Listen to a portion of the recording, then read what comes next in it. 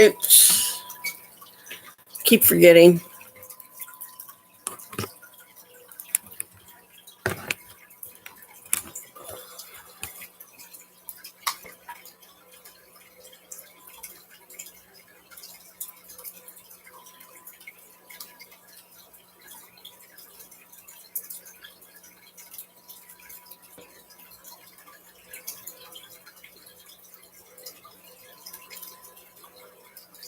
Haha, you beat me again. I don't know if you got a chance to see the other live or not, but this is my new bling case that Chris sent me. This is your little, so you can do that. And it's got this, so you can put it around your neck. This, so you can detach it. And yeah, the phone itself is silver. The case is primarily clear, but it has pink on it and stuff, and raised jewels on it. So if I want to detach it, I just push this button and it takes it off. But this way I can wear it around my neck. But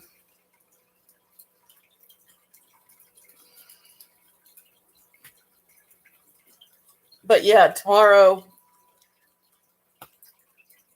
Pops has a doc appointment. I don't know what all they're going to be doing. But he needs a driver. So, and he waited until last night to tell me. So I was like, oh crap, I better call, I didn't call him, but I better text Carl and let him know today. So he can't turn around and say, well, you could have let me know. I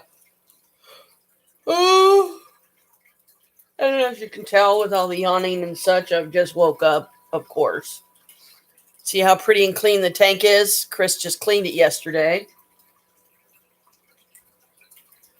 He's sitting outside with Butthead, Bella, and got the 2 tables done the other day. Got a bunch of stuff picked up from in front of me here, and utilized the old cat litter pails that I had a whole stack of in the kitchen that had, some of them didn't have like anything at all in them. Some of them had very little.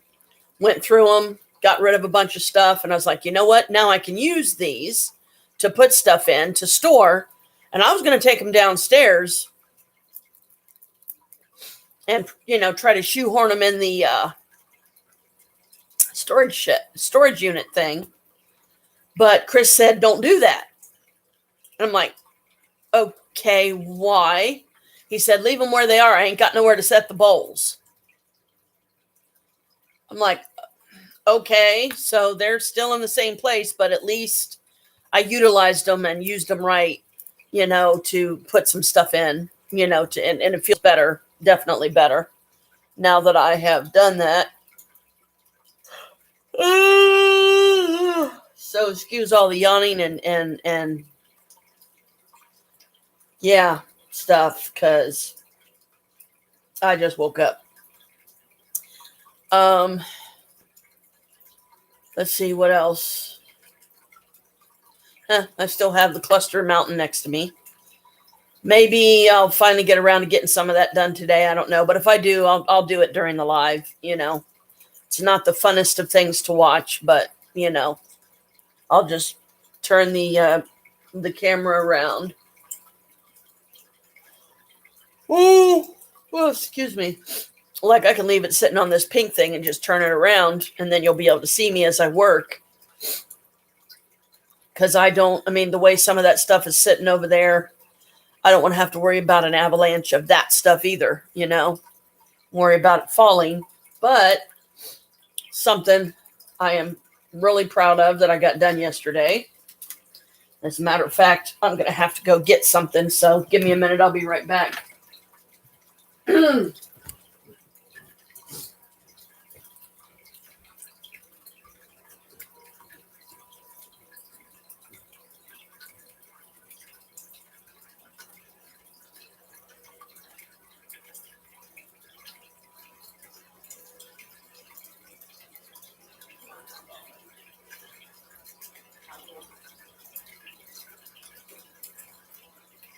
You need some charging. I know you do, bud. I'm just putting one of my vessels in one of the charge boxes over here because I know he probably needs it.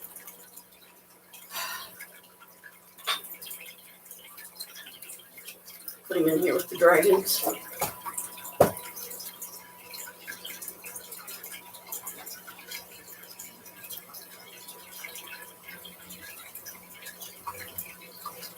And I'll put that up there so it don't get lost.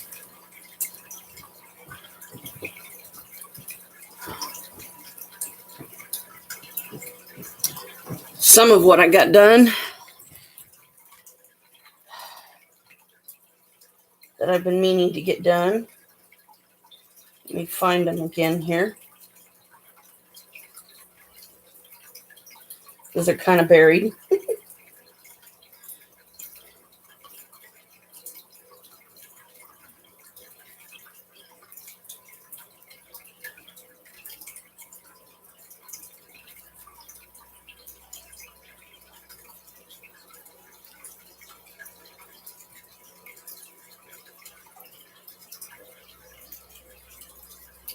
But I won't sleep with them on because I'm that worried about losing them. So I take them off at night. That's why I like them being detachable for that reason. Okay.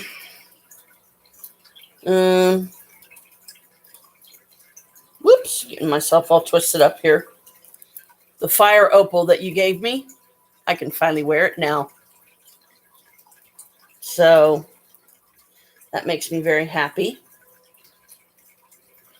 I wear my garnet here.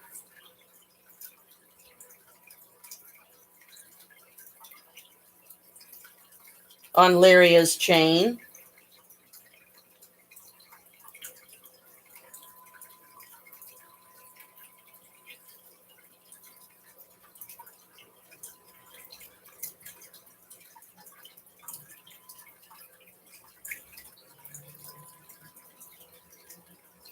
Along with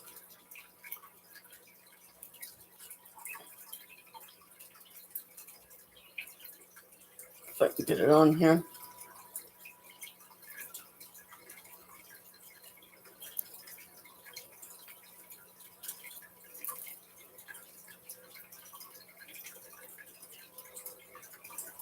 This one's kind of tricky to get on. There we go. And one of my goddess symbols. I found a chakra necklace that I completely forgot that I even had. So I did jewelry conversion yesterday.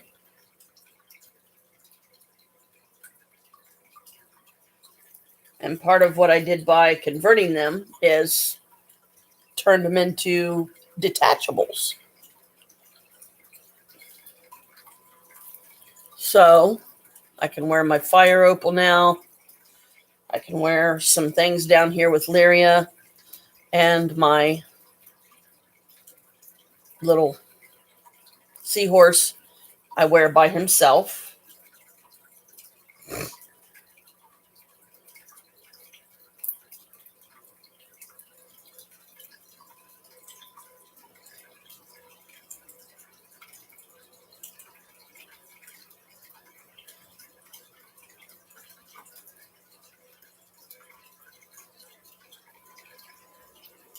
And at some point, I might even convert this little guy, a little unicorn that I have that way, so that way I can wear it.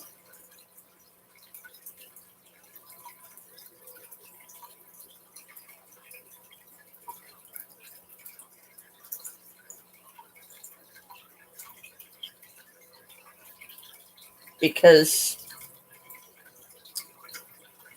part of the thinking behind the detachables, of course, is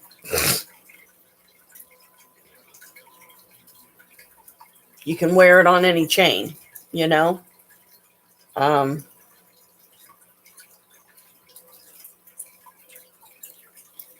found also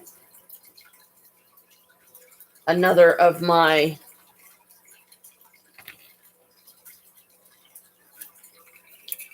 tree of life, like this, but it's a different style tree of life. It's still got crystals on it.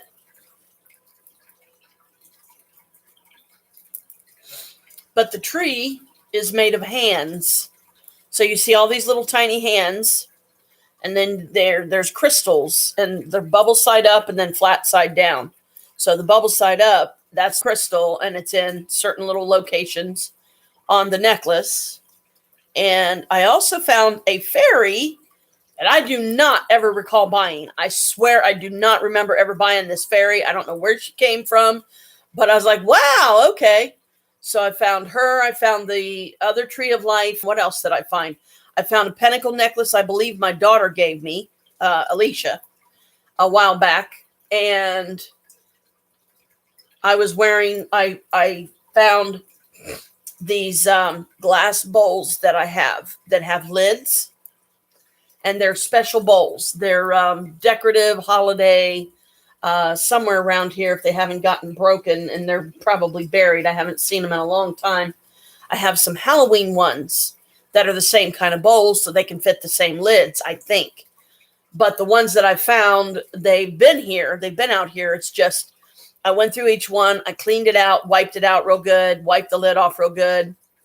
And I decided to use one of them as a jewelry box of sorts and leave it out here. So that way, if I want to change things up, then I can detach these and put some of the others on. I took a bunch of my crystals I had in crystal cages, converted them to detachables. So the same thing. If I want to wear like certain crystals or something that day, or I feel the pull to wear certain crystals that day, then I'll just, decide what chain am I going to wear them on, pick a chain and put them on, So that didn't take really any time, but, at least I got it done. And found some others hanging in the bathroom that I have to convert yet. I was like, oh yeah, got to convert those. But, little by little, until I run out of the little necklace fastener things, I'll just keep doing it.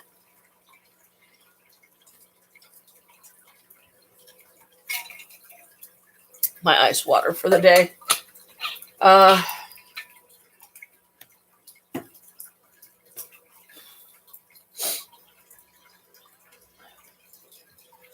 have been talking with the goddesses each day. Apparently had a really good connection with Exmucane yesterday. And she is a goddess of organization. She can help you keep your date book straight. If you have appointments and different things like that, projects, she'll help you get through them. And boy, she did. She was definitely channeling through me for sure, or near me, because I in my opinion, I got a decent amount done just in what I did get done. I went through all of my bead cases.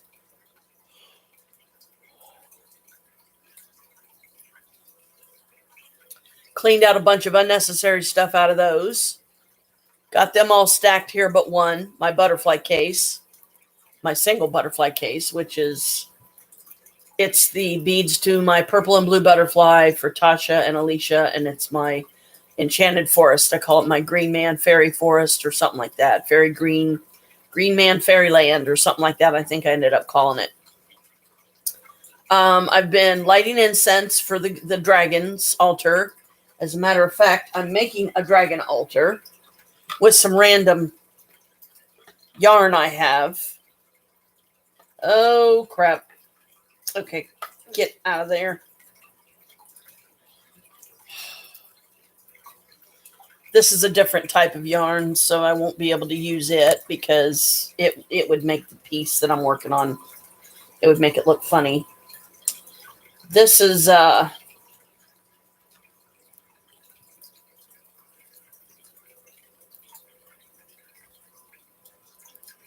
come on, turn over.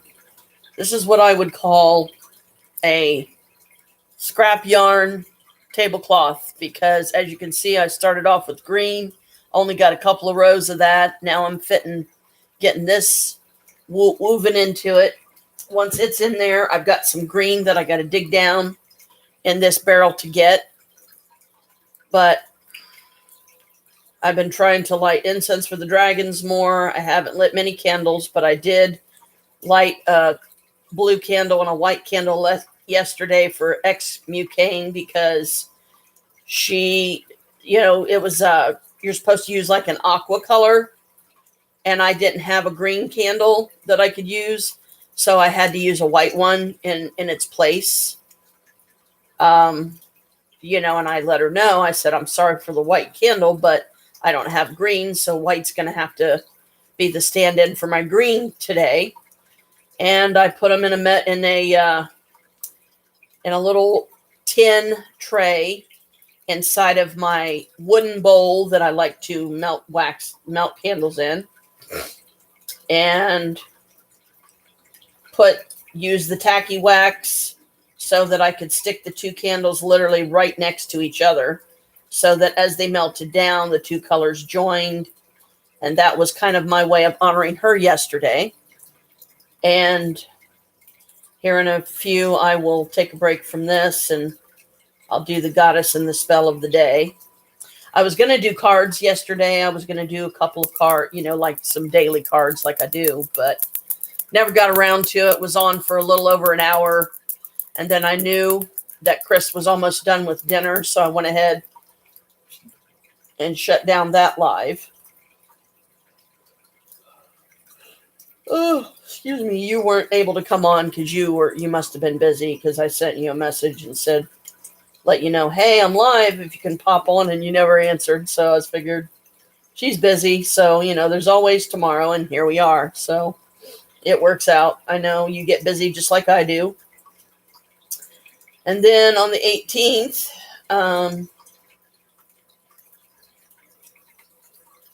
there's something else going on. So, yeah, there's some busy days. And I know the 18th is also the day that my food stamps get loaded. So that's nice.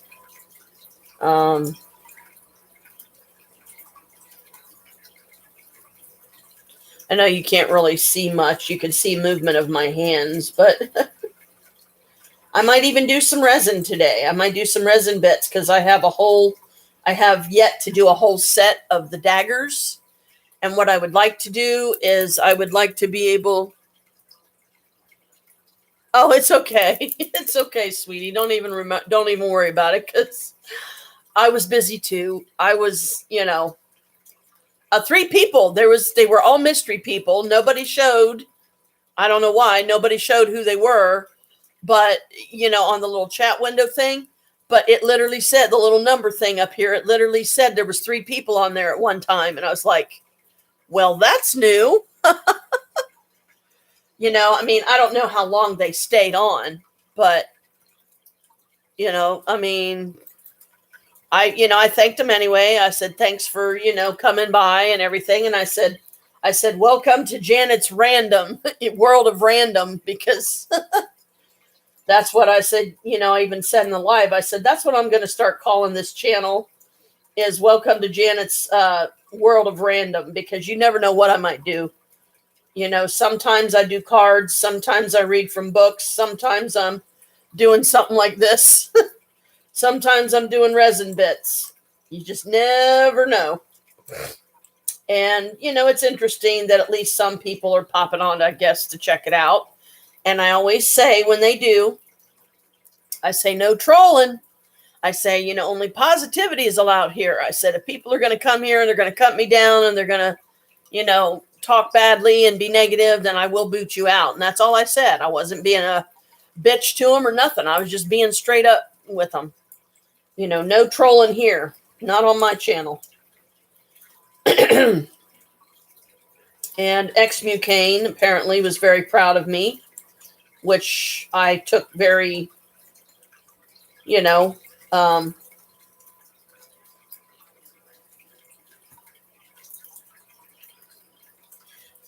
I took it very well. I was very happy that she was, she said something, because it had something to do with, I think in part of the live I was talking about judging. I said, don't judge others unless you yourself want to be judged later when you go to that big place in the sky, whatever you perceive to be heaven, based on your religious beliefs and, everything. So,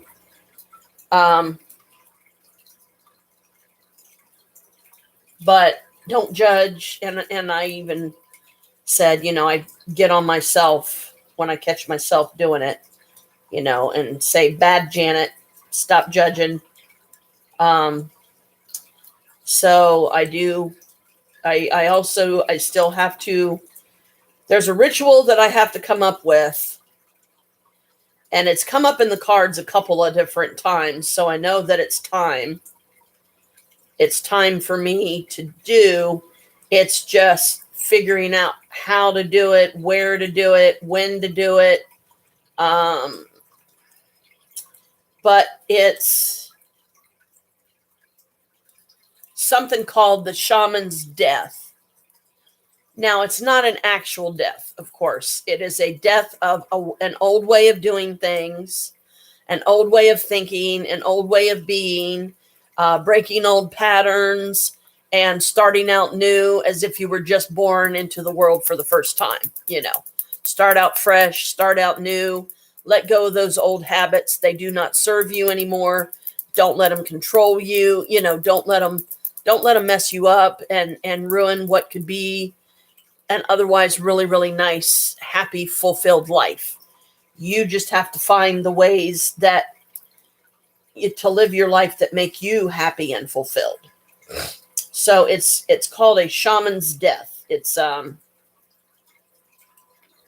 spiritual advancement. It's a spiritual cleansing of sorts. And some of them, they talk about it in the book that I read about it from. It was the medicine cards. And it was the bat card came up. And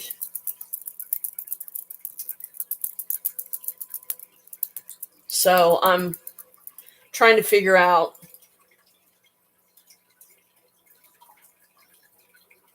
how to do it, because if I'm going to do it, I don't want to be able, I don't want to be disturbed, I don't want to be disturbed. I want to be able to do it uninterrupted.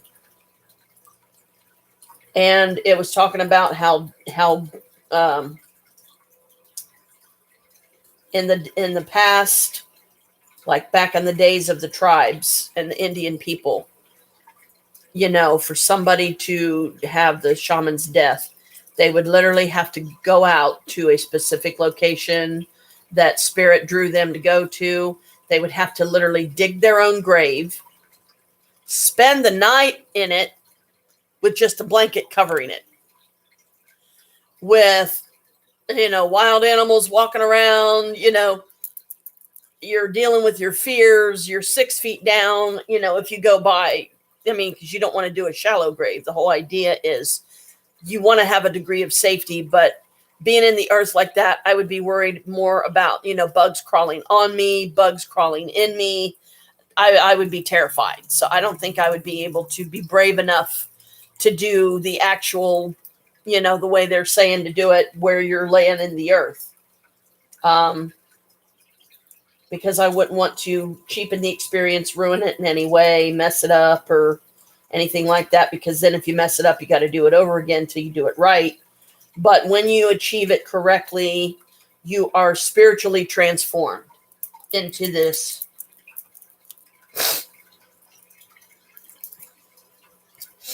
new way of living, this new way of life, this new, you're giving yourself a clean slate kind of thing, to start over and to not keep repeating these old patterns that do not serve you anymore.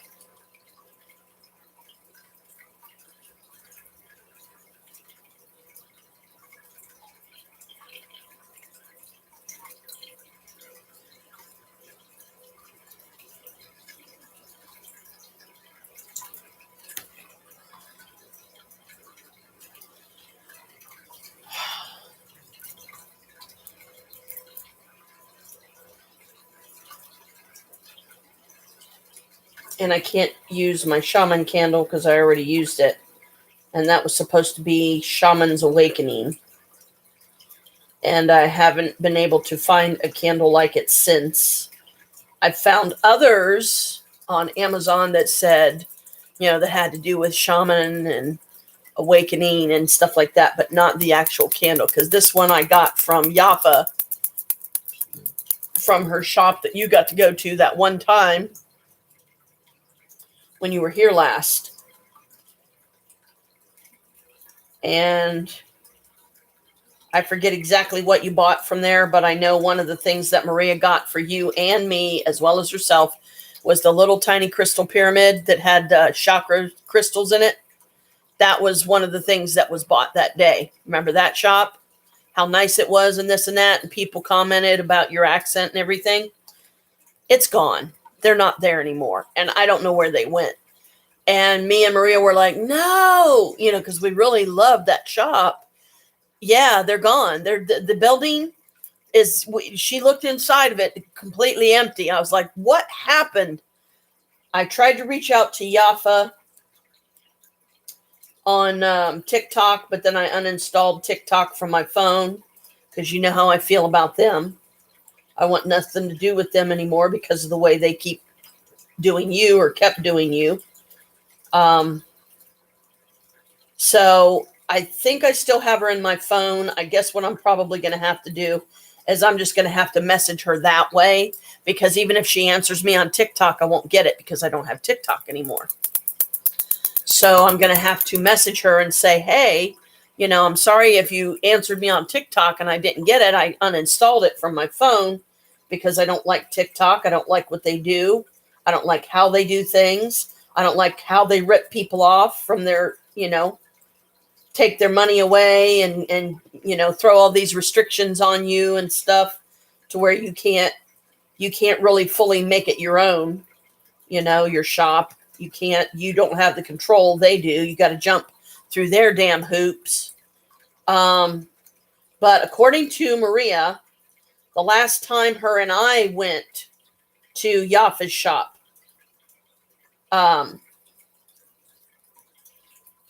Orrock, her husband, was there. She was still away for a couple of weeks with family or something like that, I believe. And he kept saying that, and I don't know how I didn't hear this, but he kept saying that they were thinking about closing up shop because they just weren't making any money. Enough people weren't coming in and buying, and stuff. And it's like, I felt really bad for them that they had to, get rid of yet another shop. They had to close down because they weren't making enough money. Love the space of the place. Don't know who might get it next time, what they might turn it into. Thought about getting a hold of the people that you would have to get a hold of to rent it, just to see what the rent is and maybe turn it into my own kind of shop like that. But I don't have nowhere near, any kind of capital, meaning I don't have enough stuff even remotely made that I would be able to sell, not to mention having startup fees, getting the electric turned on, getting the water turned on, getting the heat turned on, hopefully have central air or whatever that place had. But I would love to turn it into my own little witchy wonder of sorts, But if the rent is really high or something like that, then it's probably not very realistic. Just to kind of keep it, in the witchy family.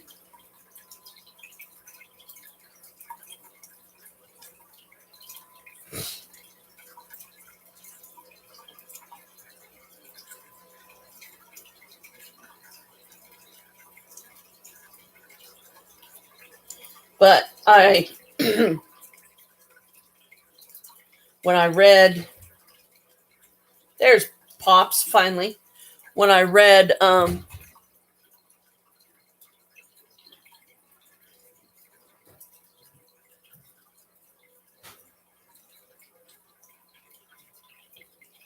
okay.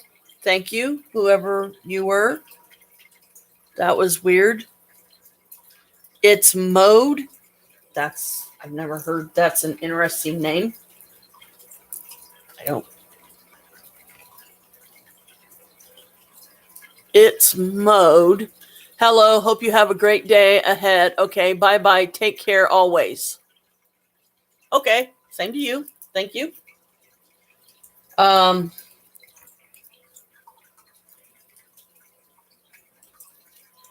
But anyway,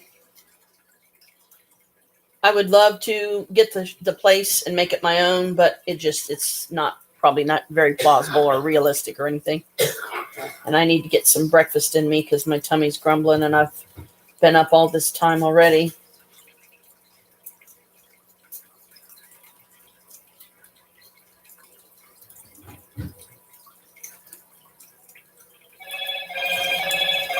Hello, Moto. What is this thing doing this for now?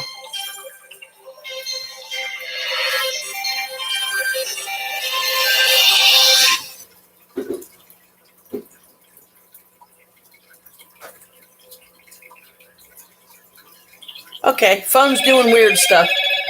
Hello, Moto. Someone's calling you. I don't know why. I think it's on Messenger. Who would be calling me on Messenger?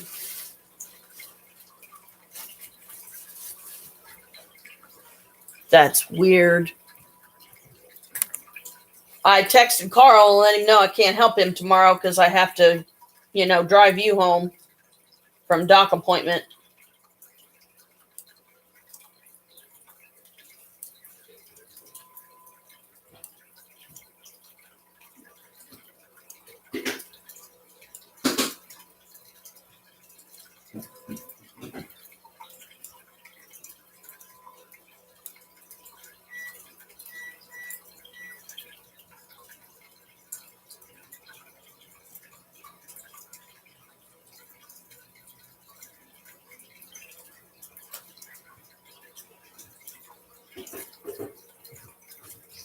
Look on.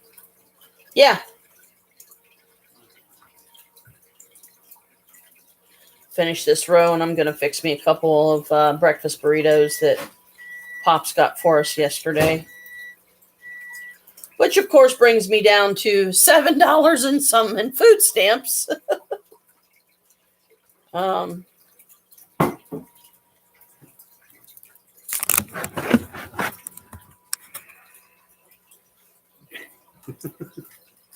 Hey, just wanted to apologize for cutting the There you go.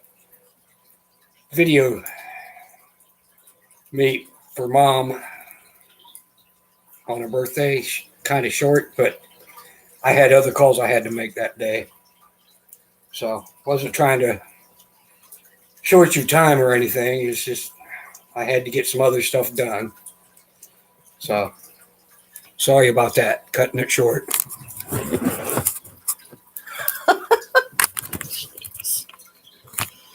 He's such a cheese ball.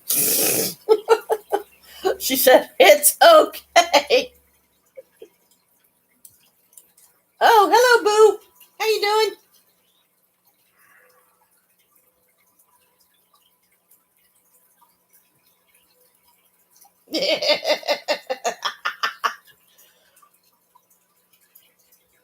He's trying to get my ball.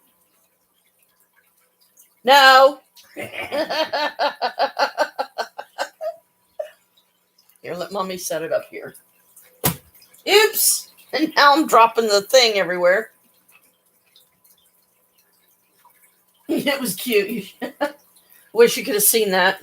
But I got to go do a breakfast burrito anyway. Probably do. Yeah, I'll try to do like a breakfast burrito and I can quit knocking stuff everywhere, that is. Oh, Lord. He saw this ball moving around inside, so he was trying to grab at it. Then he saw the yarn sticking out the top, and then he tried to grab at that. No, you don't.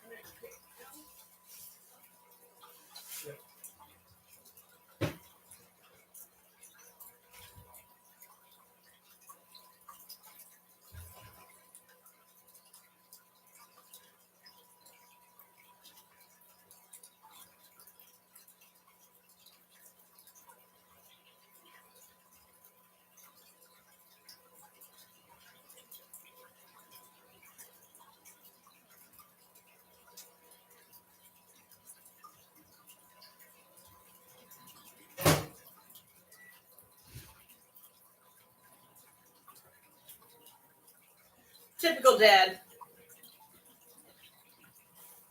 He comes in, grabs something to eat.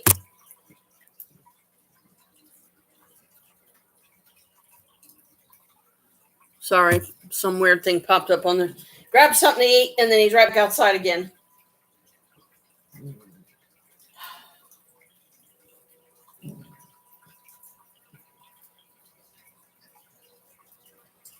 Because I got to take my pills and everything too. So I'm just letting mine cook for a whole 2 minutes. And I know that the burrito, I know that can tend to kind of dry it out a little bit and make it, a little overcooked. But I don't know this microwave well enough that I can do a minute 30 like it says on the box, because he bought us a whole big package of these breakfast burritos, and they're my least favorite ones. I mean, they're not bad. I'm getting used to them, I guess, but these are ones that they have just a tiny, tiny little bit of a bite to them. So that I don't like.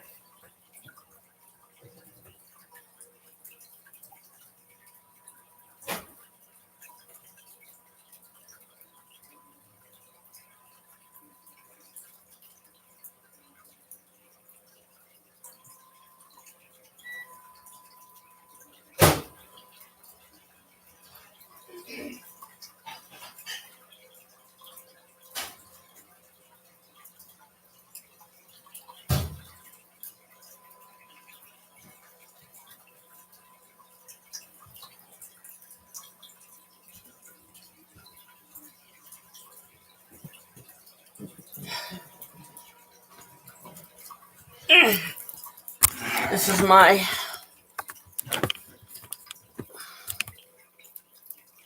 I call it my breakfast burrito plate. It's a real pretty one with flowers that Maria let me have a while back. It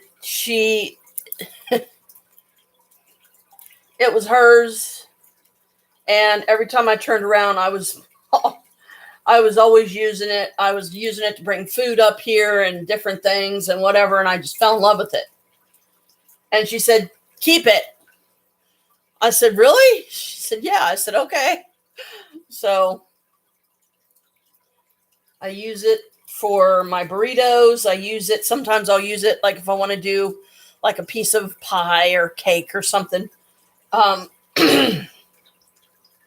But it's the only piece I have like it. I wish I had like a cup to match with it, or a bowl, or, like a bowl, a saucer, and like maybe even a dinner plate or something.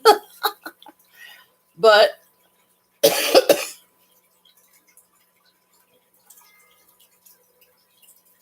the dinner plate size would be really big. And they may be oddballs, but they're still pretty to me. They're precious to me. Dang it.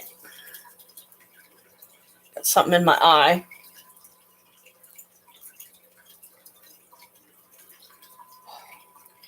Hopefully this got heated all the way through this time. Because, so what I usually do, because I don't know how to do the microwave the way Dad knows how to do it. He knows how to do it better than me.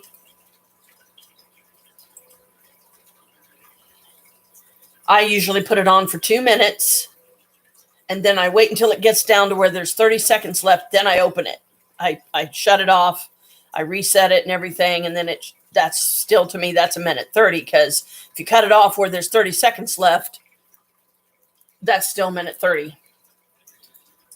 Usually I open the little clear wrapper that each one comes individually wrapped. I open one end of the clear wrapper, stick it in the microwave so it can cook. But in so doing, it wasn't cooking the middle. So you would get down to a certain point in the middle and it would be cold.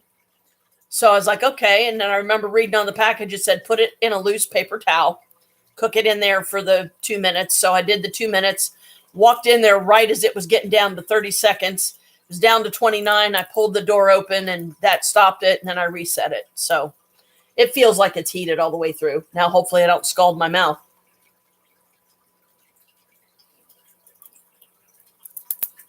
Hot.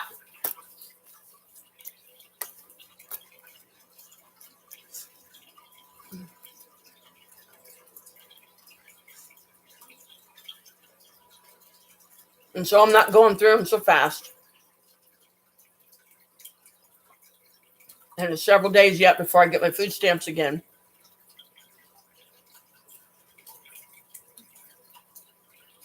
I usually do 2 of these at a time.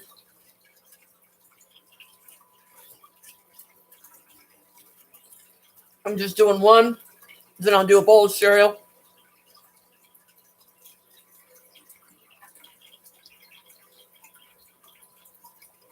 After I'm done with the burrito. And the 2 combined should be filling enough. Dang it. Still got that freaking cold spot in the middle.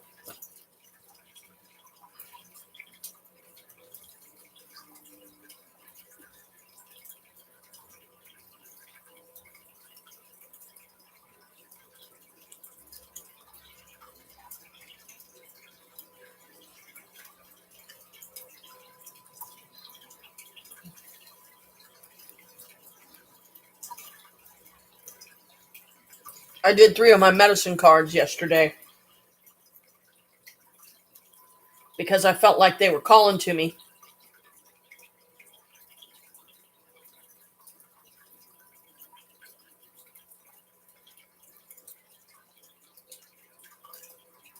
So I just asked them.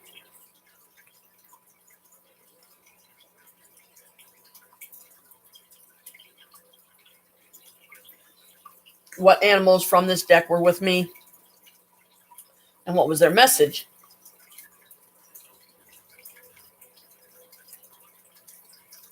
Bat came up first,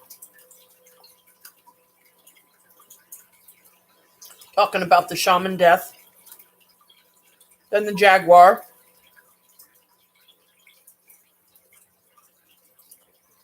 And then a blank shield card.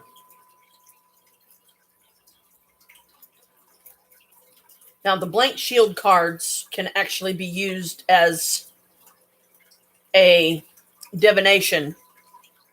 You can stare into it, you can meditate, and you can see pictures form in the blank shield.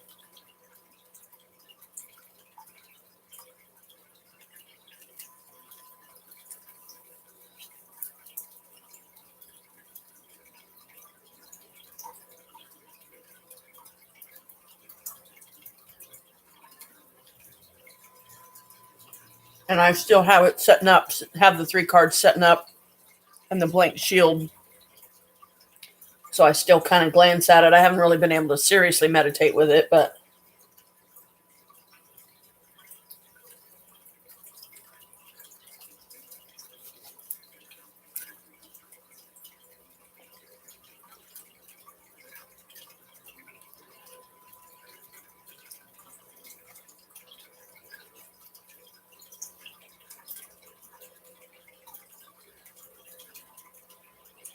for this meal, I thank you now as it sustains me. Please allow your blessings on these gifts and me as I will, so mote it be.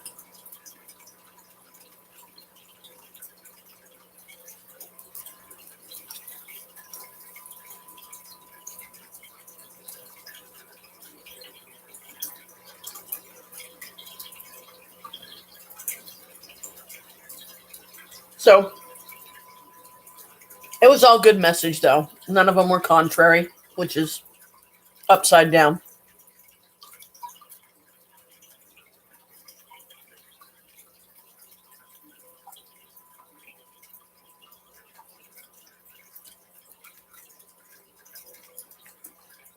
But then with this deck, and the contrary ones aren't always bad either.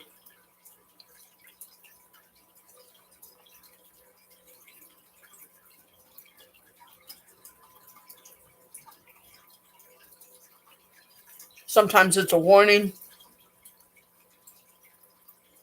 Um, sometimes it's a kind of a sort of I guess a wake up call of sorts. But hey, dummy, guess what you're doing wrong? Stop it. You know.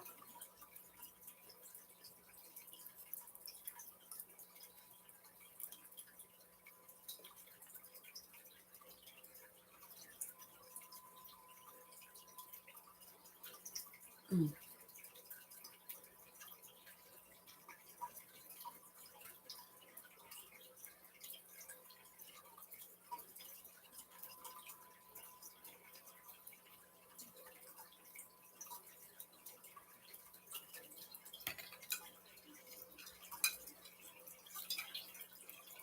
I'll read about all three of them in the book for you so you know what they mean.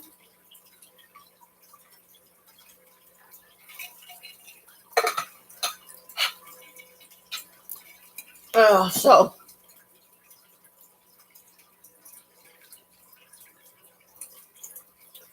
if in the future I ever do them for you, and those are the ones that come up, then you'll kind of remember, oh yeah, I remember you said what those were, and I'll read it again. So you know, because this time the message will be for you. Gummy vitamin.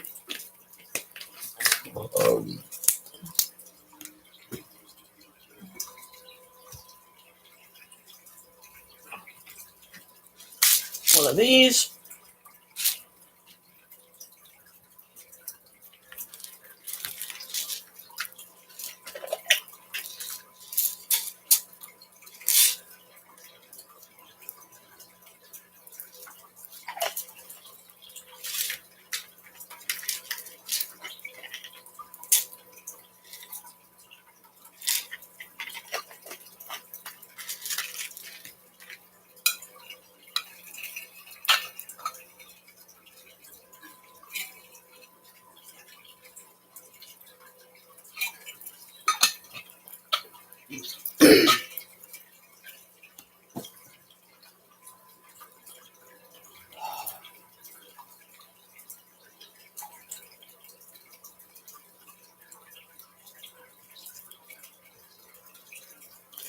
Besides, it doesn't do any harm reminding myself what the message was from my animals. Okay, bat.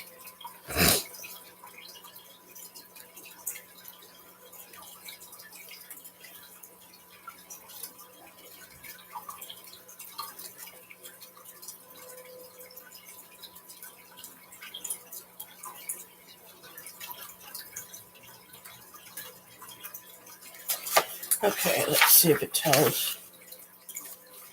Yep, bat, where you at?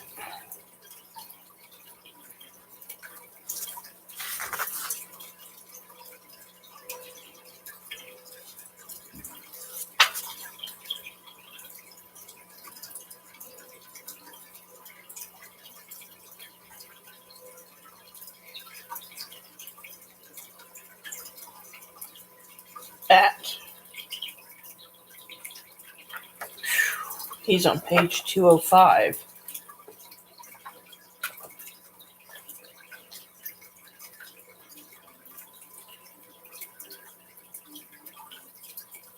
Here he is. Okay. This is bat. This is what it says. And see, this is what the medicine shield cards look like. This is the picture in the book. This is what the actual card looks like in the deck. And they have this little thing at the bottom. Sacred bat flew to me from the darkness of the cave. Womb-like reflections, answers it gave. Birth, death, rebirth. Cycles of the whole. Never ending, just eclipsed. The journey of the soul. So bat is about rebirth. Steeped in the mystery of Mesoamerican tribal ritual is the legend of bat. Akin to the ancient Buddhist belief in reincarnation in Central America, bat is the symbol of rebirth. The bat has for centuries been a treasured medicine of the Aztec, Toltec, Tolocan, and Mayan peoples. Bat embraces the idea of shamanistic death. The ritual death of the healer is steeped in secrets and highly involved initiation rites. Shaman death is the symbolic death of the initiate to the old ways of life and personal identity. The initiation that brings the right to heal and to be called shaman is necessarily preceded by ritual death. Most of these rituals are brutally hard on the body, mind, and spirit. In light of today's standards, it can be very difficult to find a person who can take the abuse and come through it with their balance intact. The basic idea of ancient initiations was to break down all the former notions of self that were held by the shaman to be. This could entail brutal tests of physical strength and psychic ability, and having every emotional button pushed hard. Taunting and spitting on the initiate was common and taught him or her to endure the duress with humility and fortitude. The final initiation step was to be buried in the earth for one day and to be reborn without the former ego in the morning. This ritual is very similar to the night of fear practiced by natives of Turtle Island. In this ritual, the shaman-to-be is sent to a certain location to dig his or her grave and spend the night in the womb of Mother Earth totally alone, with the mouth of the grave covered by a blanket. Darkness and the sounds of animals prowling quickly confronts the initiate with his or her fears.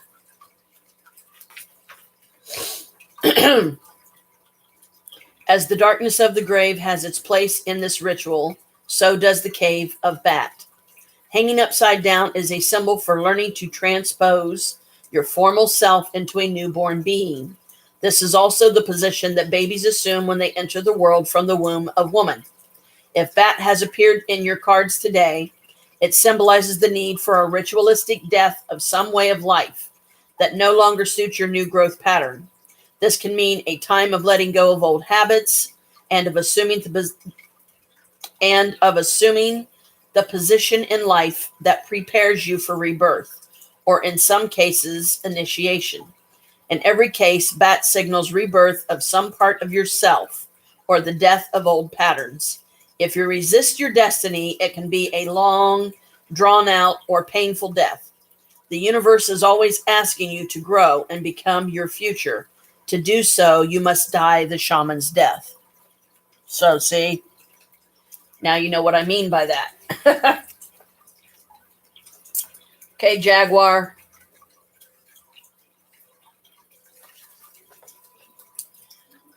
Sacred Jaguar, teach me to wear my power lightly, to walk with impeccability, to approach life with compassion, and to live up to the integrity of my human potential.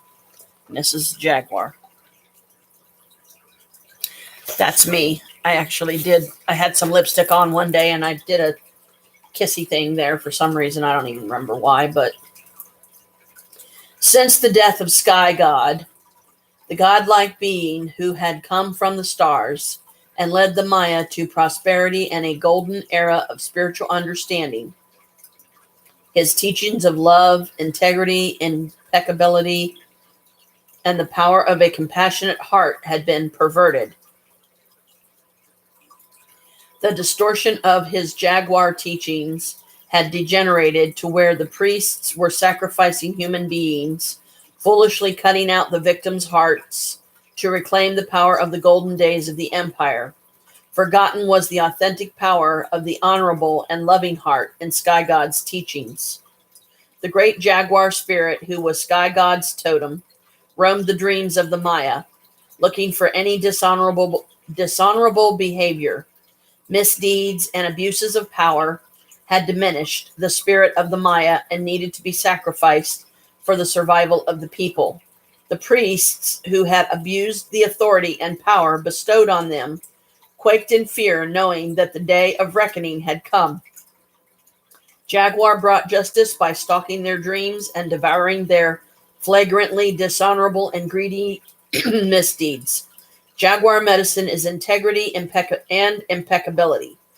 Its mission is to devour the unclean aspects of human behavior. Jaguar teaches us the penalties of inappropriate behavior and offers the rewards of good medicine to those who stand in their personal integrity and walk through life in an impeccable manner.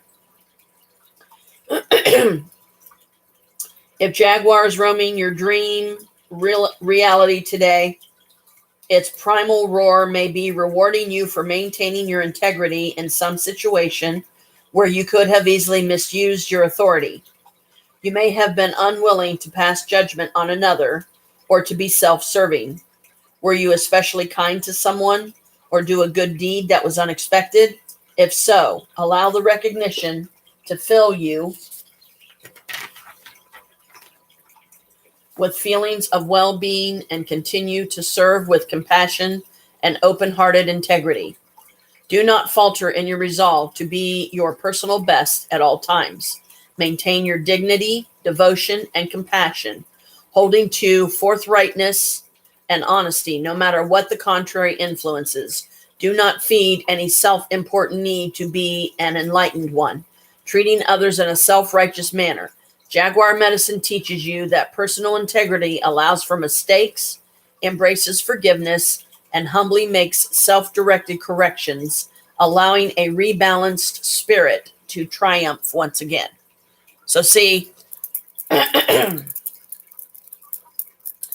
fact that Jaguar came up right before the blank shield card, I was like, oh, yay, I did something good. Now I got to find the blank shield cards. What page are they on again? Should show in here. Blank shield cards, 37. You're going to love this. I loved it. I was like, oh boy, okay. This is blank shield cards. So see, it's basically the same exact card, but there's no picture. Okay. Included in the medicine card deck are 9 cards with blank shields on them. If you feel a close kinship with a certain animal which has not been included in the deck, such as an elephant, flamingo, trout, or mountain goat, we recommend that you write the name of that animal within the circle of one of these shields. This written name links the card with the animal's spirit through the principle of radionics or vibration. Better still, paste a picture of your special animal within the boundaries of the shield circle. You may then amend this card or cards to the deck or carry it as a talisman on your person.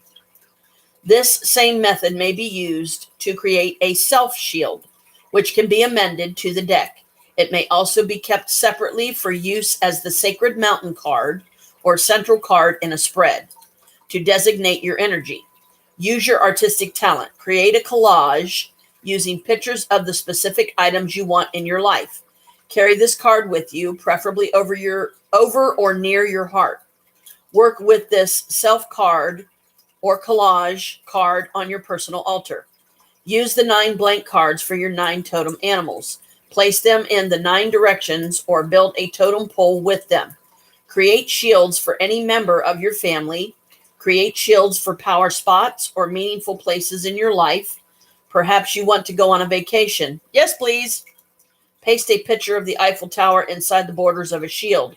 Then call on the animal powers in the 4 directions and ask for their help in manifesting what you want. The same goes for a house, yes please, or a car, yes, or anything else you may need. However, if you are working with the medicine cards to bring about your heart's desire or to create another reality for yourself or someone else, never make a claim on a person who is married or on something that belongs to someone else. You may wish or work for something similar, but never for exactly the same thing that belongs to another. Do not break the laws of cause and effect. These cards are not meant as, carpal tunnel.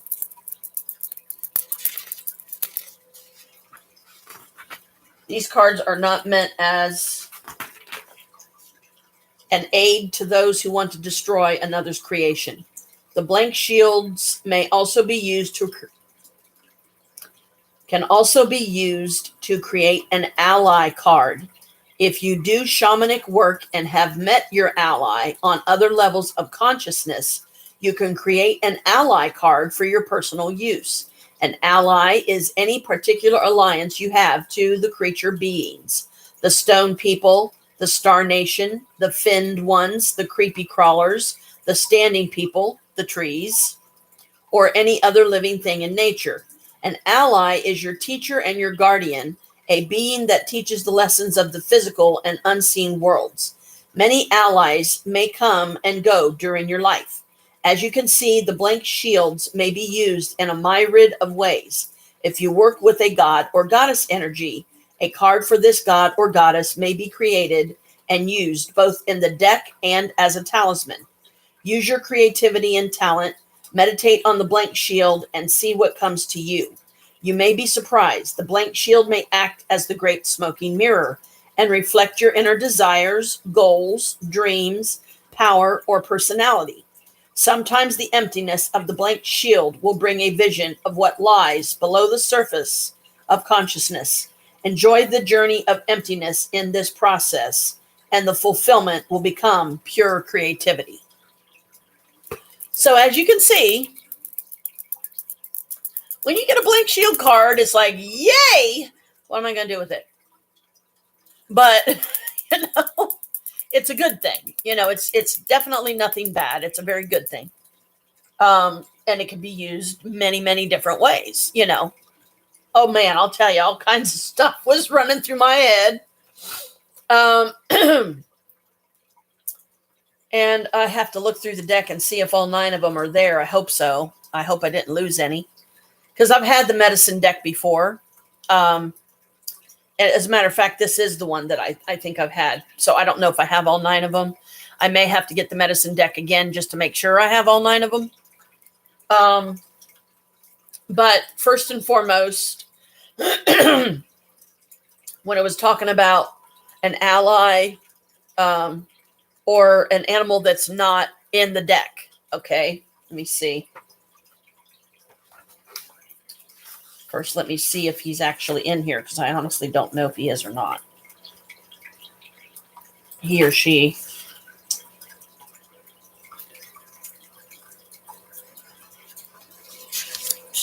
I'm looking for a specific animal.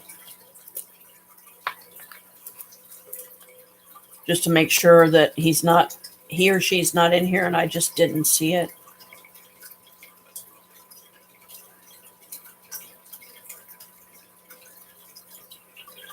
Nope. Mountain goat. What am I? As a Capricorn, I'm a mountain goat. So mountain goat, a picture of a goat, a nice picture of a goat, or a Capricorn, a nice picture of a Capricorn. Head or something would be nice for one of the blank cards. Also, Hecate came up. Aries came up. Oh, you want to know what my 9 totem animals are? Let me make sure it's okay to share that with somebody else.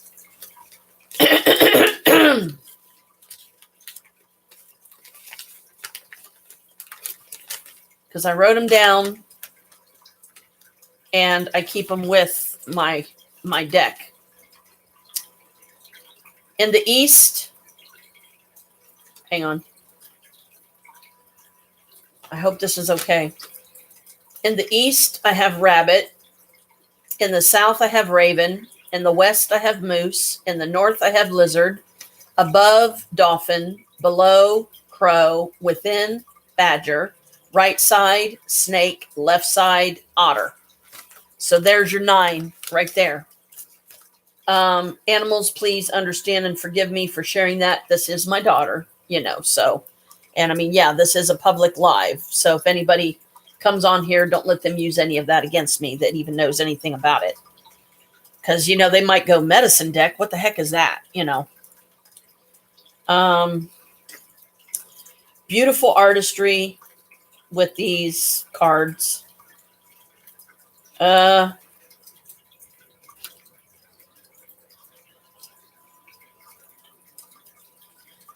Apparently, I named one of them Hummingbird, but I put a little tiny witch sticker in the center. I don't know why. So I have a Hummingbird that I've already used. Trying to see if all the 9 are in here and if I've already used them. Okay, there's one. It's not used yet.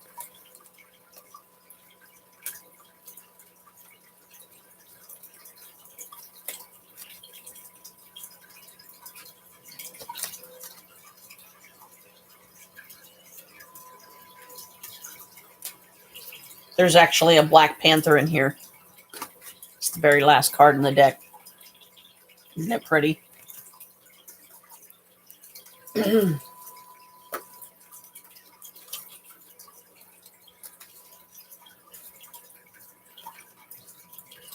I can read you all the animals just for the heck of it so you know what all ones show up in here. See if any stand out to you.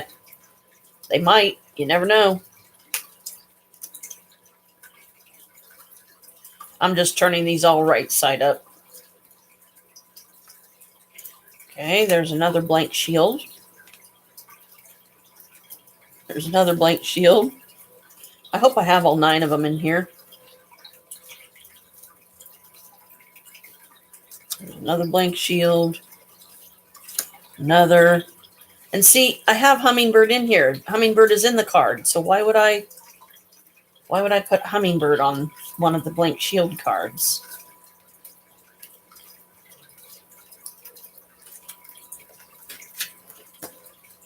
Or yeah, I could just read it to you as I'm holding the deck. I could read each animal just so you know. And like I said, if there's one that stands out, let me know. I'll read the message for you. Maybe they've got a message for you. Okay, you ready? Let me see how many of the blank shield cards I actually have. 1, 2, 3, 4, 5, 6, 7, 8. There's one missing. And I believe I put a mountain lion on it. So, but the Hummingbird one, I need to use it for something else because the Hummingbird is actually in the deck.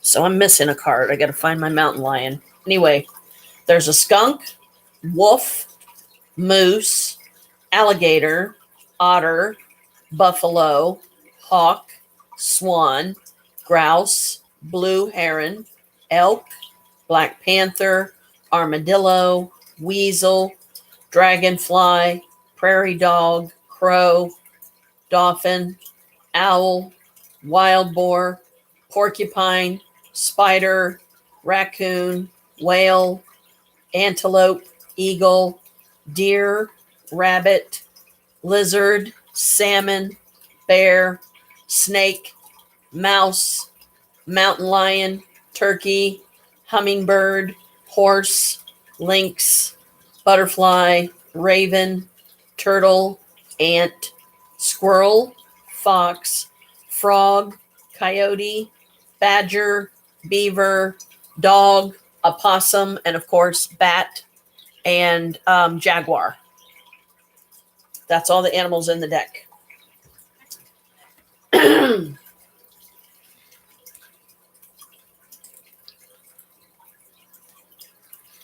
So that's 2 of them. The Hummingbird's in the deck, and I used one of the blank shield cards for the Hummingbird.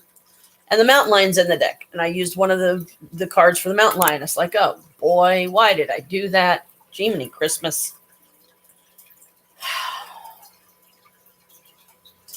But yeah, I might make Hecate one of them. I might make Aries one of them.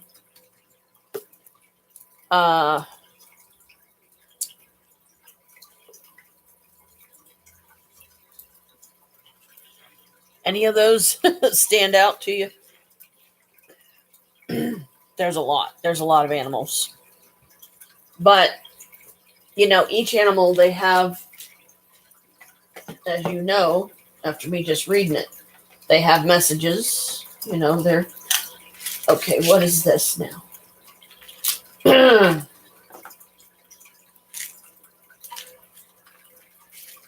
Stuff falling over. Got to redo here.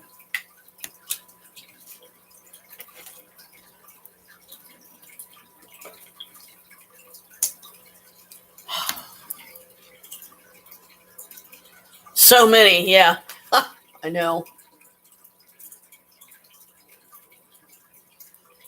Well, we can always go the simple route.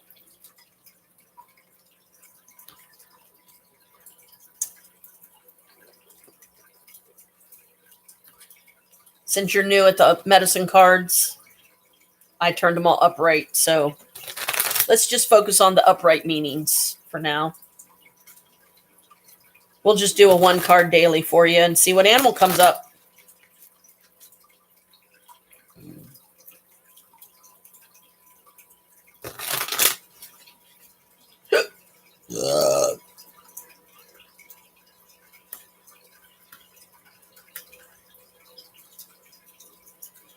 What animal from this deck is with my daughter Brooke, who is on live with me right now? Okay, you got badger. Got this little guy. So let's see what badger's telling you. Set the rest of the cards down here. Badger is card 29.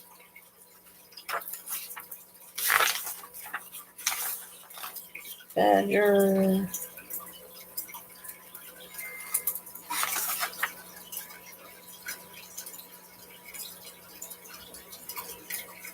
(153), page 153. Here we go. Badger. Badger, badger, badger, until you reach your goal, know the inner power that lives in your soul. Badger is vicious and attacks with powerful aggression. Badger is quick to anger and quicker to pounce. The power of badger's medicine is aggressiveness and the willingness to fight for what it wants. The very thought of facing badger makes other animals run for cover. Like skunk, badger's reputation precedes it. Its hissing fangs will tear less aggressive opponents to shreds. Badger is the medicine of many powerful medicine women, for badger is also the keeper of the medicine roots. Badger sees all the roots of Mother Earth's healing herbs hanging in its burrow home. These roots are a key to aggressive healing. Roots can ground negative energy into the earth by allowing illness to pass through a body into the ground as neutral energy. Badger medicine people are quick to act in a crisis, and they do not panic. If badger is a part of your medicine, you are quick to express your feelings, and you do not care what the consequences are. Badger people oftentimes insist on carrying the ball for the touchdown. This attitude, however, does not endear them to their teammates. Badger medicine may also point to the aggressive healer who will have the courage to use unconventional means to exact a cure. Like the mother who sits for days nursing a child with a high fever, badger is willing to persist. Badger people can be vicious gossips or may exhibit a chip on the shoulder syndrome if they are out of balance. You can be sure that people with badger medicine will be aggressive enough to make it to the tops of their chosen fields because they do not give up. They are also the finest healers because they will use any and all methods to ensure healing and will not give up on the critically ill. A badger person is often the boss and the one that everyone fears. That same boss will surely keep any company afloat. Badger gets the job accomplished. Badger's certainty is a source of strength. If badger pushed its way into your cards today, it may be telling you that you have been too meek in trying to reach some goal. Badger asks you how long you are willing to sit and wait for the world to deliver your silver spoon. In this medicine, the key is to become aggressive enough to do something about your present state of affairs. Badger is teaching you to get angry in a creative way and say, I won't take it anymore. You must follow up by keeping your eye on the goal. Honor the healing process as you express those inner feelings. Be aggressive, but don't cut others to ribbons on the way. That is too much aggression. Use your anger to stop your lolling around so that your doldrums of apathy are a thing of the past. Badger is a powerful medicine when properly used for self-improvement. Remember that Badger may be signaling a time when you can use your healing abilities to push ahead in life. Heal yourself by aggressively removing the barriers that don't grow corn. Cut away the dead wood and use Badger's aggression to seek new levels of expression. Use Badger's medicine roots to keep grounded and centered in the process. So see, Badger is, it can be considered one of the harsher ones of the deck, but it makes a point. There are times in our lives when we feel stuck. Like, I don't know what the hell to do. I don't know what way to go. I've tried this. I've tried that. Nothing's worked. What do I do now? You got to keep pushing on. You got to find that inner strength. You got to find that inner aggression. You got to know when to bring it out. But do it as gently as you can. Like I said, don't shred people to ribbons, but, don't be afraid to, like you do. You're not afraid to speak your mind. You're not afraid to put somebody in their place if they say something that you don't like, or they do something you don't like that you feel is inappropriate, and this and that. You say something, and that's all good, but you have to be selective. It's like I don't know if using the anger in a creative way. I think it kind of says that, but Badger is basically saying, you have the power within you to do whatever it is you need to do to make your life better from this point on. You have to find that path, and you have to stop believing you don't have it, that it's not there, that you've been looking and stop looking. Stop looking for it. Know that it's there and start telling yourself instead, I know it's there. Where's the answer? Come on. Where are you? I know you're there. I know you're there. Keep that. Change your mindset. I know the answer. I know what the answer is. And just keep thinking that. And then the answer will pop into your head and you'll go, oh, I know. And then it'll be downhill from there, meaning it'll be easier from then on, because let's face it, going down a hill is a lot easier than going up one. So Badger's not trying to be harsh in a negative way. It's just trying to say, poo or get out the loo. Okay. Poo or get out of the loo. That's a good way to put it. Poo or get out of the loo. What we Americans call SHIT, or get off the pot, meaning just do it, do it, get it done. Like me,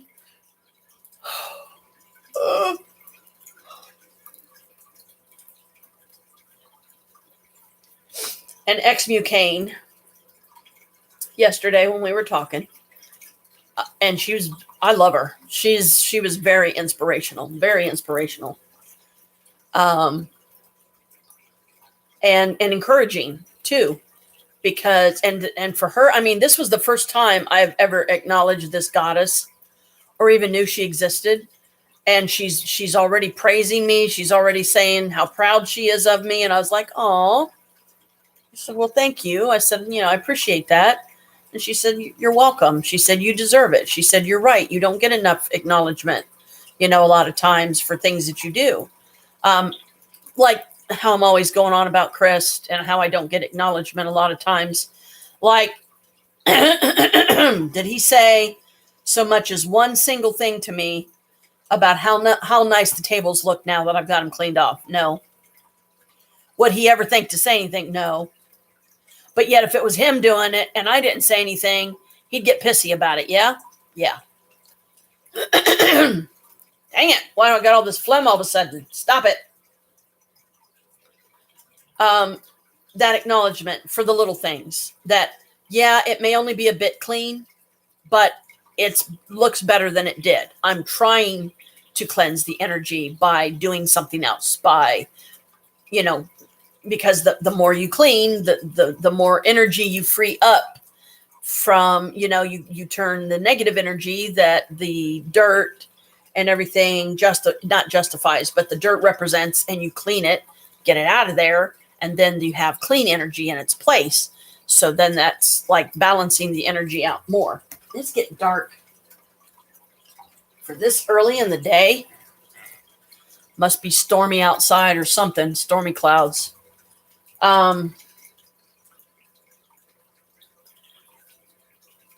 So I've got 8.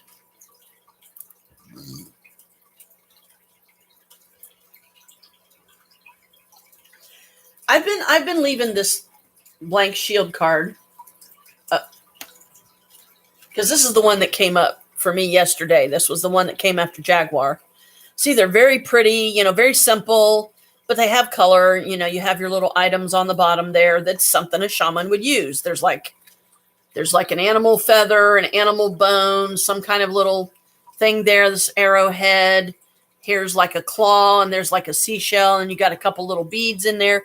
It's pretty, but it's simple, and I feel like I should put Hecate.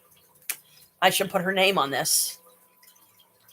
That's just, that's what I feel, because Hecate was, I think, one of the first goddesses that popped into my head of how to use one of these shield cards, because they say once you name the shield card with a particular animal or goddess or something of that nature, it creates a link between that goddess or whatever in the card. Kind of like, so this would kind of become her vessel in a way, that she could reach me through it.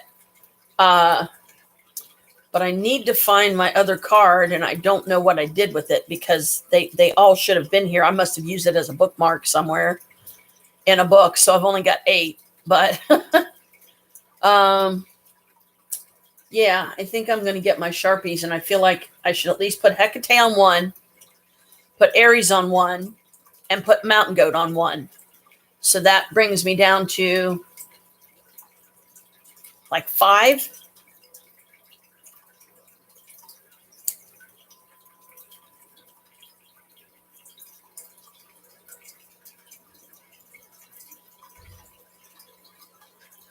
Unicorn would probably be one.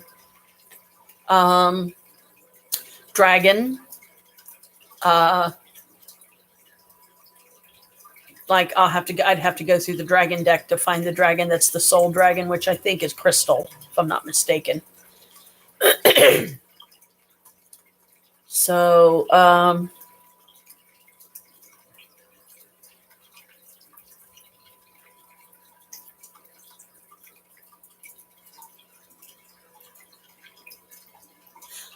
I think some stuff's coming to me, so I better go with it, right?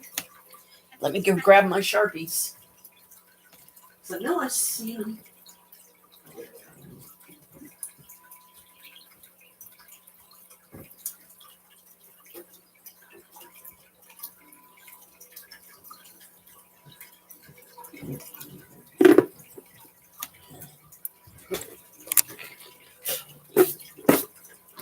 This is my pretty flowery box. Sharpies. All right. Hecate, I'm going to do you in a dark color here.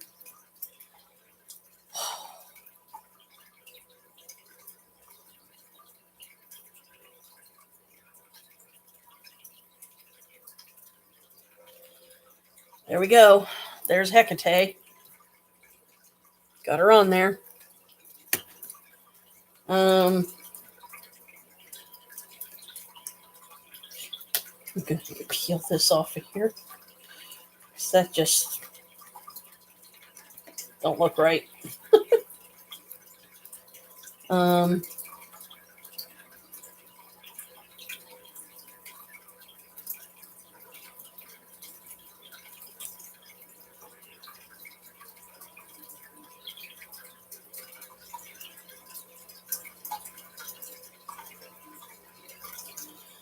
Okay, this one I decided to devote to my Pegasus.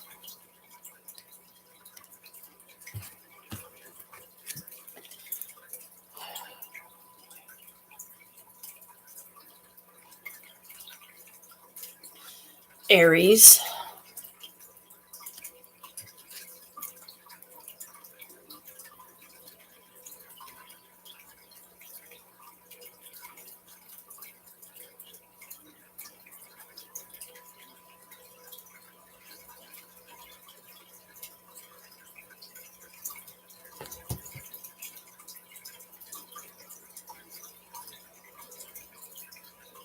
Hello, Kalika.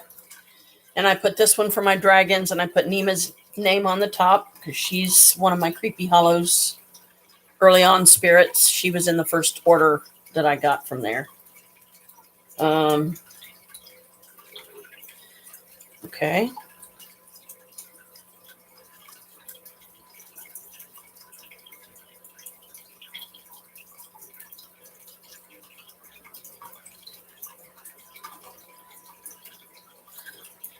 Essus, my unicorn, and I put unicorns in the top so any of my unicorns can come through.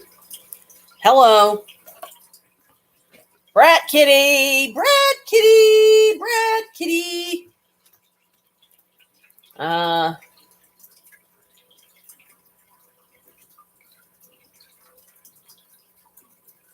Goat. Yes. Mountain goat.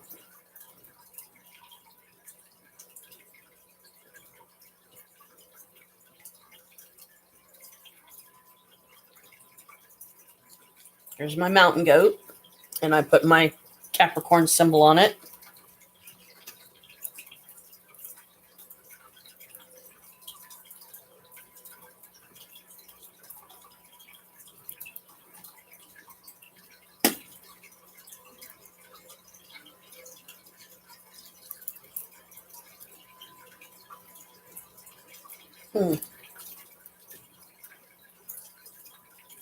I'm just letting them come to me.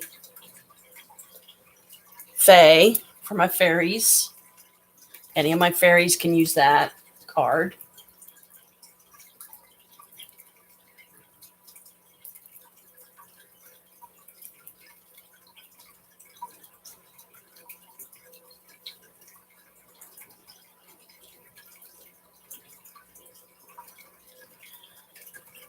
And I decided to give the last one to my vampires. So sorry for any of you that I didn't use. Please don't be upset and take it wrong. I just went with the ones that came to me off the top of my head because I've got so many myself. Nima.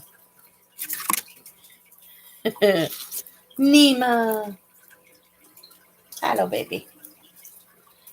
So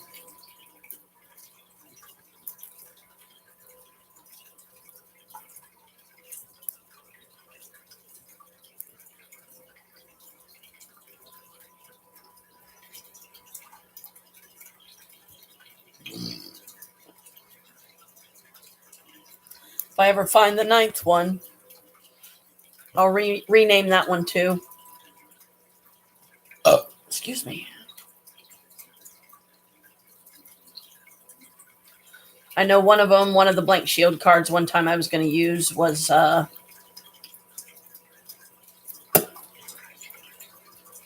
was going to use for my Phoenix. And I have my Phoenix sticker and everything, and I ended up having to put it on the frickin' stereo stand. Whoa! What fell? Oh. This Jigamahoochie thing, which means... Oh, no, it's up there. Okay, good. Kalika, are you going to lay down or what, cat? Because you're bugging me here. Cheese and crackers, cat.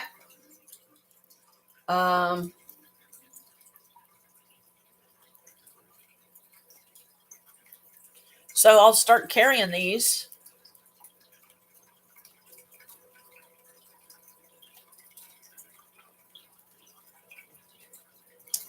Aries and Hecate I'll keep together because they're a god and goddess form that help me with the veil and 2 different layers of the veil that I found out about through, Creepy Hollows. So Expedite, if you would, please help me find my missing card here. Card number 9, because otherwise I might have to just get the deck again and just take the shield cards out, and then that'll give me 9 plus 8. That'll give me 17 cards then. So that's 17 spirits. Like one of them I can do ancestors. So to me, that's more a generalized term of any of my ancestors could come through. Whoa. My immortals, that would be another one. So that way any of my immortals that wanted to come through could come through. My genies, which I only have my Cleopatra Jinn. I don't think I have any other Jinn that I remember.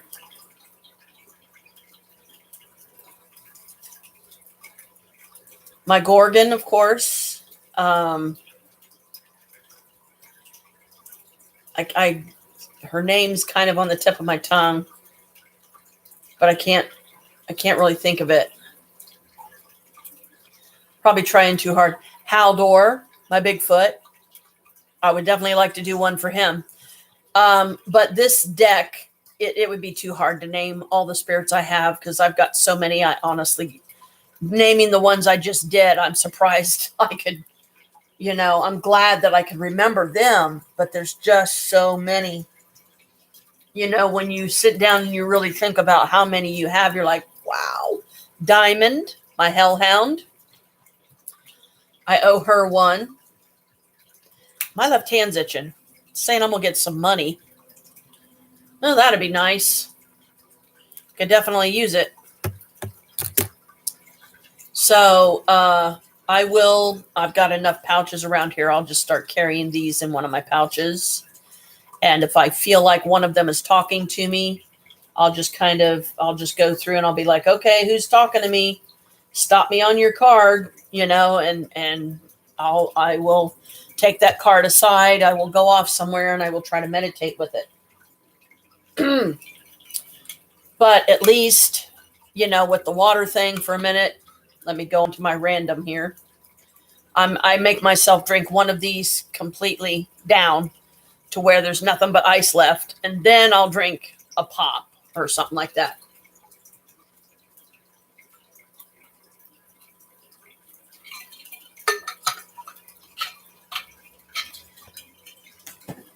Okay. No, it's fine. Just want to do it gently.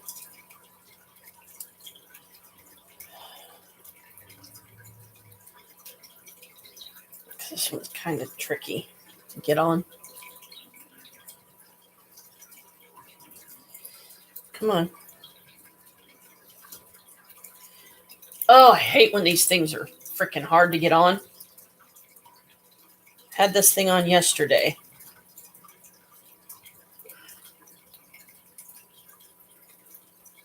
Pops is out there blaring his music. I can hear it even with the window shut. Come on. Come on, necklace. Get.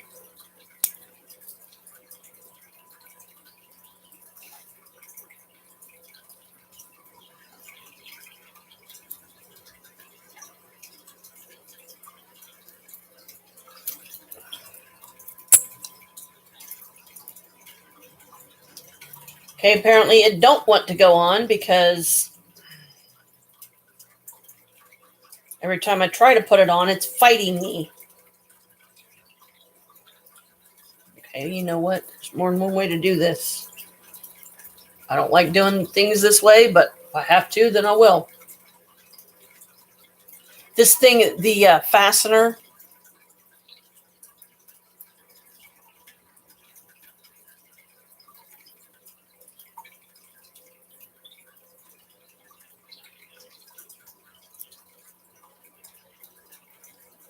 Thank you. That's all I was trying to do. What's the big deal? The fastener needs cleaned because somehow it's gotten gunked up. So it don't, you have to really pull on it. And then I have to hold it in place with my nail so that I can get it on there. And if I don't get it on there like right away, then it really starts hurting my nail. And then a lot of times it'll just, my nail will slip off of the little thing that's trying to hold it open. It'll slip off and then I have to redo it. So I have my necklace, I have my earrings, and I have my bracelet, my chakra bracelet here. But I'm going very light as far as bracelets today. Found my sardonyx, of course. And it does have a spot on it where you can put a charm. But I haven't decided what charm I want to put on it, because if I'm going to do it with the fastener method, that might be okay. But the only problem is I would still worry about it possibly getting dislodged or somehow coming off. And then I would lose it. And I wouldn't realize I'd lost it until later. And I'd go, oh no, where is it? Where is it? You know, I'd go crazy. So I'd rather not put myself through all that. Whew. Okay. With the brat cat on my lap, I'm going to try to just setting my phone down up here so it's out of the way.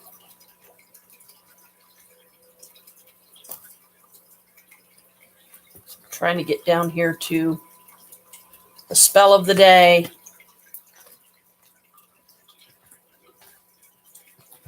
And the goddess of the day. Which means I got to put my eyeballs back on so I can see.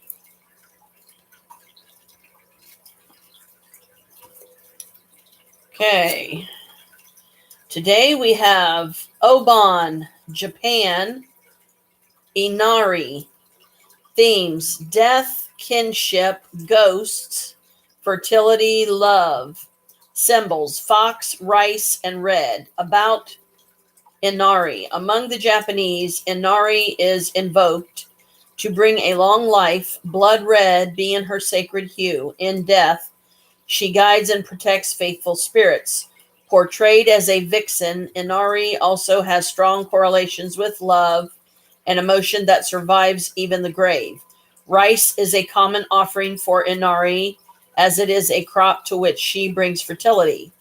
To do today: the Oban is a festival for the dead in Japan, where people hold family reunions and religious rituals to honor their departed ancestors and dance to comfort the spirits. These observances are fairly easy to duplicate. Gather with friends or family and include rice cakes and fruit as part of your menu planning. Leave out an extra platter of food, both for the spirits of the departed and to please Inari. To increase Inari's love in any relationship or to draw a lover to you, make this charm. Find a red-colored stone. Agate is a good choice, or any red-colored piece of clothing. Put this under the light of a full moon to charge it with emotional fulfillment. Then bless the item, saying, Inari, be ever with me. By this stone, cloth, whatever of red, let love be fed. When at blank my side, let love there abide. Put the stone in your pocket so it's at your side, and carry it when meeting with that special someone. So that's nice. You know, it's a nice one. So the goddess of the day is Inari. I'll put some rice out for her and stuff. Spell of the day: spells to keep away moths. If you don't want to use mothballs to preserve your winter woolens, here are some herbal charms that have been used for ages to keep moths away. The best remedy against moths, and indeed against many kinds of insects, is pennyroyal. Sachets made with this herb will keep away moths, and the essential oil is a frequent ingredient in herbal bug repellent. Lavender also keeps away moths and other bugs and imparts a wonderful fragrance to clothing and bedding. Cedar is excellent for keeping clothes intact. That's why people use cedar chests. If you can't afford a cedar chest, you can often find blocks of cedar that will serve the same purpose. So, okay. We don't have an issue with moths, but anybody that you know does. There you go. There's perfect spell for them to do. All right, so I've got my deck made. Did, the animal card for you today. I hope it helps. And, you can also do something as simple as, just light a candle sometime when you can have some quiet time. The boys are settled for the night, or, just tell them to, if they can please leave mommy alone for a little bit because mommy needs some, alone time or some meditate time or something like that.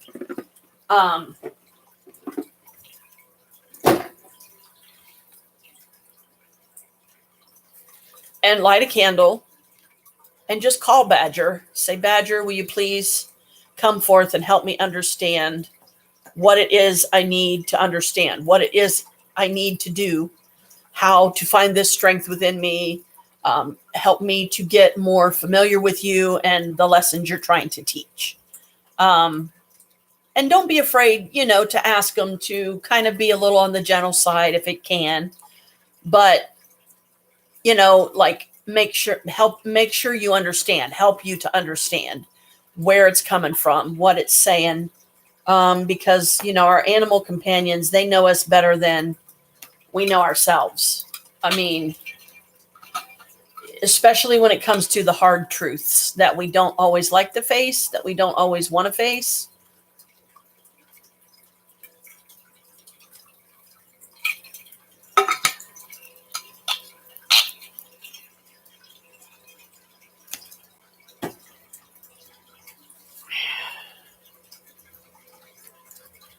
But in essence, we still do have to face it because it's part of how we learn and grow, And since Kalika decided to get down and my cats are leaving me alone for the moment, I decided to go back to working on my tablecloth here that I'm making for the dragons, making for the dragon altar. I also found out about the elves. That's a way that you can honor them or pay them homage that they really like is using repurposed items, like something that was used for something else at one time. It's kind of a form of recycling, and then use it to instead to honor them,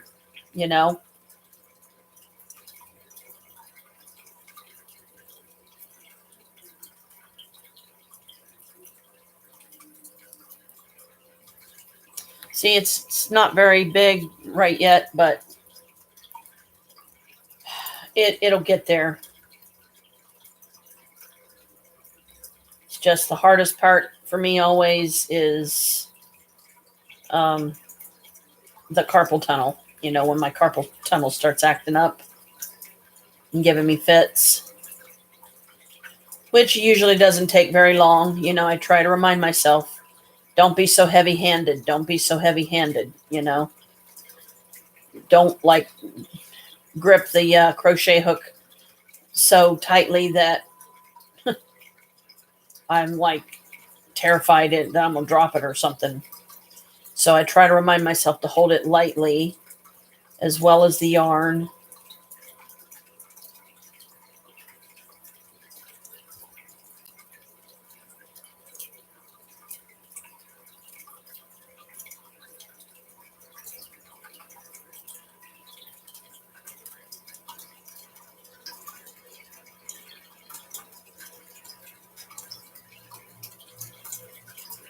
Yes, you're right. We should.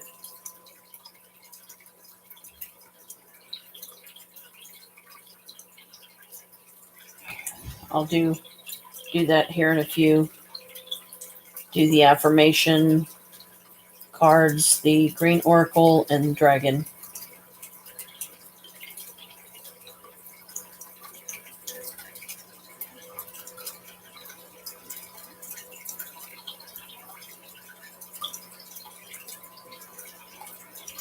I think Pops is coming in.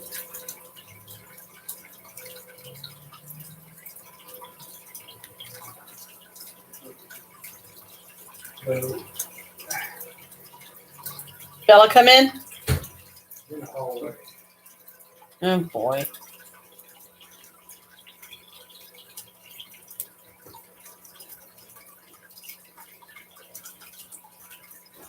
Hey, Boo. Hi, Boo Boo. Boo Boo Kitty. Just jump up on my lap.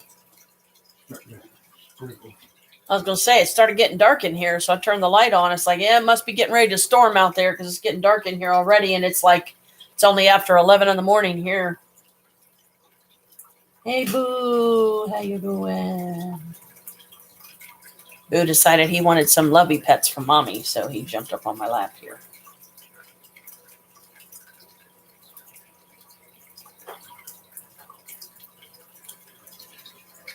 But he's out of camera shot. Sorry. Had to use my desktop for my morning routine. Oh, yeah, because his power supply died for his laptop, and it died like yesterday, so he couldn't do his morning routine on it today like he normally does. He had to use the desktop.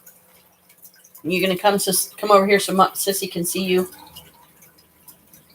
Well, expected between 11:30 and 3:30. There's Boo. You can kind of see him. It's okay. You're okay, buddy. You're okay. You're okay, Boo. You're okay.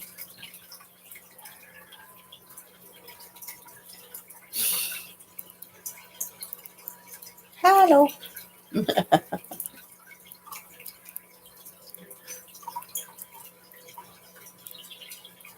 Pops is out in the hallway trying to get Bella to come in. And he said it is sprinkling outside, so it's looking like we're going to get some rain. Had to move my crochet piece. There's your baby. There's your Boo baby. There's your Boo baby, Brad.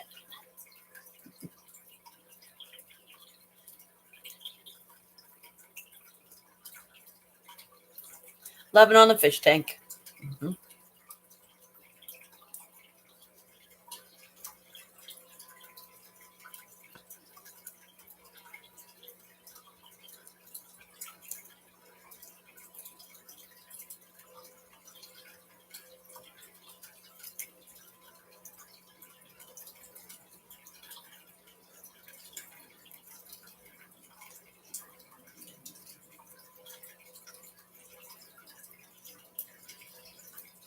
Now, Kalika, don't get no ideas. Just because Bubby's up here getting loved on, don't you dare start bothering him when he gets down.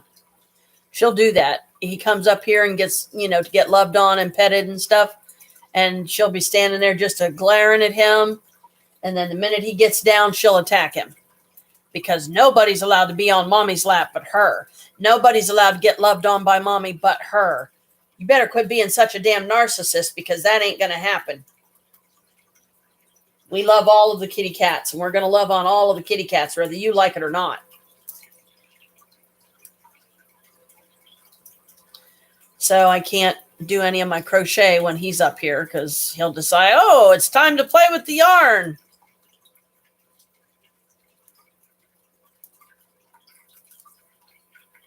I don't know if I will be able to use that green or not, because I don't know. It's pretty old. Might have to just go straight into like white or something. You finally got him to come in, huh? Bella finally came in.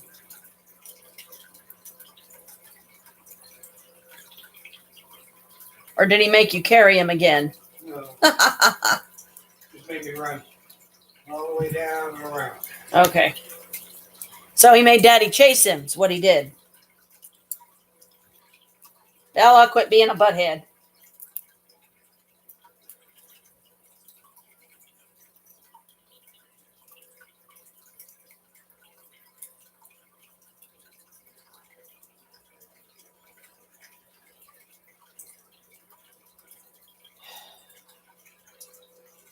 But as I don't think I ever finished earlier, sorry. If I do decide to do some resin pieces today, I'm going to be doing a full set of my daggers. I'm going to do a clear set, and I'm going to take some of the herbs and stuff that I have, and I'm going to sprinkle them in the mold. Like for like a dagger, mostly geared towards love. Love in its many aspects: self-love, family love, romantic love, every love form that you can think of. That'll go in one dagger. One will be for money draw. One will be for healing. Because I think you do like 5 or 6. I think there's 5 or 6 daggers, something like that.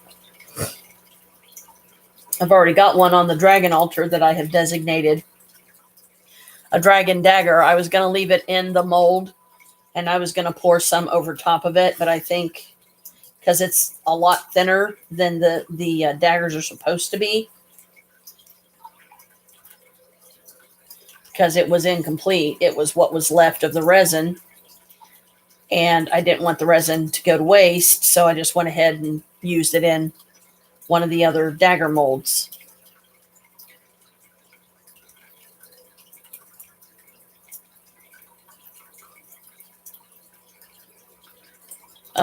But yeah, I'm going to put some herbs in there, and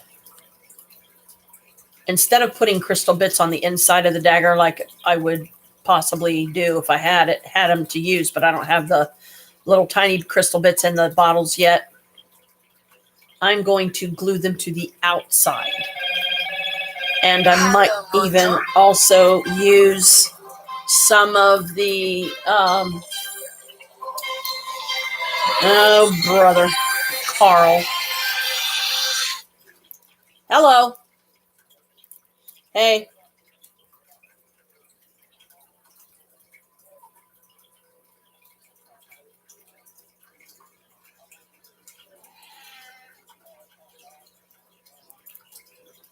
So,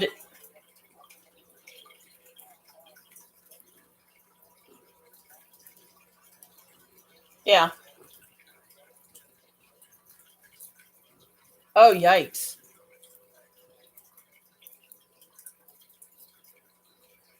Yikes.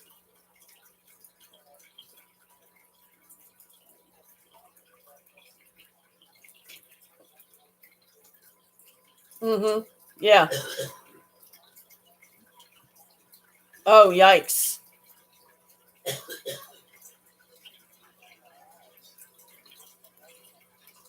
Uh-huh. Oh, man.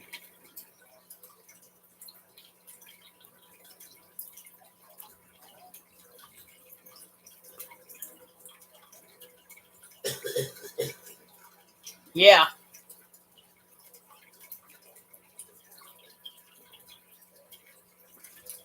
Yikes.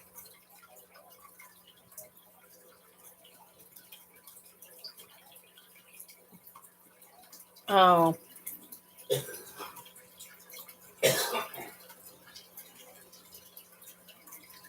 Oh, really?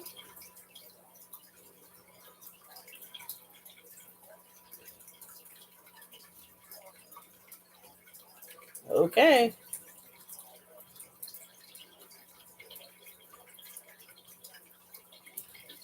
Uh-huh.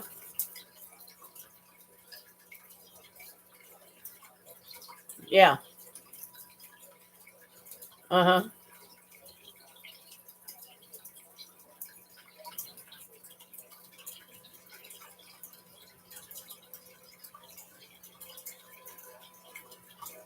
Uh-huh.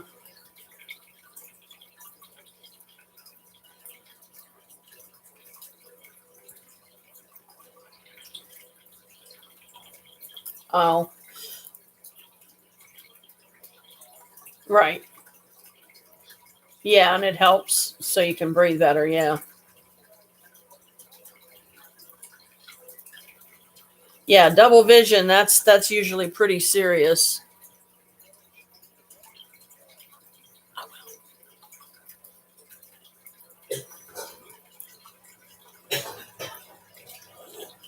Yeah.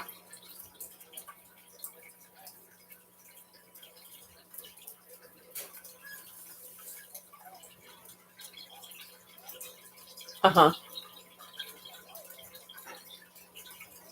Oh, yikes. Giving you trouble? Oh.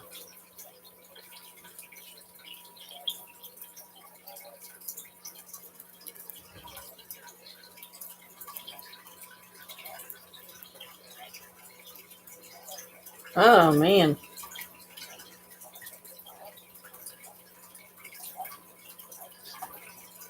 Wow. Yeah, I hope they find out what it is and they can fix it, you know.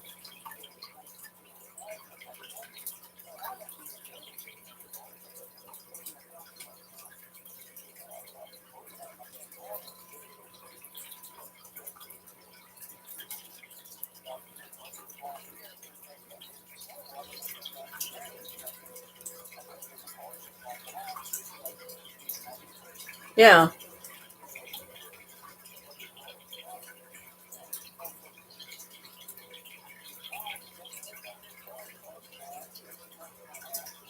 Oh. Oh man.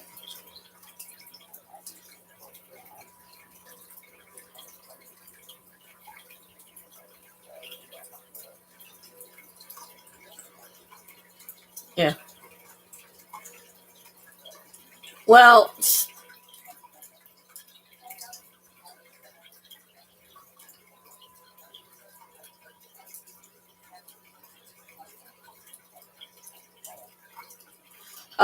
well, bro, I'm sorry all that's going on, but you know, at least you're in the hospital and hopefully they can figure out what it is and fix it. But we wouldn't be able to do tomorrow anyway because I have to drive Chris home because he has a doctor appointment and I don't know what the procedure is or what he's doing, but I believe he's going. Is that Dr. Gumina tomorrow, babe? You're going? He's going to Dr. Gumina, which is his heart doctor, and whatever procedure they're doing, he needs someone to drive him home. So,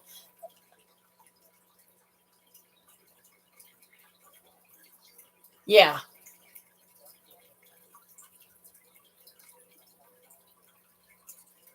right. Hmm. Neurology has to do with your eyes. It might have something to do with the brain. I think. Neurology is brain. Yeah, neurology is brain, Brain and and nerves. brain and nerves is what neurology. Yeah, that's what that's usually about.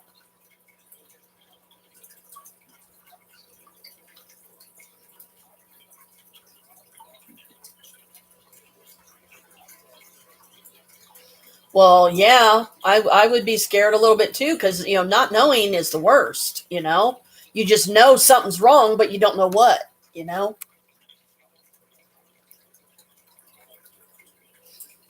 Sorry. Right. Uh huh. Yeah. Oh. Oh, I know I don't either. I have to get after myself about drinking more water.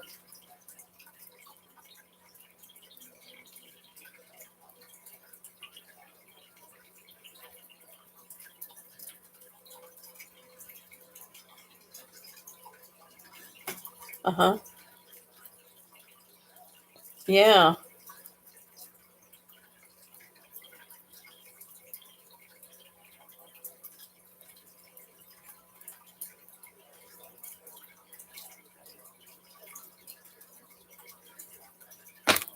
Yeah.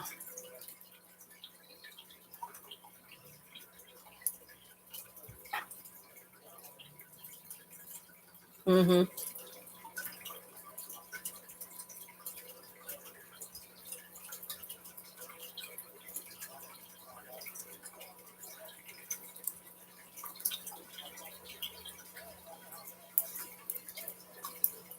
Right. Right.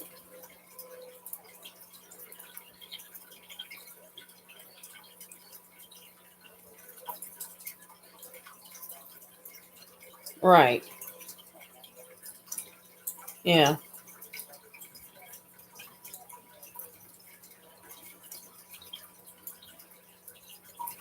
Uh huh. Yeah.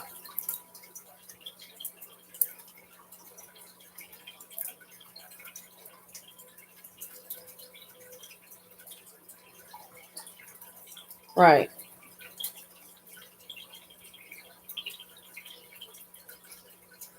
Mm. Crap.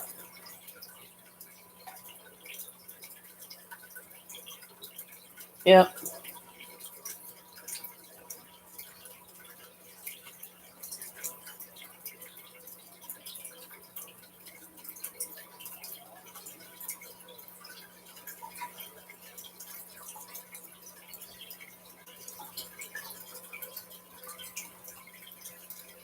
I don't know.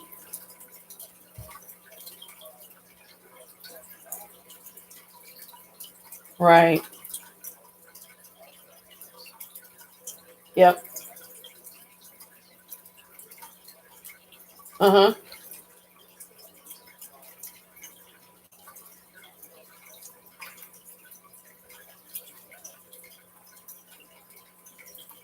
Huh. Yeah, I mean, I usually take mine like first thing when I have my first meal of the day, breakfast or whatever, and then I take my one pill because I only take one, and I'm fine.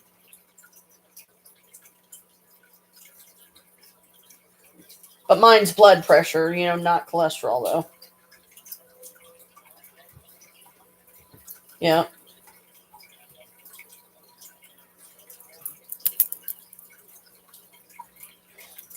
Uh-huh.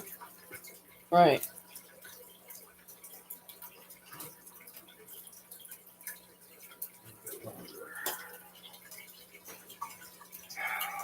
I'll show you where the Band-Aids are, babe, if you don't find them in the pink tray in here. They're in a little pink baggie. Hold on, Chris has got to do his self shot. There they are. I'm not done it yet. I'm gonna mix up the one a little more.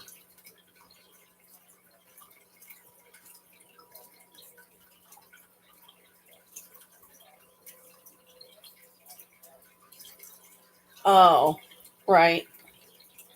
Sorry. Yeah. Okay.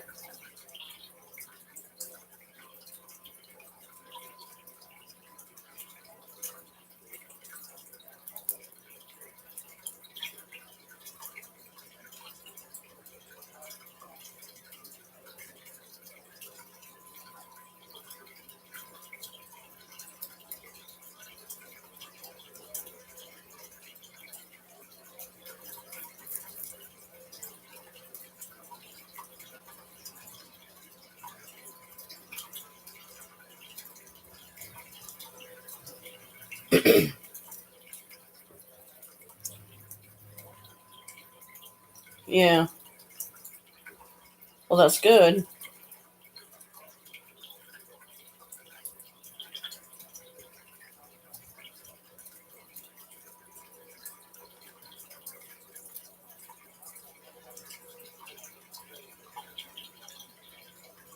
Yeah.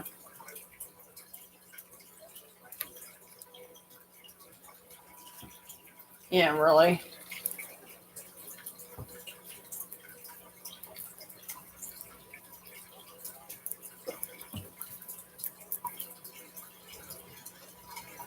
Mm-hmm.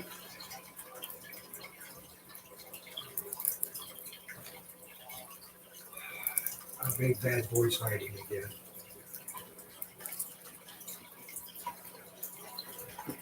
Mm-hmm. Hey, our big badass cat's hiding Yeah. again from the rain. Yeah, I guess. I mean, it's a light rain, but Bella hides. Like, yeah. He hides when it storms, especially if there's like thunder and lightning and stuff. It really scares him. And I'm doing a live stream and Brooke's on, so Chris was talking to her too a minute.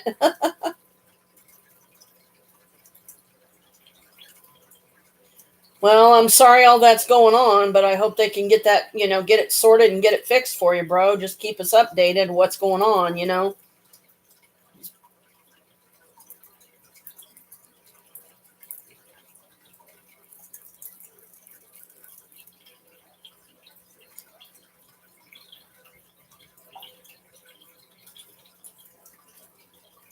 Oh,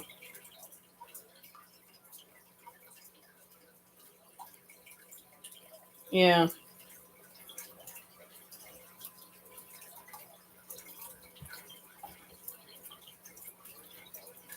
Yeah.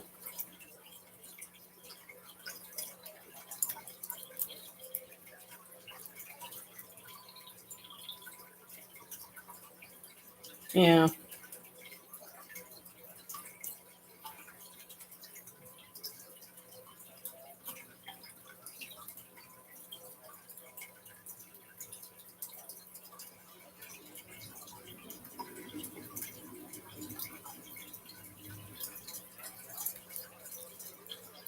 Right.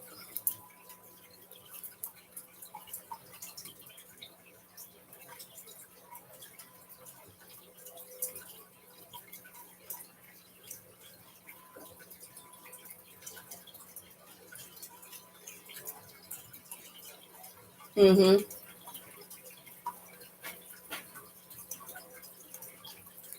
Yeah.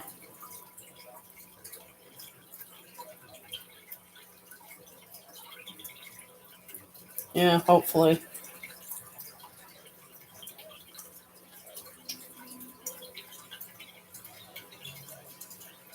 Right.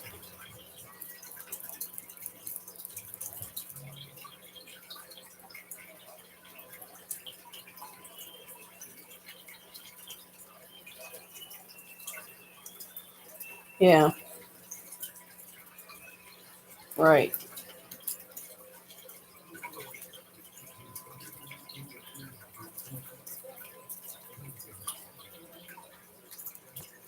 Right.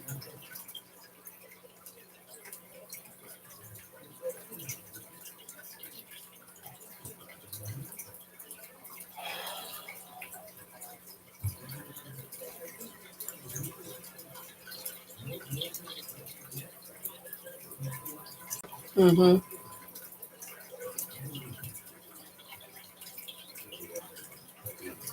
Yeah.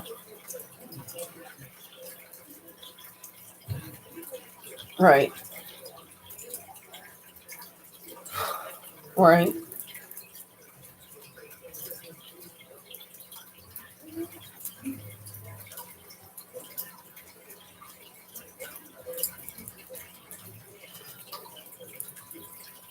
Um.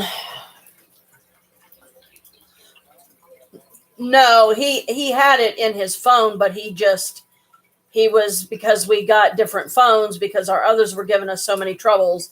But these aren't new phones; these are refurbished ones, so they were like a lot cheaper and stuff. He's learning the new phone or the different phone, and he looked in his schedule, his calendar, because usually when there's doctor appointments, he tries to put them in his calendar, so it helps remind all of us. And he just told me last night, you know, he said you can't go help Carl Tuesday because I have my appointment with Dr. Gumina, and I'm gonna need someone to drive me home. I'm like, okay. So that's why I went ahead. I texted you and told you about it, but you never answered, and then you called. So I thought, well, I'll just go ahead and tell you that way, because he just found out last night when he was looking through. Saw the appointment. And he's like, oh crap. He said, you can't help him because, huh? I think Gumina, he's in Gahanna, not Gahanna. Where's Gumina at? Dr. Gumina, where's he at? New Albany. New Albany. So we have to go to New Albany just to get him there. What time you got to be there? Is that a morning or afternoon or 2:15. 2:15 in the afternoon?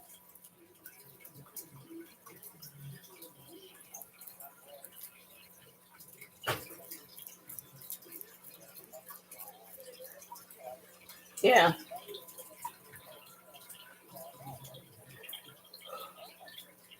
Yeah.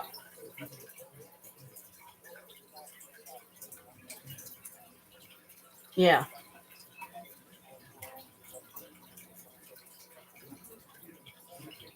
Okay.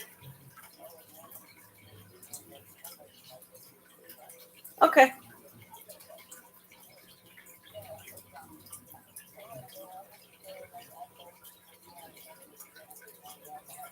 Okay. Love you.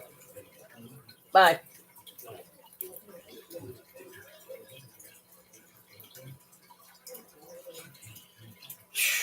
finally, God. So he was having double vision apparently when he woke up this morning. Which, when you're talking about double vision, that's usually not good. Because then that means something neurological is going on and it's not good. He said he can't see out of his left eye for nothing. He can see out of his right eye, fine.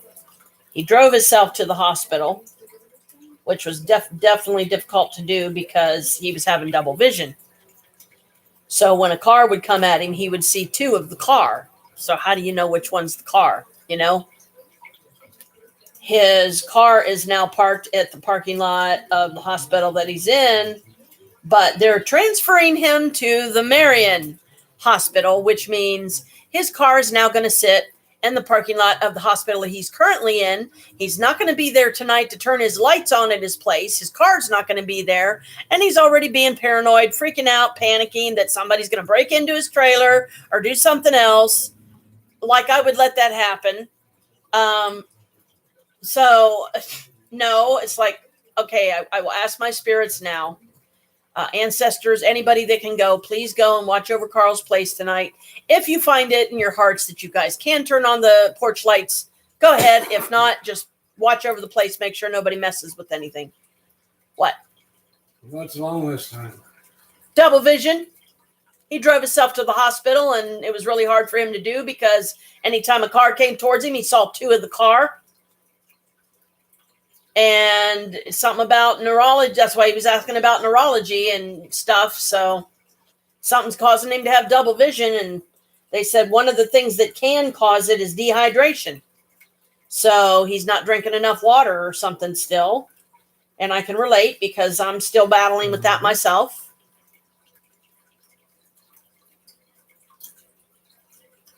He said he was feeling woozy. He was feeling lightheaded. And he's worried about his car being left there in their parking lot because they're transferring him to Marion, to the hospital there. Because it's a bigger hospital and they have better facilities. They can give him more of the tests and stuff they want to give or check him out or whatever, and they're keeping him overnight. So he's not happy about that. What? One of the piggies was just sitting there playing in the bubbles. Well, so Swimming what else against is them new? and-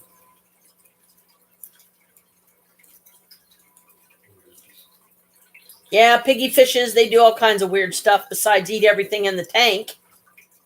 As far as any kind of fish food.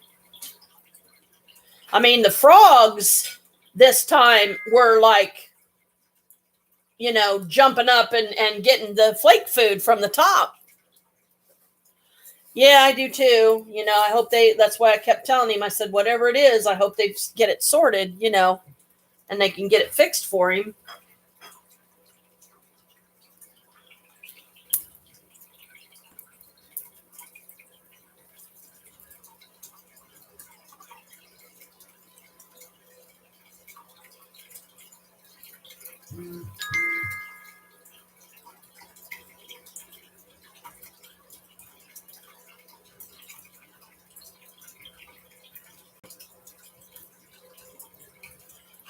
So, are we past the 5 days yet? Have you heard anything from Michael? Did anybody object to him being released? They better not.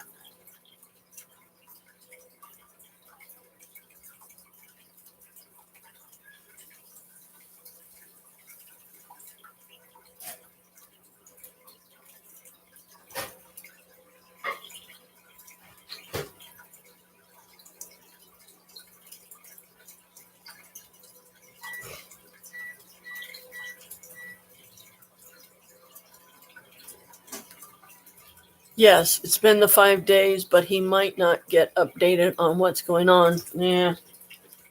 Well, that's What? It's been past the 5 days, but she was just saying he might not get updated, right away, like what the next procedure is or when they're going to give him his release date. So thank you for that, spirits, at least that nobody objected. We're past the 5-day mark. So now the next thing I want, the next phone call I want from my son is Come and get me. They released me. That's what I want. That's what I want to hear. Yep. Or get a phone call from him. You know, like if they do make him, he has to stay somewhere in Ashland, that he'll be able to, you know, have a phone so he can call us and let us know where he's at and what's going on.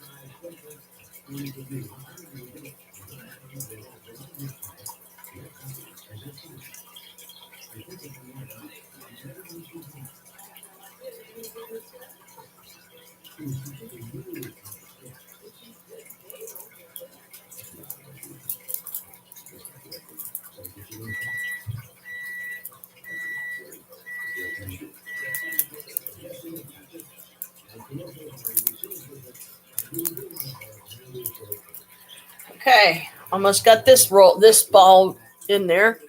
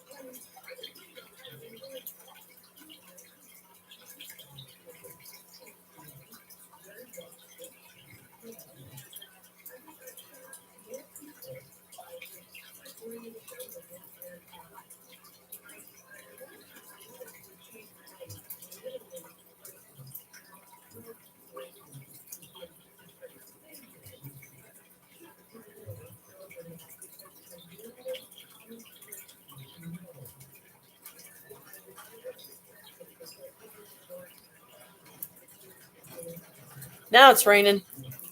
Oh, yeah. Because when it's raining so hard, I can hear it outside with the windows closed. That's pretty hard.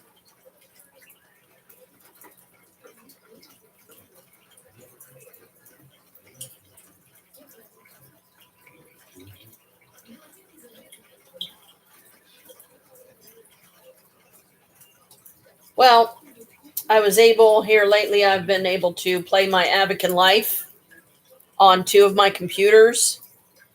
Sold my Chromebook, got $20 for it. Maria don't know I've sold it yet. But if it ever comes up, I'll tell her, I'll be like, look, sis, you know, I'm sorry. You know, I sold it, but I wasn't using it anymore and it kept messing up on me. So I just went ahead and sold it. She'll understand. I had it for a while before I sold it. But I have my little one that I'm using now for the live. And then I have my bigger one that I hadn't used in a while. And on my bigger one, I have to use BlueStacks, which is this like game engine kind of thing. You can play certain games with it and stuff. And Abacan Life is one of those games. So I've got one of my accounts on it for Abacan Life that I made up. And then I've got my little one here that I do my other Abacan games. So that way, if I want to, just like I did before, and just like with my IMVU, which unfortunately I can't do my IMVU with this little one because it's not compatible with this device. So I can do IMVU on my big one, but I can't use it on my little one. So what I do is, like, if I feel like, let's just have a girls' day, then I'll go into both of my Abacan Life accounts and I'll have both of my female avatars, So, all right. Now, that's the last. See, there's the end of it. What color should I put in next? I think red, because it's a solid color and I've already got green in here. So I think I'm going to do the red. And it's real pretty. Pretty and sparkly and everything.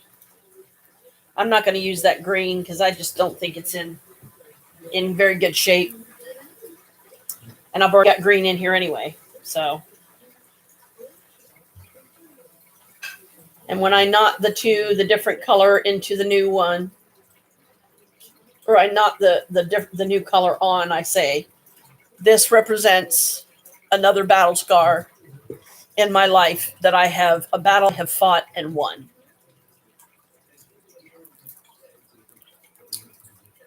So we got 1, 2, 3, 4, 5, 6, 7, 8, 9, 10, 11, 12, 13, 14, 15, 16, 17, 18, 19, 20, 21.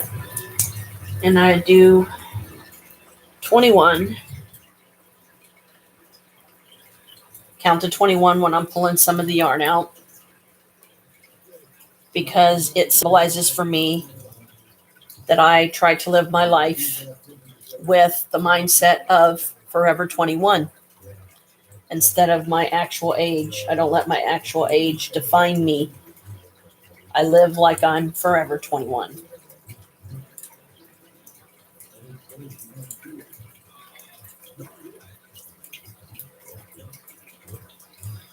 Let me get this one at least started. And then I want to do at least one full complete row of red, because I'm coming in on the tail end.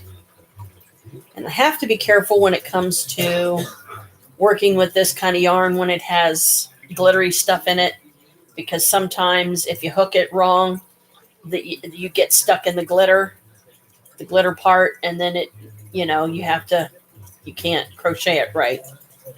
So I have to be real super careful.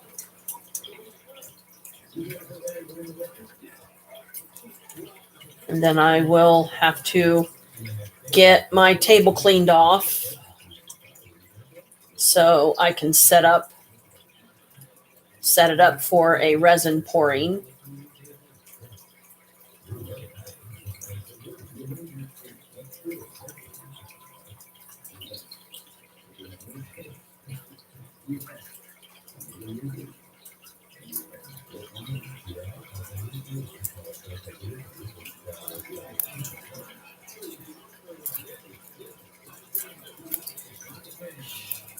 And you also have to be careful about any rings that you're wearing, because the glitter bits can get stuck on the ring.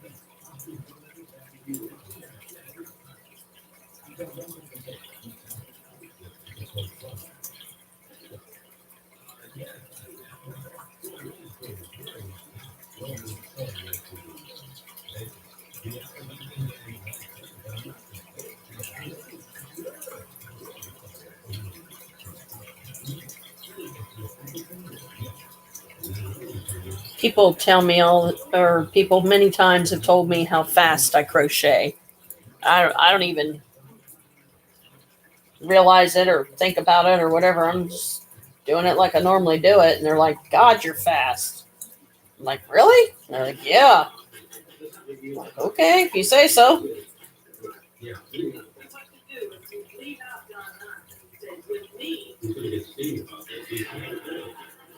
Okay, come through.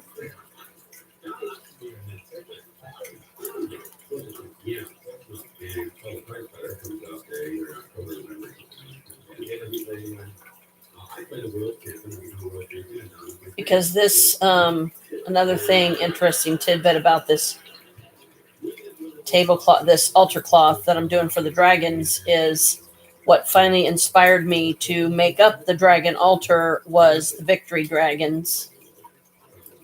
When I called them to my Lunasaw, they actually showed up. Hi, Vicky.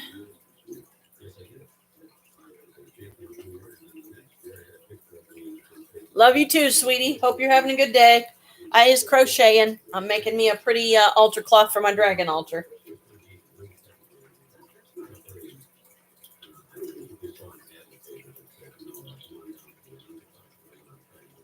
Get off me, bug.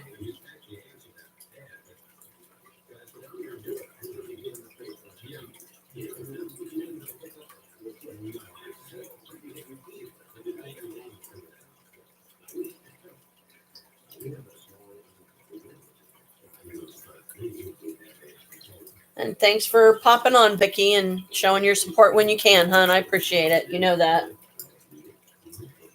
Just even if it's popping on for a minute is still, it counts.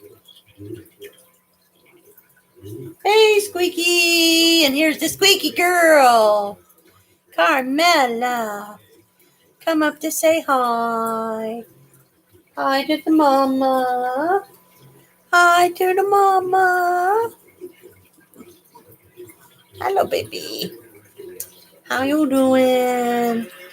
How you doing?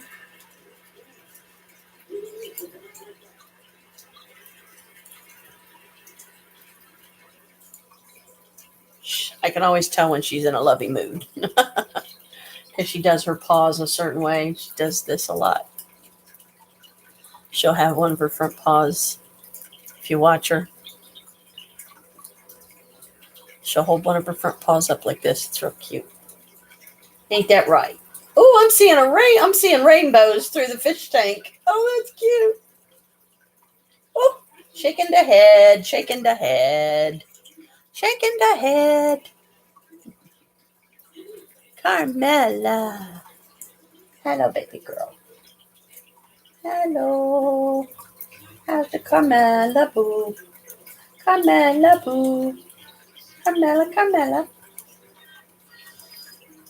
Carmela, Carmela. All right.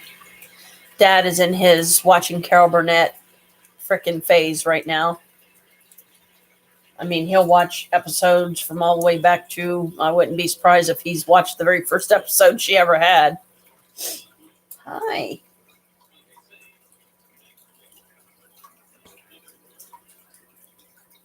But yeah, the poor froggies are so hungry because of the piggy fish, the goldfish, that they actually were jumping up to the top this morning when I fed them the flake food. And the frickin' damn baby roaches are finding a way to get in the food jar. Even though it screws, the lid screws on, I undo the jar and there's a bunch of fucking baby roaches in there crawling around and it's pissing me off.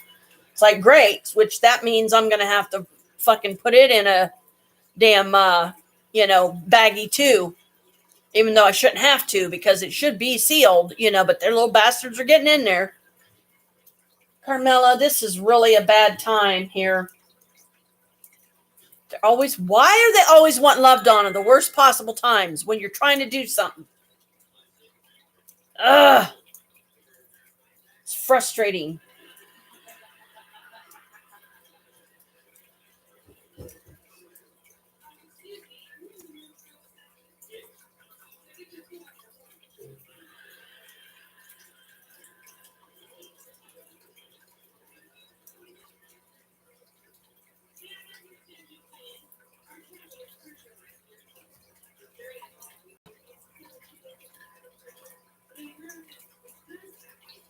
Hey, quit.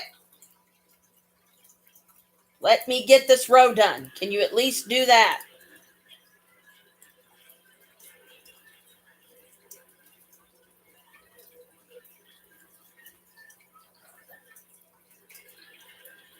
No. Carmela. No. No. Stop. Stop. Stop.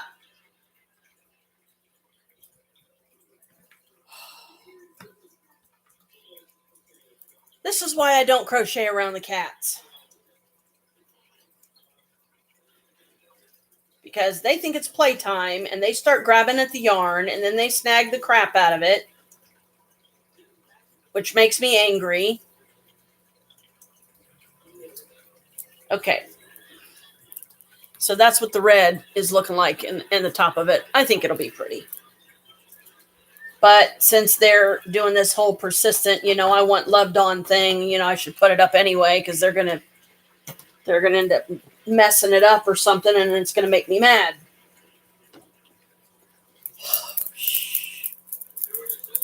Here, I better put this up here too because I don't want them deciding that they see that dangling and grab my phone and knock it in the floor and start dragging it around the house.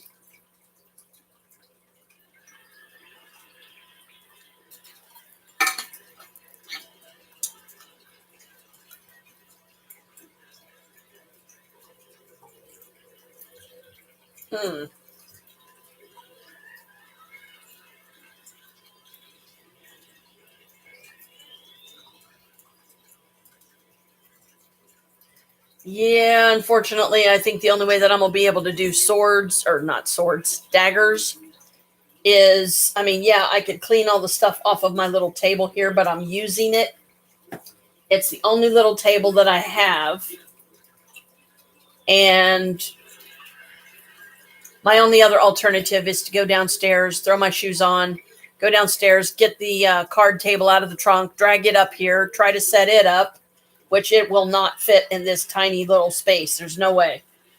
I would have to put it over there where I normally would put my small table, and I would have to cover it with, a trash bag or something to keep the resin from getting on the card table and ruining that too.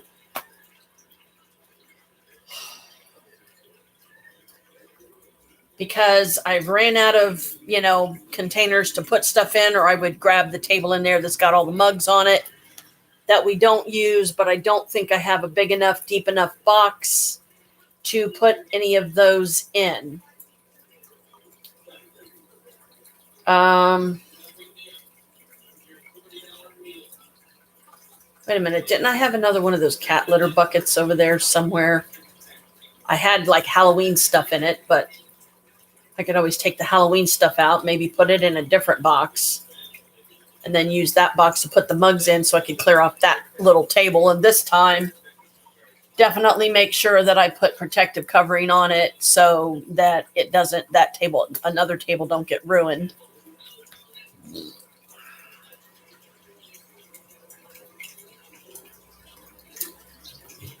With resin all over it.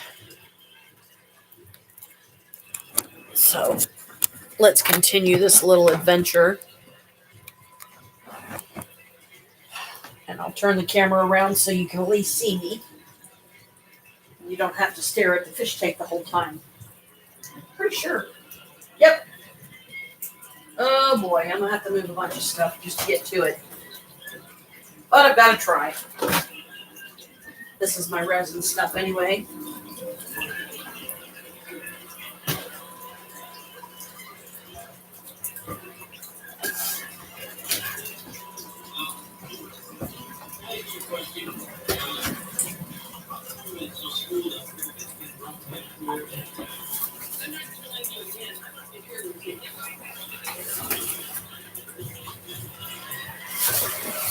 Oh, that ain't gonna sit there. Sit up there. Ooh. Too much stuff.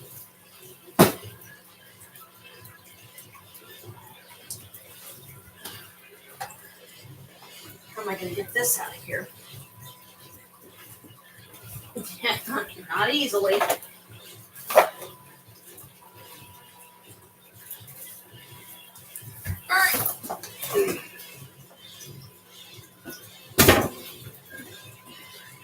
This.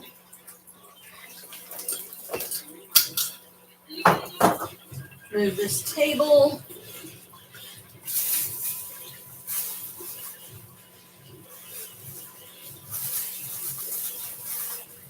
I think I found some more yarn.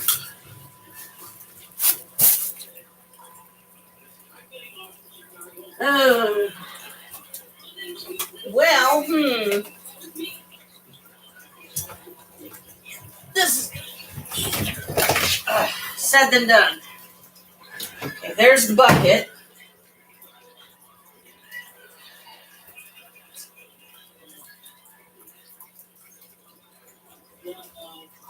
It's okay, Kalika. You're fine. I don't know how well you'll be able to see me if I close it down too much. It'll shut it off. Look out. Look out. Ow. Ow. For one, I need to get these guys in order. Okay. There's 11, 15, there's 8.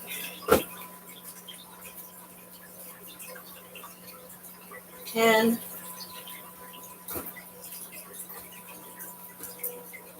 7, 6, 5,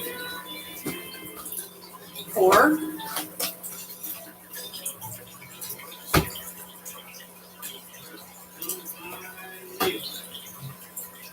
3, 2,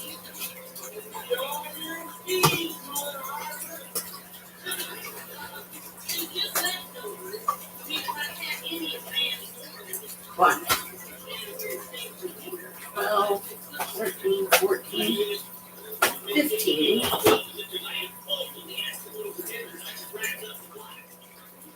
10.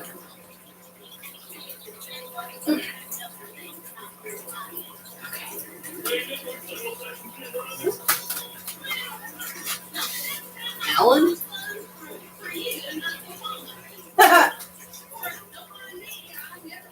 Okie dokie.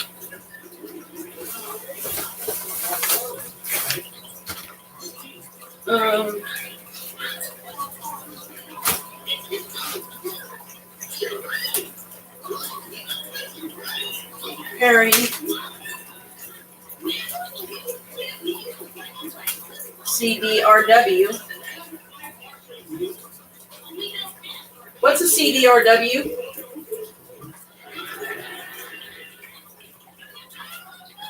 They're rewritable. Do you like those? Yeah. Well, it's yours. I don't know if there's anything on it. This is some of the music I got from that Jim gave me that time. I can't check it till I get my power supply.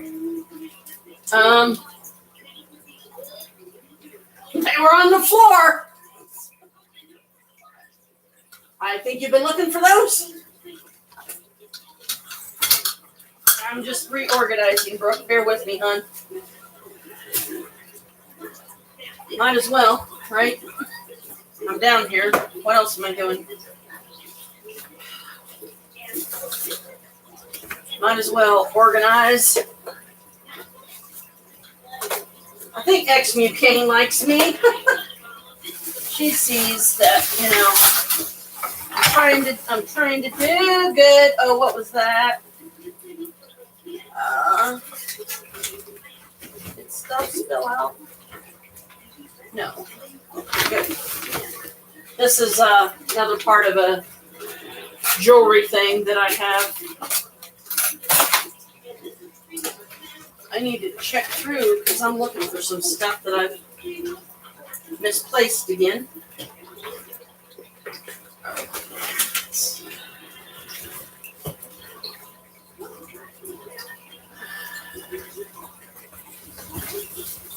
Okay, what's in here?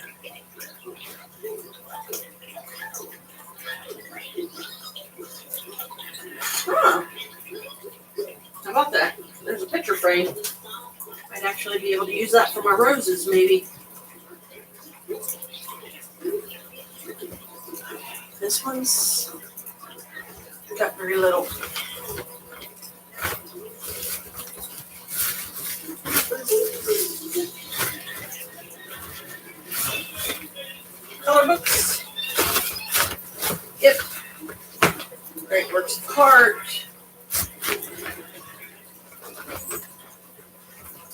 Okay.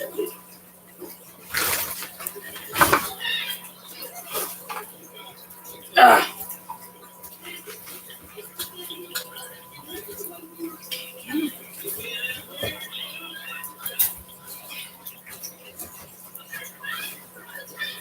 This is actually an electronic growing thing that Jim gave me. Of course, I don't know when I'll ever use it. But it comes with these little pods. Put water in the bottom. And apparently stuff starts growing. So let me put my Supernaturals back down here.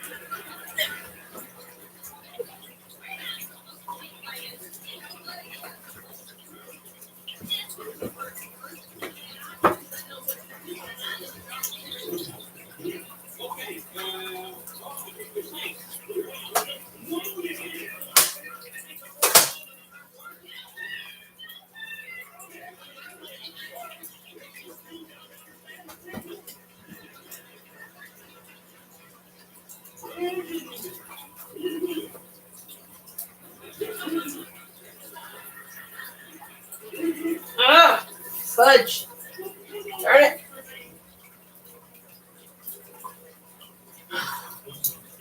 I need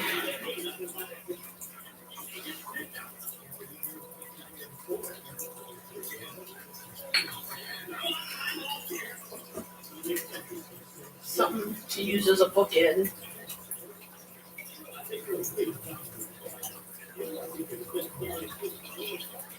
Hopefully that'll be enough. Oh, well.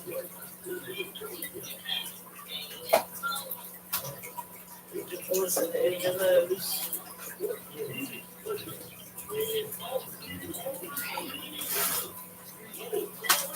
Yeah, I might actually be able to cut my roses. Ow!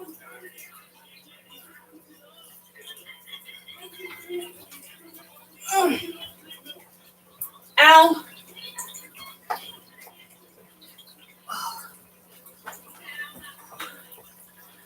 Ow, ow, ow.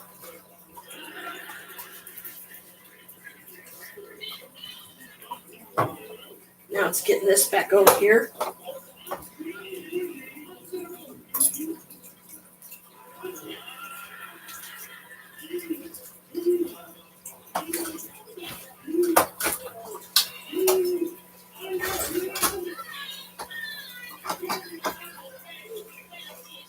Okay.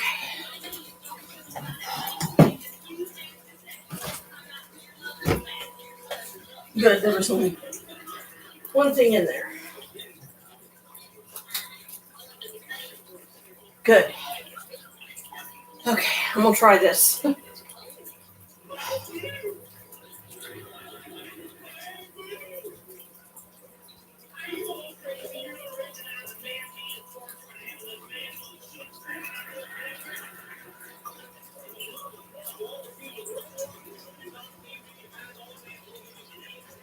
I don't know how many I can fit in here, but guess we're about to find out.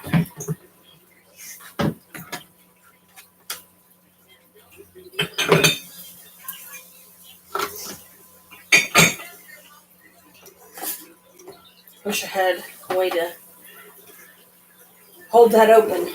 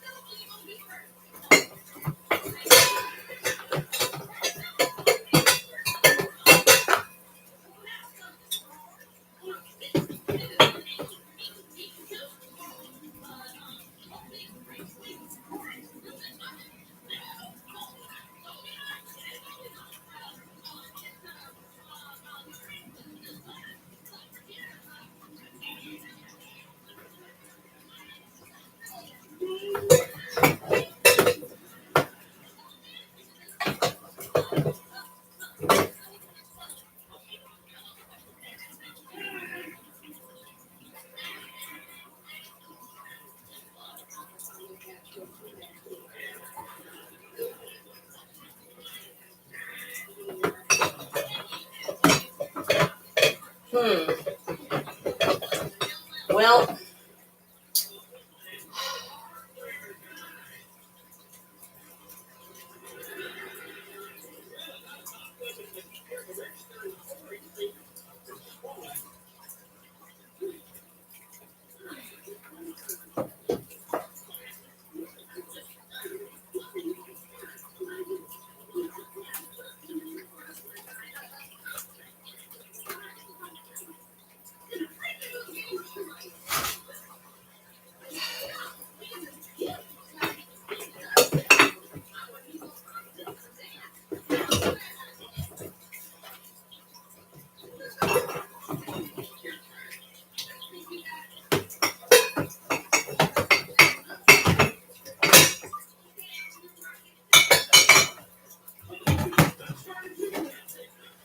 that's all I can fit in there.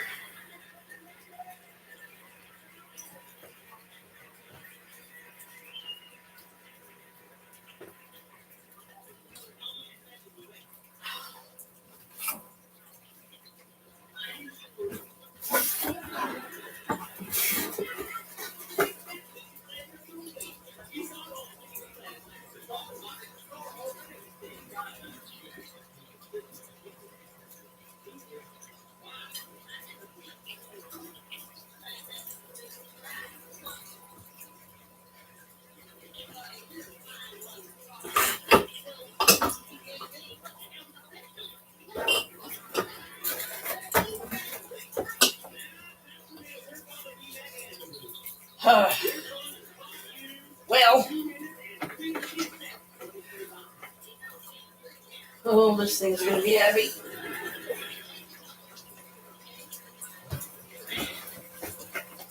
Fits there really good. Good.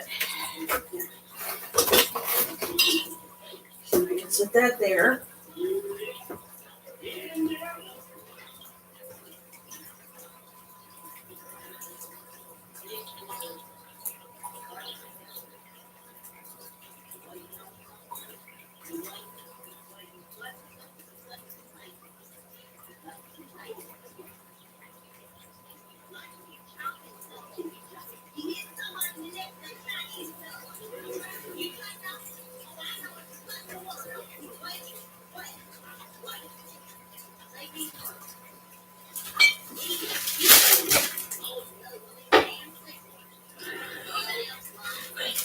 Whoops.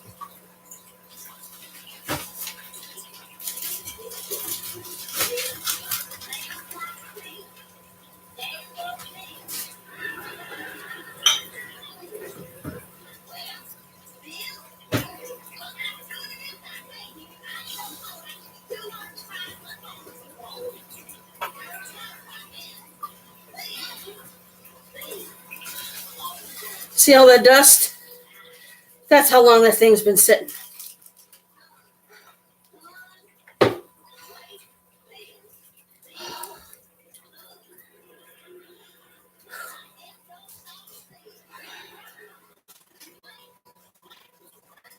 So, before I can even use it, I gotta clean it off.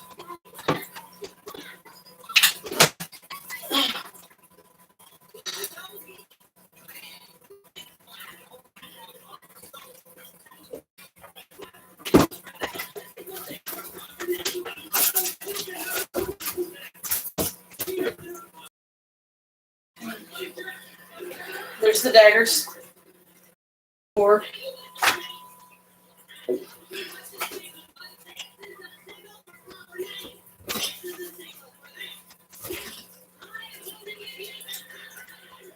this.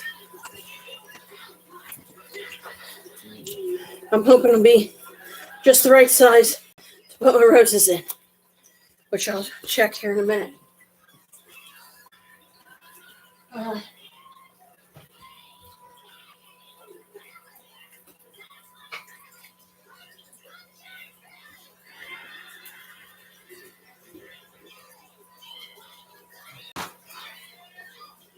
That was a nightmare. Oh well. At least I got it done.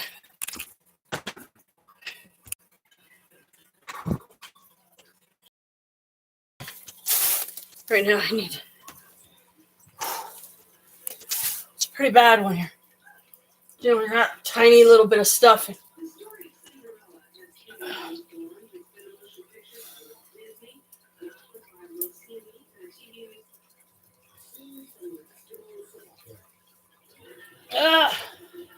And get that wiped out.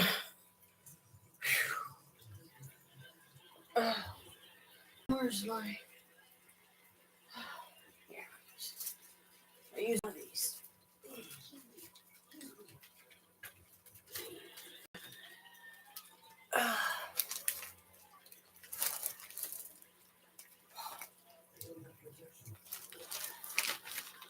Just takes it out of me. Now, of course, if I had a stack of 3 in me, I'd be like, let's go. You know, what to do next kind of thing. Meow.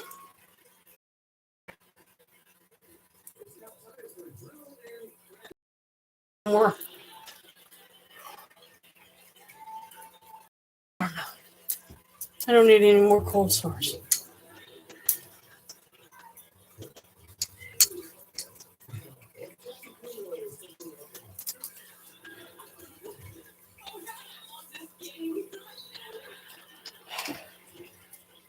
But if it turns out that will fit my roses, I'll definitely use it.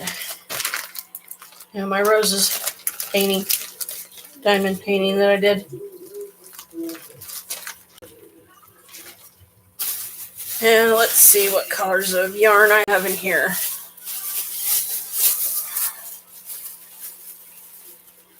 Oh.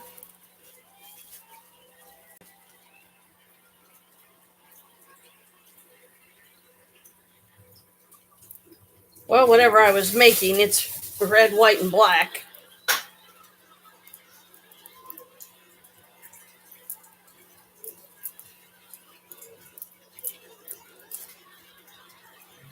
So, apparently it was meant to be something gothic. And this is some pretty earth tone stuff I could do. I could do this for the elves. Like,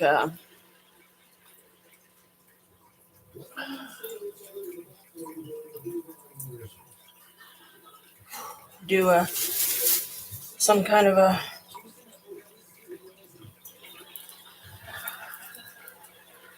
partial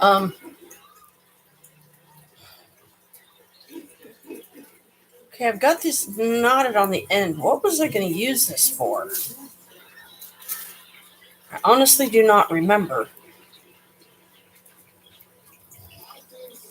So I've got some black and gold in here. Got earth tone colors in there.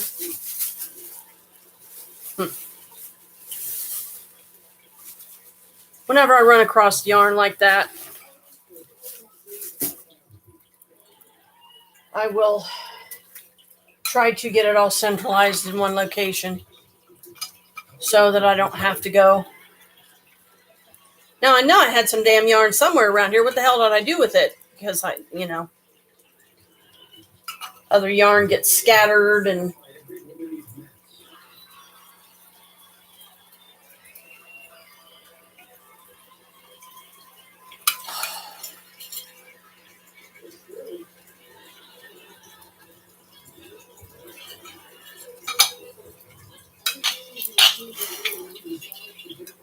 so just bear with me. Sometimes now that I got that bit done,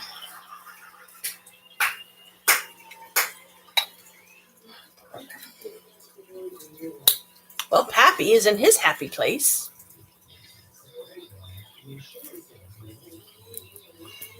Pops. Meow.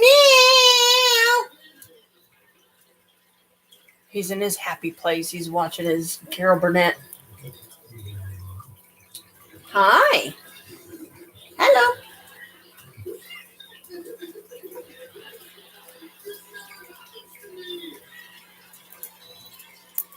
This is why I put my hair up usually if I'm going to mess around with something like that, because I know it's going to involve moving stuff. And the reason why we ended up with that, basically that mug table, was because we ran out of space in the cabinets.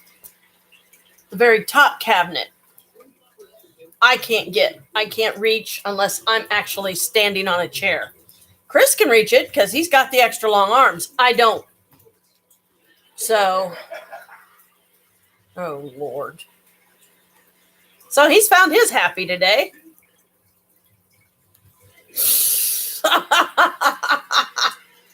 Hey, Squeak. Hi, baby. Hello. What you doing? Come here. I got the Squeak kitty. Squeak girl. Hello, baby. Hello. I love you. Love you. Mommy, Squeaky girl. She's lovey mood. I can always tell. You in a lovey mood. Your mommy's lovey girl today. You're my lovey girl.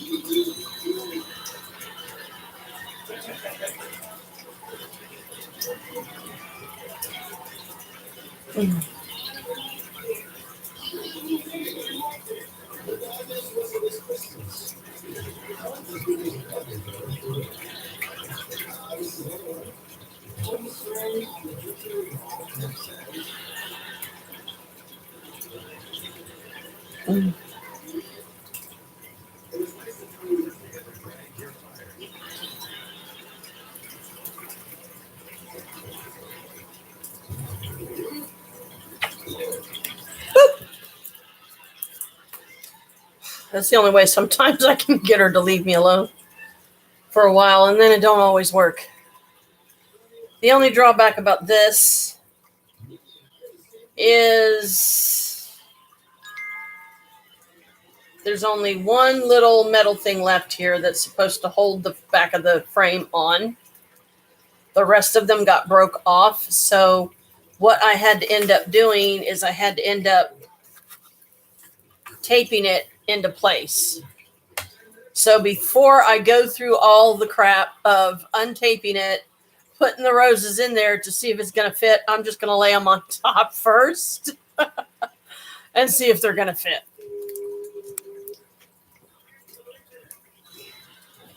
Besides, I need to get this other jewelry stuff moved. I need to move the bags back over here somewhere.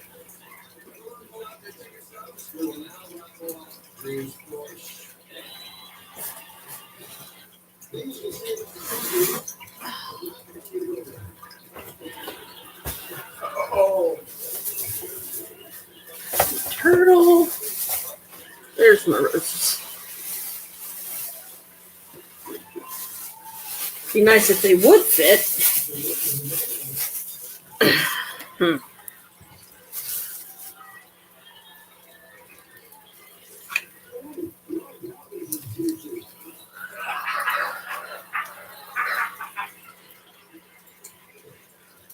He's losing it.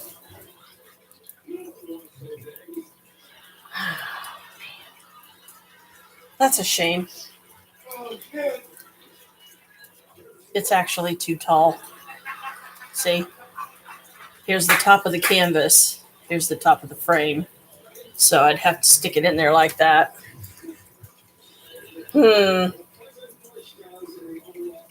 However,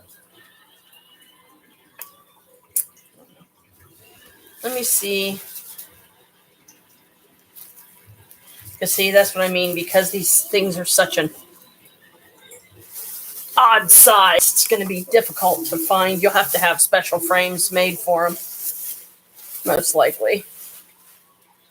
Let's see if little turtle will fit.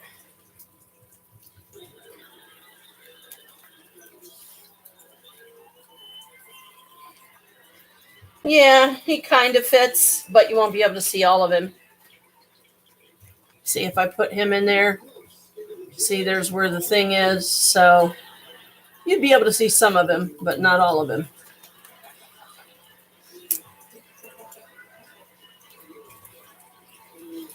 Hmm. Now, granted, I can take this piece off. I can take this, which is the mast.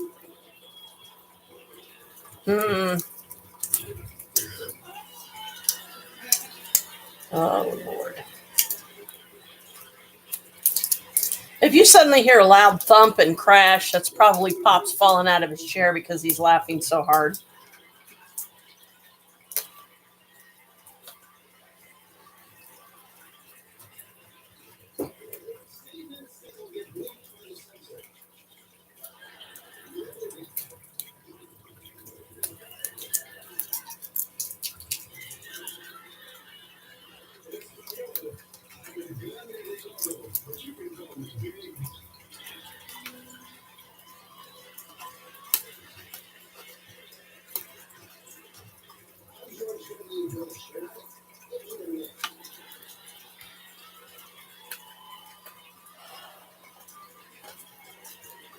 Not to mention, sometimes getting the tape back off can be rather a pain in the butt, too. Because it sticks everywhere.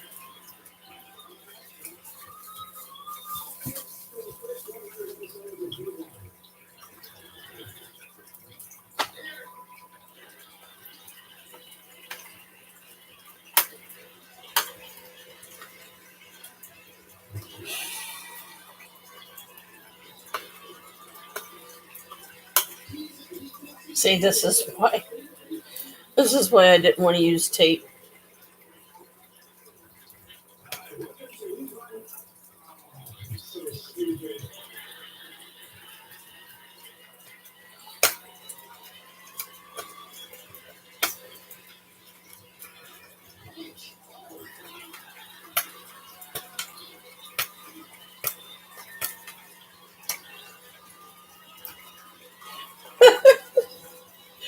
Oh no.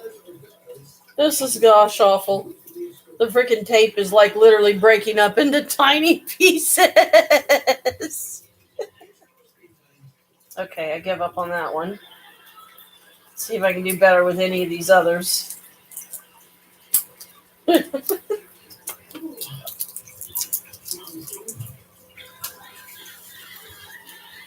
Okay. Should be all of them.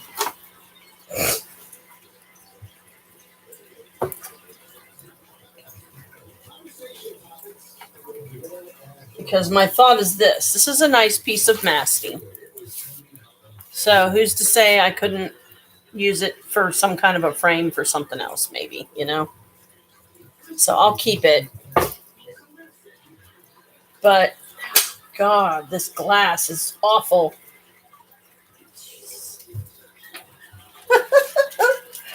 Well, dear, I'm glad I can make this so entertaining for you. That at least you're getting some giggles, you know, out of the day, right? Because, you know, you got to be very careful. Can't press too hard.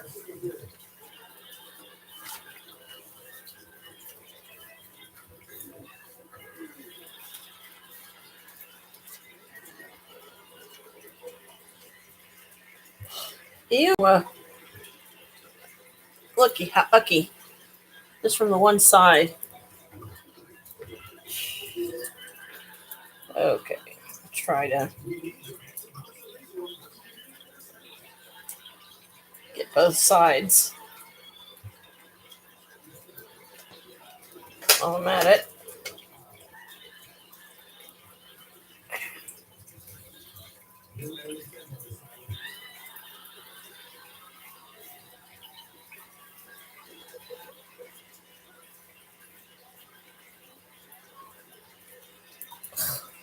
Yuck.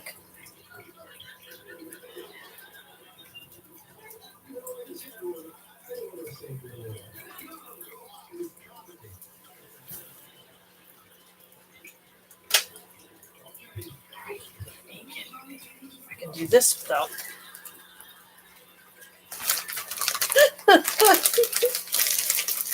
Get myself together here.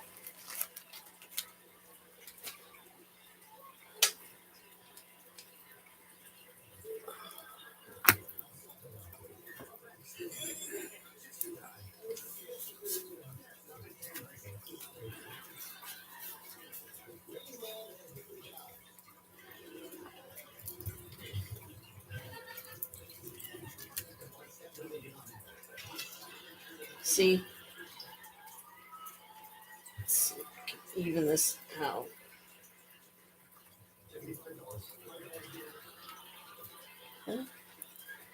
They fit, but barely.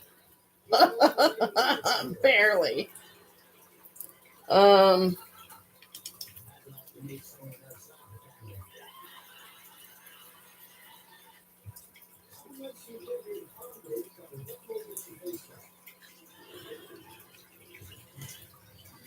But can I keep it that way?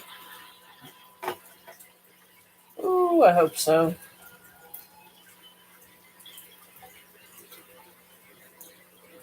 There we go. See, I had to take the mast out. The masting or whatever.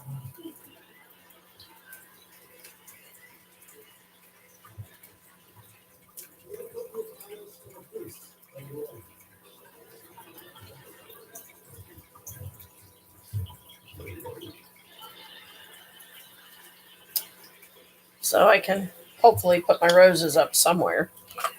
But of course I have to get the tape.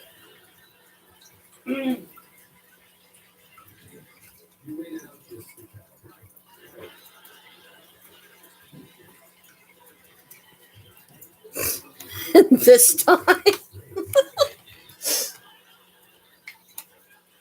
I will try to be more careful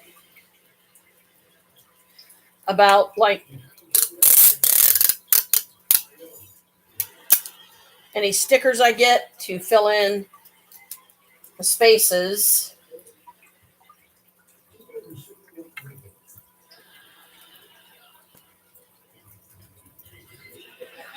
Fill in along here and here.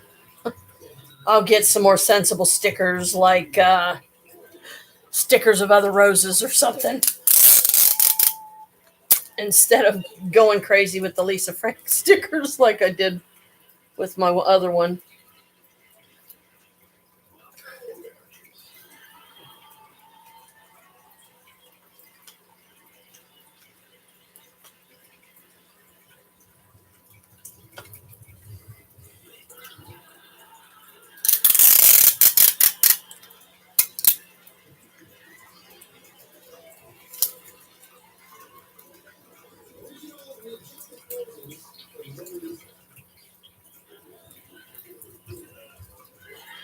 And we'll try to do it with just two this time, not a piece here, a piece here, a piece here, and a piece there. And I made sure I left the little triangle open here so you can hang it. So you pull it out and then you can hang it on a nail or something.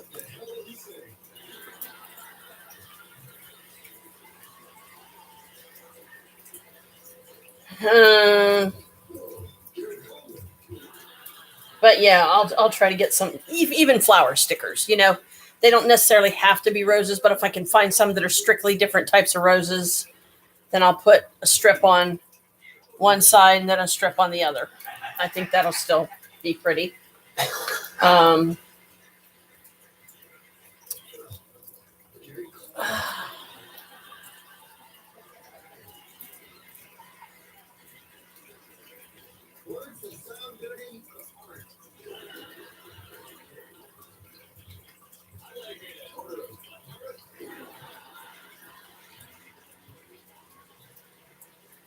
He's a trip.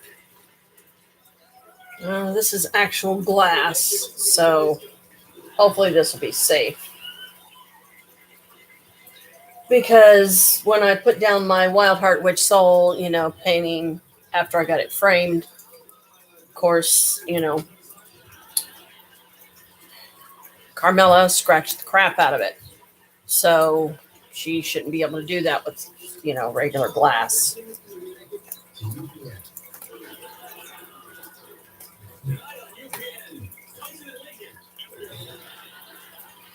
Just trying to get more of these tape bits off of here.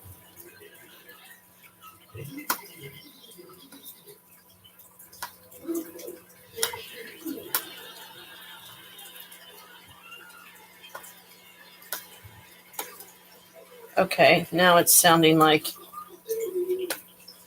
he has switched.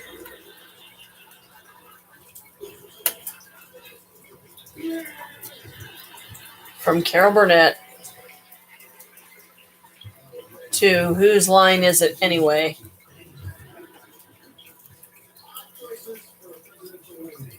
Oh, Lord. Yeah. I recognize the voices. I recognize the skits. And sometimes they get some that just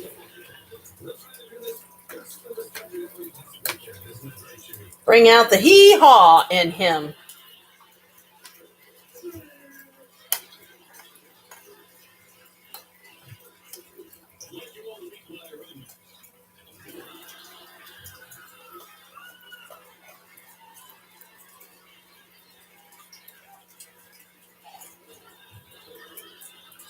I just wish the roses would have turned out better, because to me they really didn't, because I put too much of the wrong color blue in too many of the spots. So it ended up not turning out as well as I'd like, but I have no now see, I have no problem hanging this in my place, but I in good conscience I could not bring myself to sell this, because to me it wasn't done.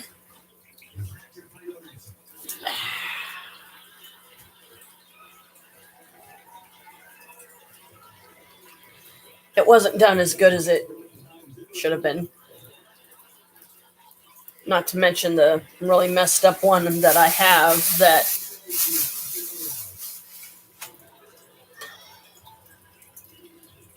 the glass heart on the beach with the flowers that I really, really messed up. I mean, in good conscience, I could not ever bring myself to sell those, because they're horrible. Who would want them? I tried to ease myself on it by saying I call them happy mistakes, but there was nothing happy about those mistakes. They were really,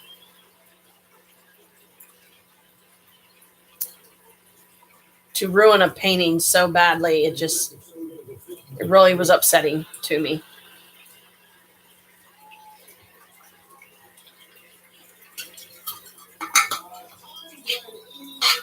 I mean, I completed it, sure, but it don't look the way it should.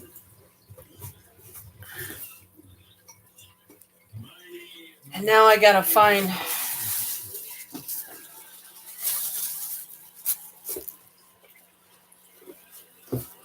somewhere else to put these. I mean, I don't know. I guess it's still pretty. But see, you can just tell how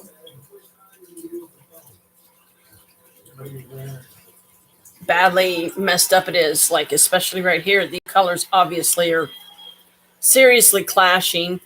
And by the time I got up to this part of it, when I finally found the correct colors, started putting the correct colors in it, yeah, you can see this butterfly is more well-defined. That butterfly is more well-defined. The sky looks the way it should, and the top parts of the heart, but the rest of it,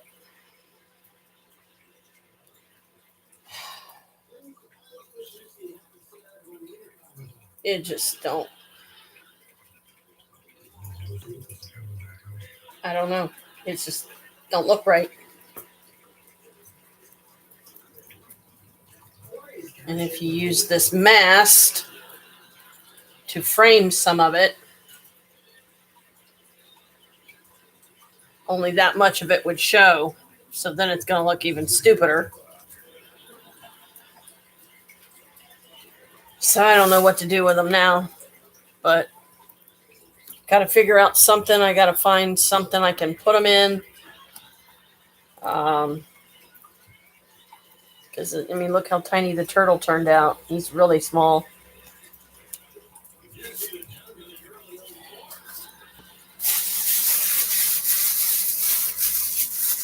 Now, I mean, yeah, I might be able to get that painting again, the heart, the glass heart on the beach, but do I really want to go through it again and do it again? And I don't know. Just don't know. Yeah, I mean, it does have like some pretty colors in it and stuff, but I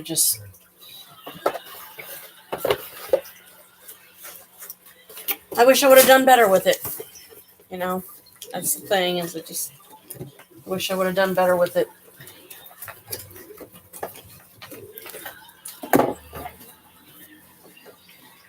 But Robert, our neighbor in the building here,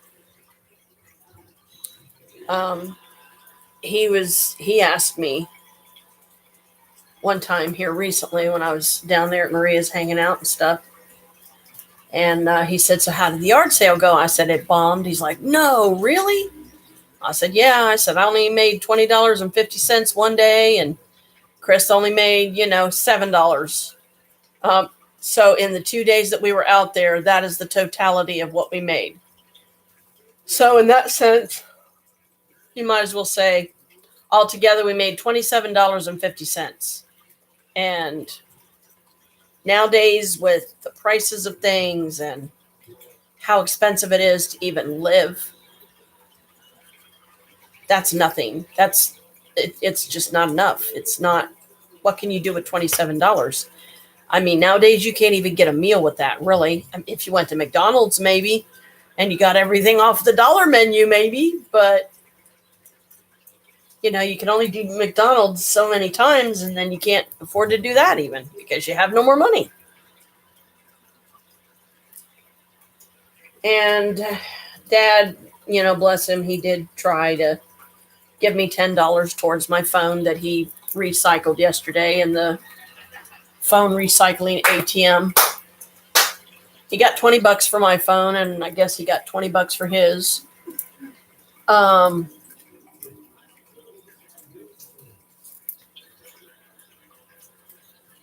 And I said, what are you giving me this for? He said, I told you I'd give you 10 of it. I said, no, it's okay. You keep it because I've got $27 in my pocket, in my wallet. So I let him have it. Yeah. 27, you can't do anything with that. Not really. And it's discouraging. I mean, I know, with yard sales and stuff, just like with flea markets, part of the art of yard saling proper and flea marketing proper is you got to learn, or you got to know how to haggle, meaning you got to know how to talk somebody down on a price. Like if they have something and you only have so much that you want to spend or so much that you can spend, you try to talk them down to a lower price. Like my Chromebook, originally Chris had put $30 on it. And this mother and daughter came up and they used the Lingo app because they were speaking Spanish or something. They were obviously like Puerto Rican or something. I'm not sure. They were kind of dark skinned. Kind of reminded me of Maria a little bit, but they were a little bit darker skinned. And they seemed nice enough. And, the girl was obviously in her teens and saw the Chromebook. So she brought up, a couple of the Lingo app things. And she said, would you take, ow, I hate when I hit a tender spot. Would you take anything less? And I was like, well, this is part of the thing about yard saling is Sometimes you got to be willing to let go of something a little bit less than what you originally wanted. Or if you want a certain price for it, then purposely charge a higher price so that, and then don't allow yourself to be talked down below the actual price that you wanted on it, which you don't have to tell them what that price is. So I was like $20, so that's $10 that I really, really needed. But what could I do? It was either take $20 for it or not sell it at all. So I decided to take the $20 for it, and Chris got he got $5 for a fountain. He had this wolf fountain. He got $5 for that. He really liked it, but the tubing tended to gunked up too much. And he, it's like it would work okay for a while, and then it would start gunking up and not working like it should. And he got tired of it. He got tired of fiddling with it. So he sold it for $5. And then the $2 was his other multi-tool, because he decided to get rid of one of them because he already had one. And he said, I'll go ahead and let this one go, because I've already got one. But I didn't know he put $2 on it. And I was like, oh my God. So there you go. $7 in 2 days for him, $20.50 for me. And the 50 cents came with this little tiny plastic thing from Lion King that was about this big. I think it was like a bottle top thing or something. You could put it in the top of like a certain type of bottle for like a decorative thing or whatever. Some guy came up and bought that, while I was inside cooling off. So there you go. $20.50, $7. That it wasn't worth the 2 days that we sat out there in the blazing sun. I mean, yeah, we tried to keep ourselves hydrated. We tried to eat healthy. We tried to munch healthy. Chris made us dinner both days. And of course, Mom just had to find something wrong with the food each time he made it, or some reason why she couldn't eat it. So he said, you know what? He said, maybe we should just grind up everything from now on and put it in a cup and hand her a straw and go, here you go. What's this? Your dinner, because you complain about this choking you. You complain about that choking you. Oh, I can't eat this. Oh, I can't eat that. Yet, we're trying to feed you here, but you're being finicky and you don't want to eat what's being made. So Chris is getting frustrated with her. And, I mean, it was like we went through all that only to make a total of $27.50. It's just not worth it. It's just not worth it. And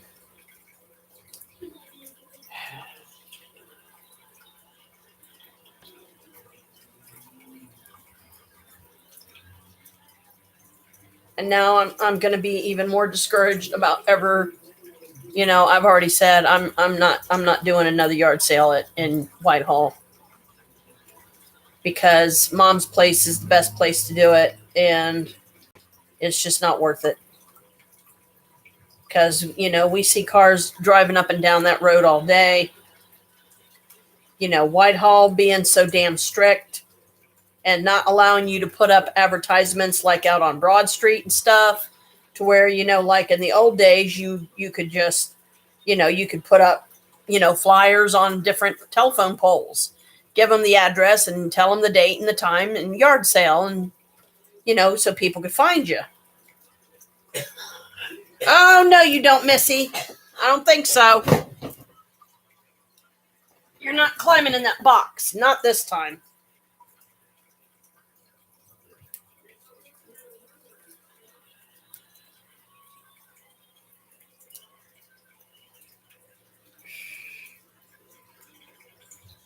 And, all my resin pieces out there, all people wanted to do, the few that actually looked at any of the resin pieces I had out, they complained about the air bubbles.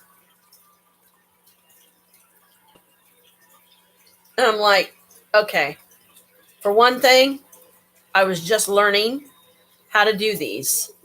For another, the mold was compromised. I tried to fix it. It didn't work. So I'm letting these go for less than I actually wanted for them. And as far as the air bubbles, is it really so hard to take like a tiny, tiny little bit of nail polish? You don't even have to do a colored nail polish if you don't want. You can do clear nail polish and take where the air bubbles are and just dab some in there to fill in the hole. What is the big deal? But people, they wanted to be finicky about it.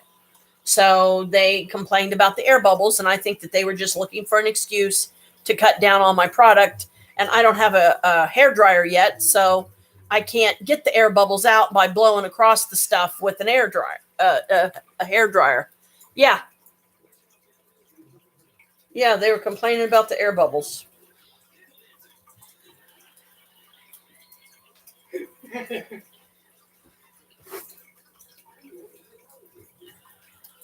So, see, if that's the kind of attitude that people are going to have, even if I have some sitting out there that are perfectly fine and there's no air bubbles in those, and they still find some, I don't need to be ridiculed by these rich fuckers driving past that they want something for nothing. That's basically what it is. They want something for nothing. They expect you to, and I've said this before, they expect you to go down to some place like Macy's, buy something that's worth several $100s and give it to them for $5. It's like, no, fuck you. You go to the store and you buy your own fucking shit. You've got the money. You're not struggling with keeping your bills paid, keeping your credit cards paid, keeping gas in your car. You're shitting $100 bills. Get the fuck out of my face and go on down the road, because I ain't got time for assholes like you that have all this money. So why are you stopping at a yard sale? Oh, I get it. You're stopping at a yard sale to cut me down because I'm scum because I'm poor, right?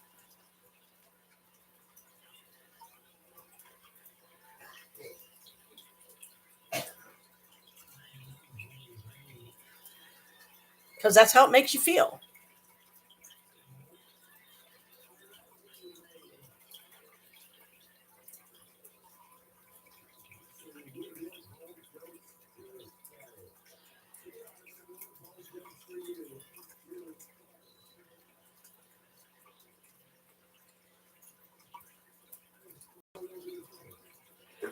And then Jim,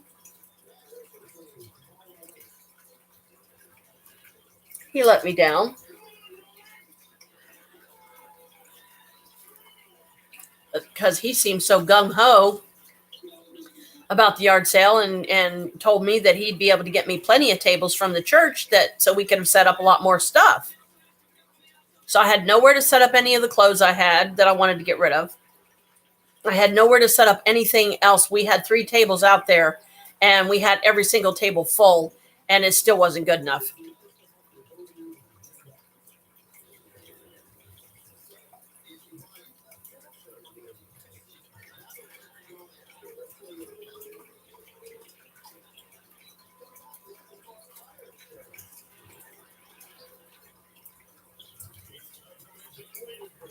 He never produced the tables.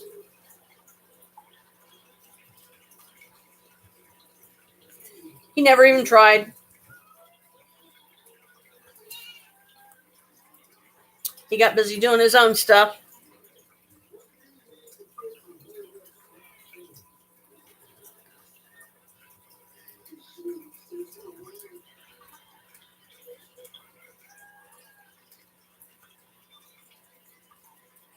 Uh-oh.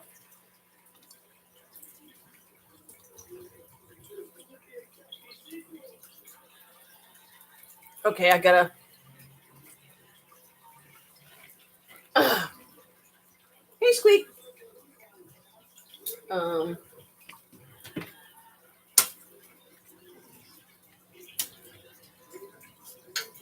computer's down to I'm about to die mode, so I gotta move it.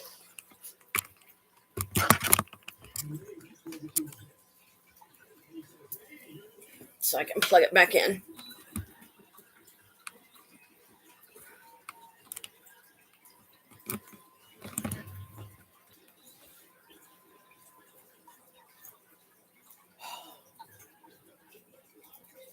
So yeah, Jim, he let me down.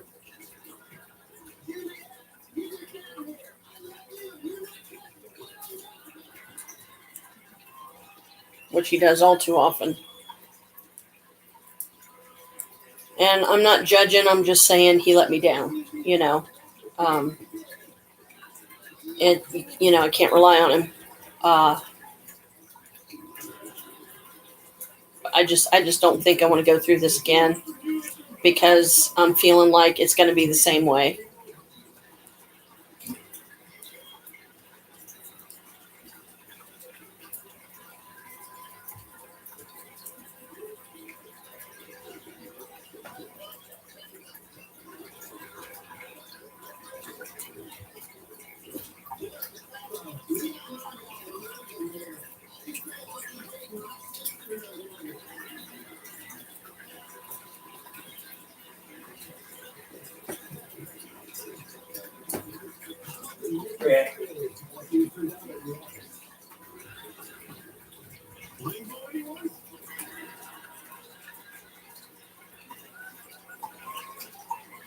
I know, not a very attractive thing to be doing on a live, but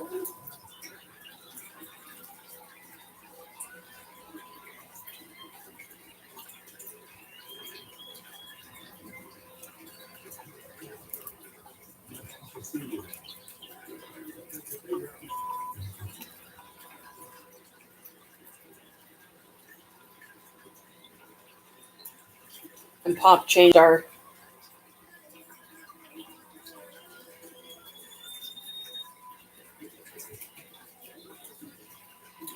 toothbrushes yesterday.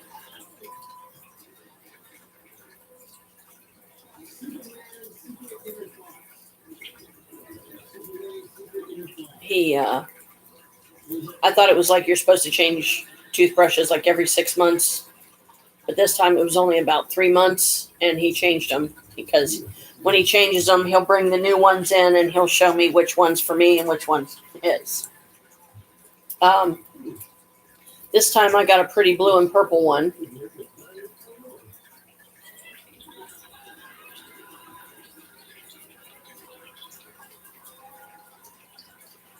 His is green and yellow.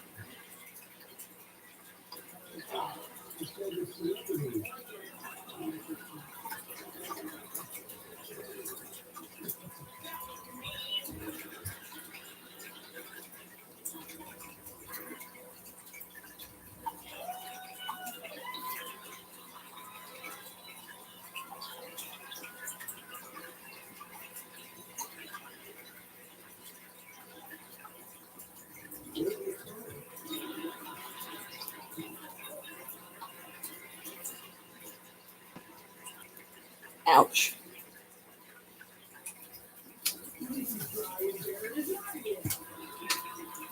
This is a rare occurrence.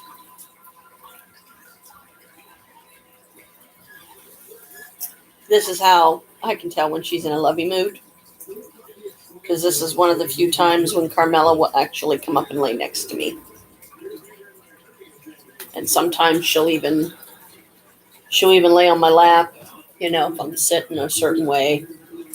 Because when cats lay in your lap, they have to have a certain sense of security. They're not going to fall, or they won't, they won't lay on your lap.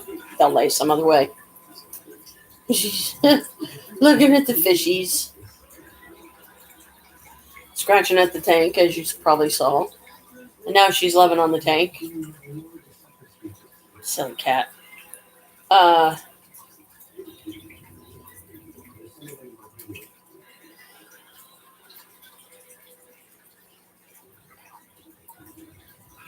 hate when my ears start itching.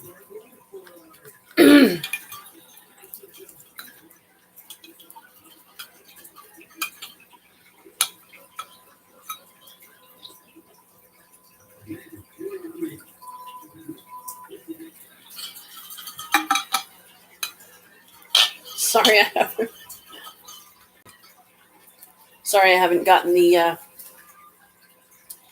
daggers started yet, but now that she's laying down, I won't move until she gets up on her own, because I try to enjoy these moments when she does this, because it's not very often. So I try to, make myself available for her. And the thing is if you move, like even the slightest little bit, a lot of times they think that means that, they have to get down now because you're getting up for some reason. So I try not to move when one of them's up here, like Kalika. A lot of times if she comes up, I try to make sure I'm sitting in the most comfortable way I can possibly be sitting at the time, because I know that if I move even the slightest little bit, she's going to be trying to jump down off my lap. And yes, I'm still in my PJs. I didn't even get dressed today. But, I look at it this way. At least I'm covered, And I didn't get nowhere near anything done today that I was hoping to get done. But maybe tomorrow I'll finally get the cluster mountain over here. I'll finally tear into it and get some more stuff sorted and, organized. But at least I got me another craft table. And this one I'm really going to try really hard not to destroy. With resin. But I'm going to have to wipe it down, really good with a cloth, and use one of the wrapper things that comes with a lot of the resin. They give you that little cloth that you can put down so you can protect your furniture. And hopefully not get any resin on this top, because I've ruined so many of my clothes already getting resin on them. It's just silly. That way I'll be able to have this one that I can use over here for doing my beading, my diamond paintings when I'm doing them, which I don't even know when I'm going to get around to doing one of those again. But, I'll probably keep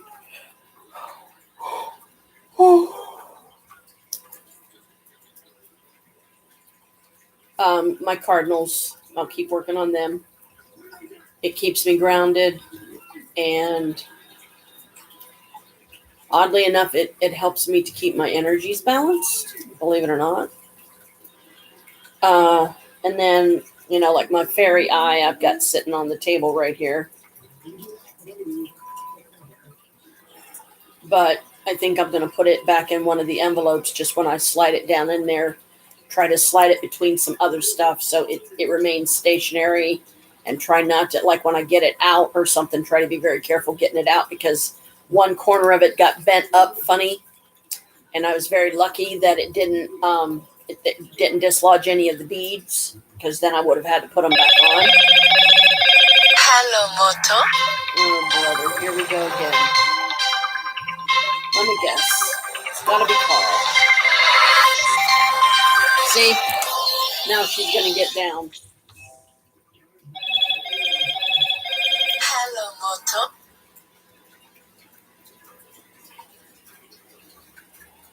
I missed it. So I don't think that would be Carl.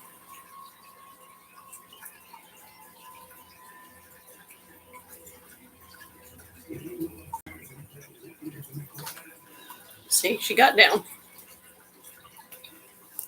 I better, because I need to know if I'm going to be able to handle wearing this thing anyway. I got to get used to it, I guess. But see, that's basically, and it's got some weight to it. So this is how you just carry it with you. That way, if somebody calls, you pick it up like this. Hello, you know, that's too heavy. That's too heavy. I don't think I'm gonna be able to do that. That's why I try to leave my little hopping. I try to. Whoa! Yeah, Janet, knock your phone in the floor. Good one.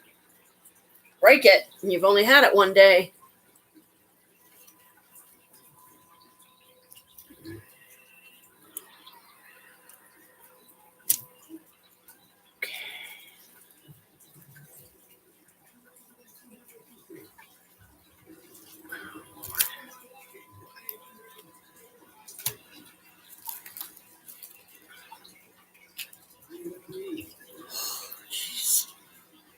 And look what I decided to use last night.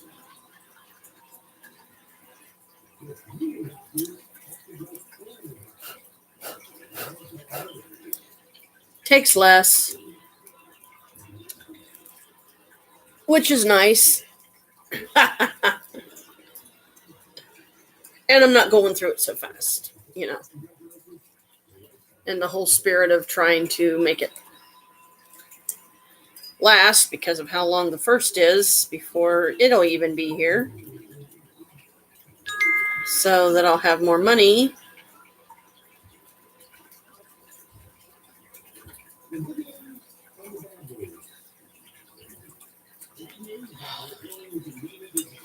But I have to be extremely careful because I don't want to lose any, you know. So it's a lot harder. It's where this little thing can come in handy because if you look, kind of is like a little spoon. A little bit of a scooper. Let's scoop out the poo or scoop up the poo and throw it in the loo.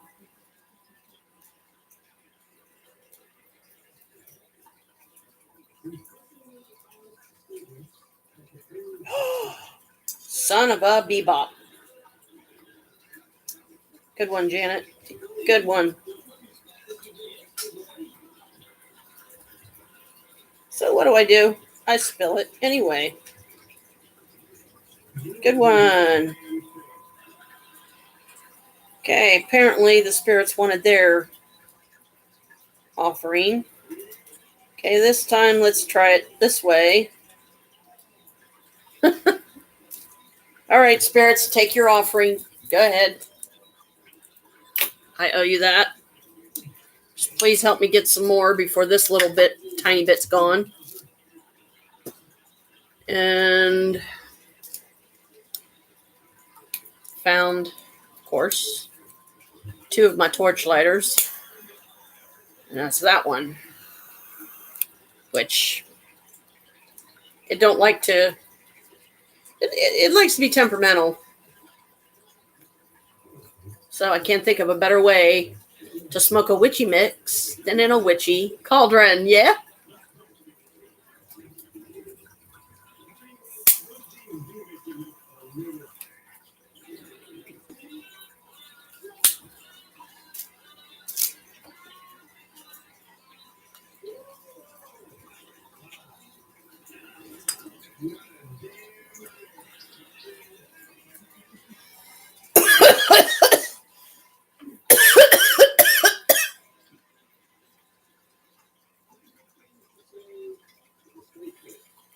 Oh, but I have to be quick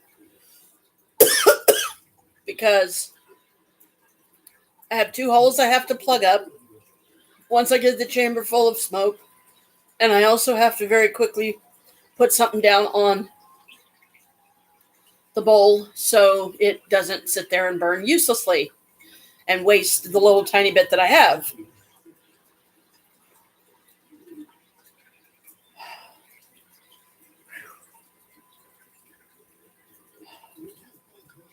And then I wait a few minutes to make sure that it's completely out.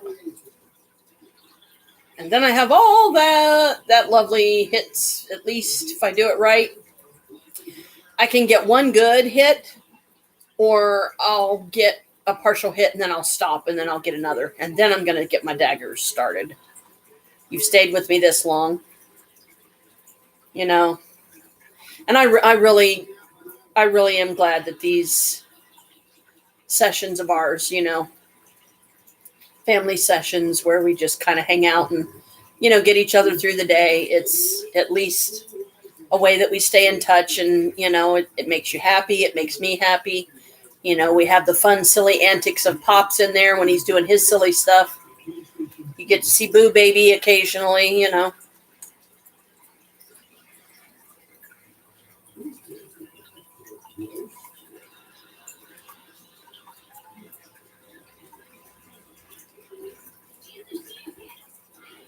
Now, see, that was a beautiful hit.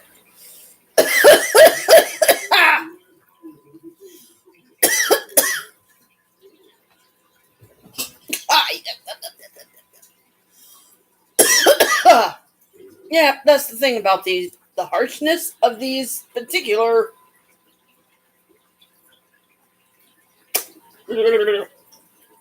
herbs. Skullcap, Damiana, and Colt's Foot. Woo! And that's also why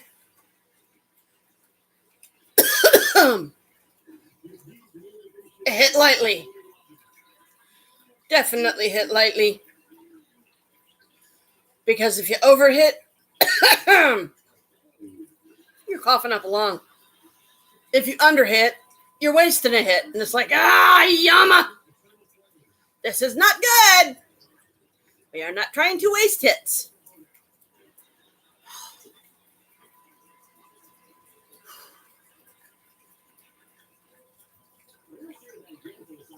Okay. Yeah, I think. But see, there's the thing. Once you get the chamber full, you do have to clear it. So otherwise it's wasting it. And I don't want to waste any. Oh, you mean you're finally taking a break from that? Shocker!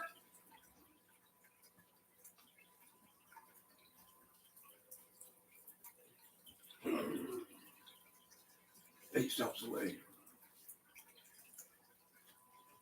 What's coming today? Oh, your power supply! Well, that'll make Pops happy, right? He'll have his laptop back. And yes, our daughter is still on.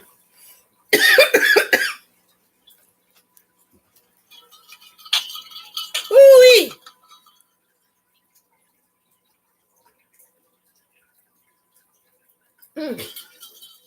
This is where ice water comes in handy.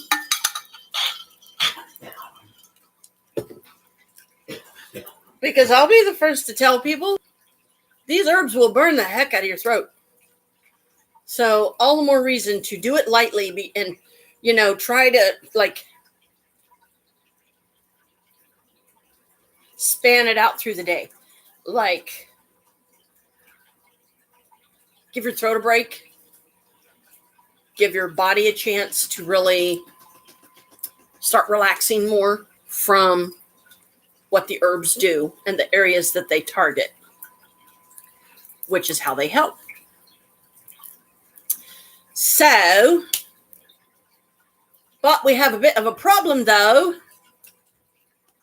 No, not really. Maybe. Oh no, I've gone British. I'm sorry. Can't help it. It happens sometimes. Well, my own form of Brit, I guess.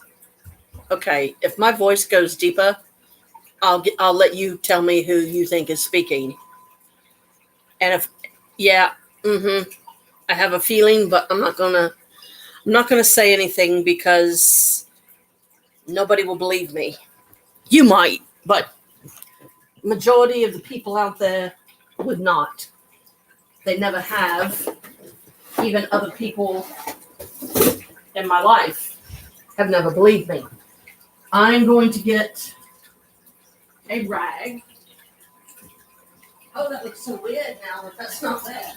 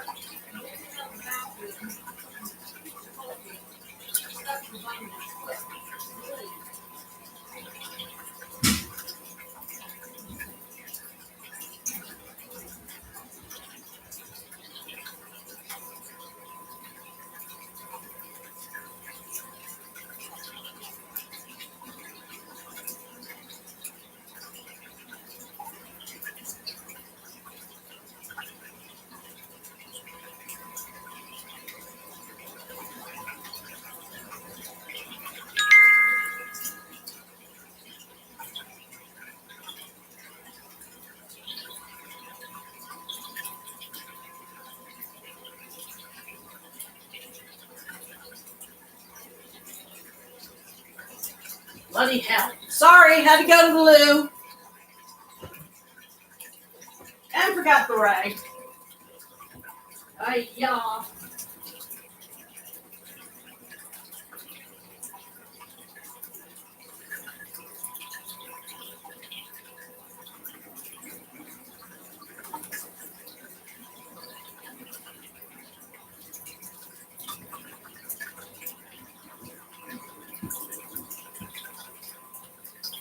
Got a magic trick for you, Brooke. And I'm not a magician. I think you'll get a kick out of this. Maybe it'll give us a giggle. But I have to turn this around some way. Help me. There we go. I think. Yep, you can see me kind of. And see the table. I'm leaning. I'm going sideways. I'm going to turn this orange rag black.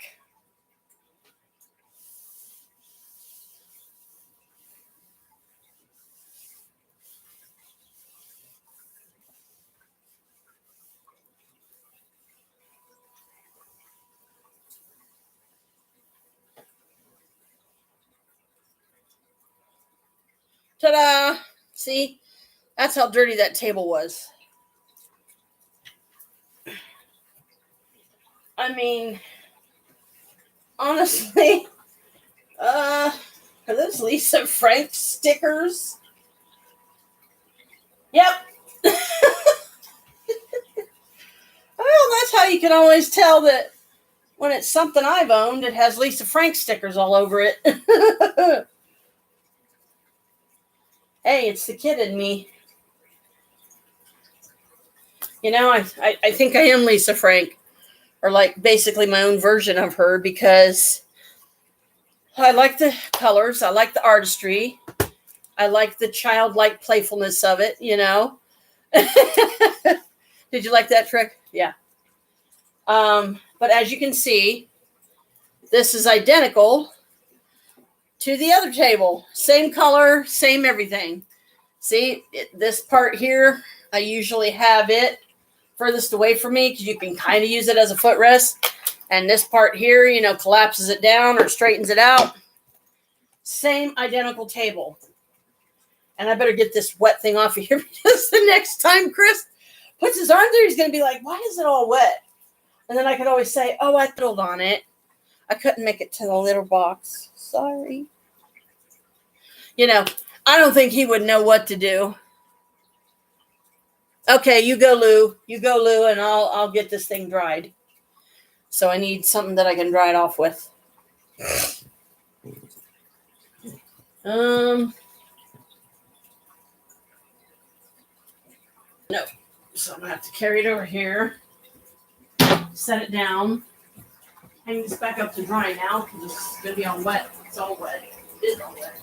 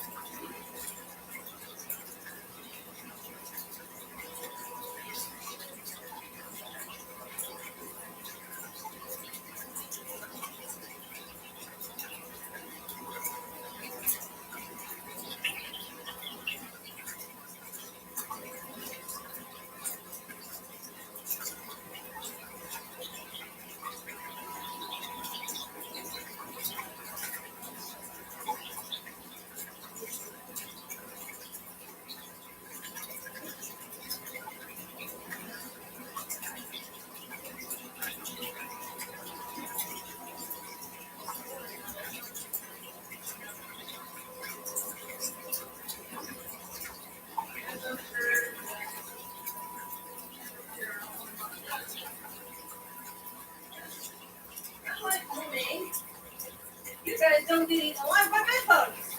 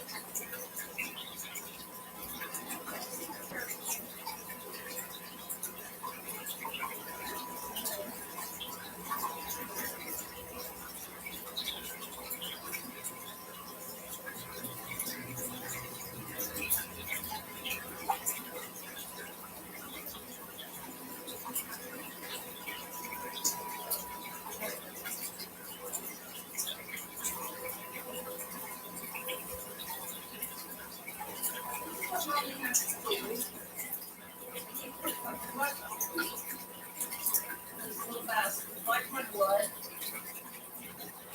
Don't fucking leave me alone. So if I'm not getting eaten alive up there, I'm getting eaten alive in here. At night, when I'm trying to fucking go to sleep. What important to me.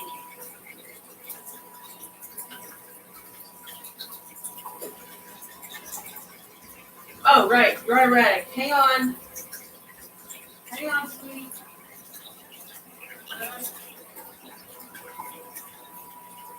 I ruined the rag that went with this green towel, and I probably don't even need it now. Nope, I think it's good. My mom, she gave us towels and wash rags for Christmas. This was a light green, and I had the rag that went with this. I had to throw it away because I had to turn it into a resin rag, which was not a good thing. Okay, now let me get these put over here for a minute. I don't know. Can we fit it up there with the plug? Okay, good. Kind of. Not very good, though. Sadly. Kind of got to put you at an angle there. I hope you can see okay.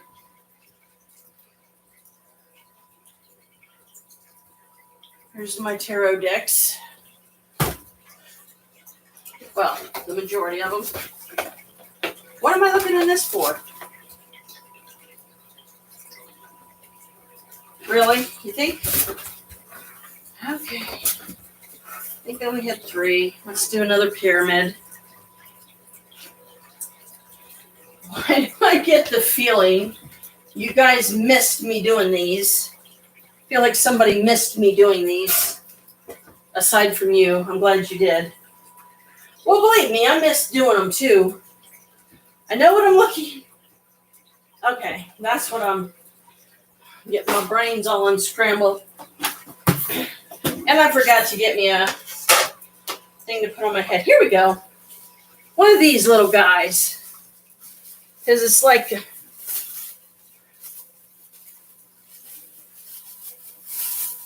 damn, how big is this thing? Shoot, almost fit this on a banquet table.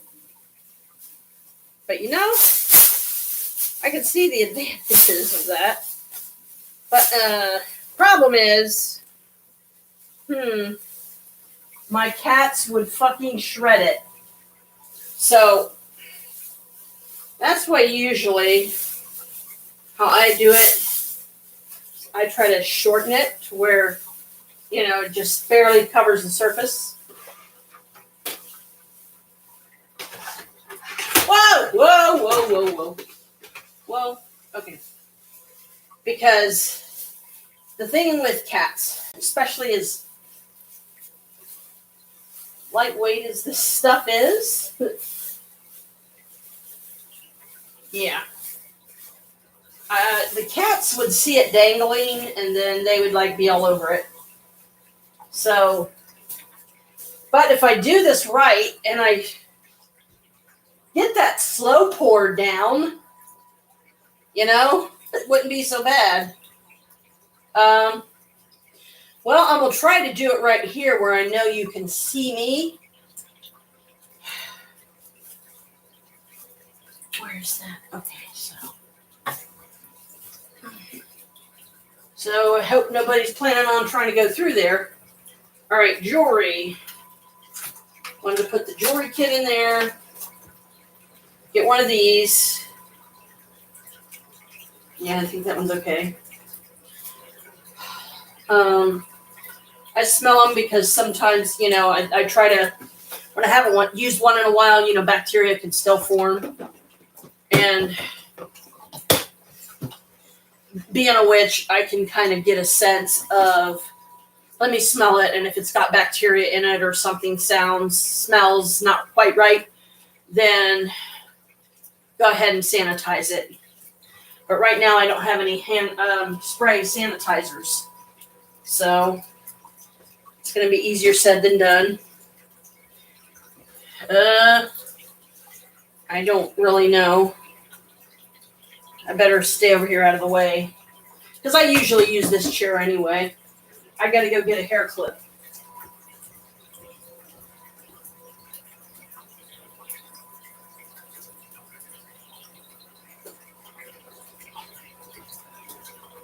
I decided to go all black today.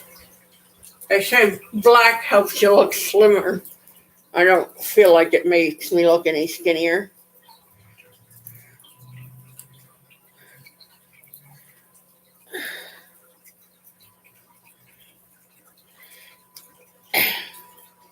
Because even though my hair is nice and short now, I don't like it hanging down my face. It bugs me. Just in case he does.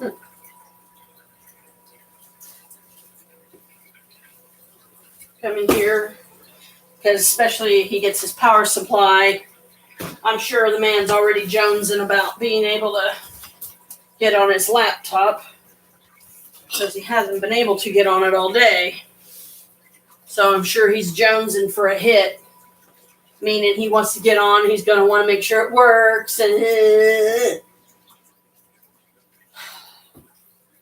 okay, so there's 4 daggers. We'll put them right there. I'm going to do the pyramid. I'm going to do the Rexy cat. And the other 2 kitties. Hopefully these guys will turn out better this time.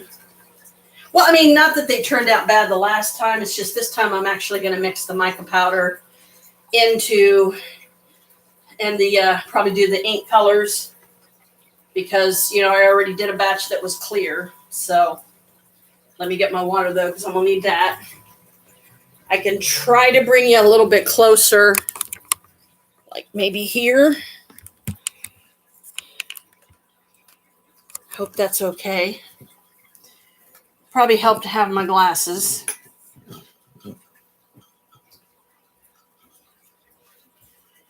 And, you know, that way you can see me. Okay, good. But another drawback with the black is it's a hot color.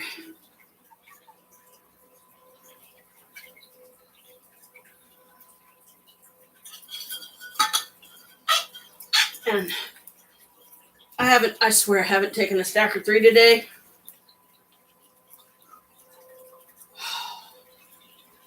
But man, wearing this black, it can make you warm. Okay, what color do I want to do today?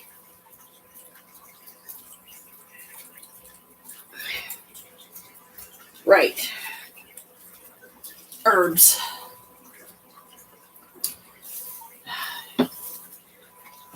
One of the discoveries that I made while I was cleaning was this whole jar of herbs that I believe came with one of the witch kits that me and Maria bought. Okay, today is Monday, so white.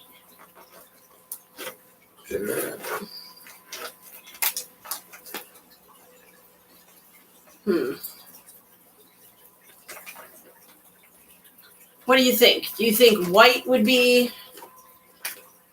because if I do the daggers in white, you're not going to be able to see all of the herbs. You'll only be able to see bits and pieces of them. I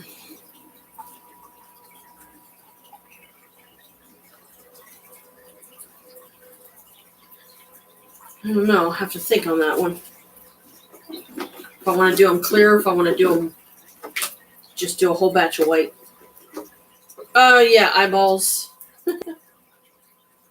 And the lighting. Remember, the lighting absolutely sucks over here. Okay, we've got Forget Me Not.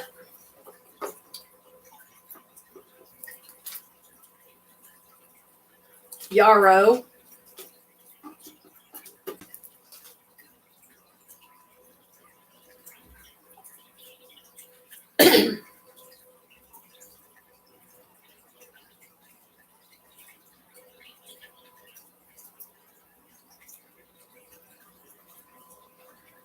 Can't tell what this one is.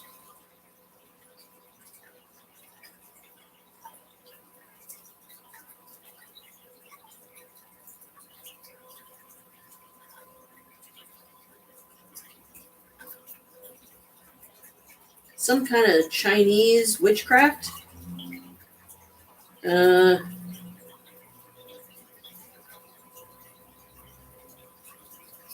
interesting. I can't think of. Let's see, is that a B? Bupleum.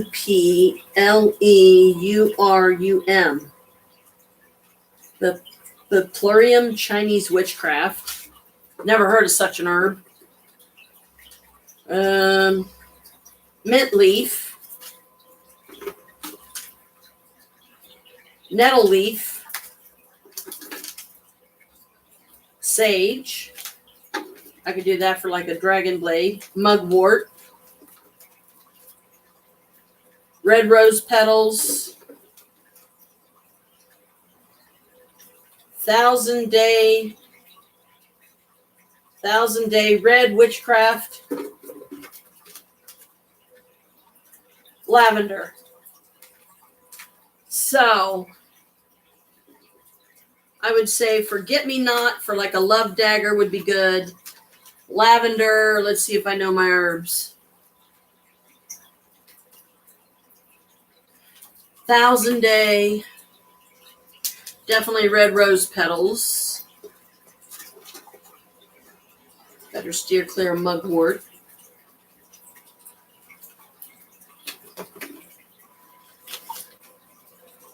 Sage.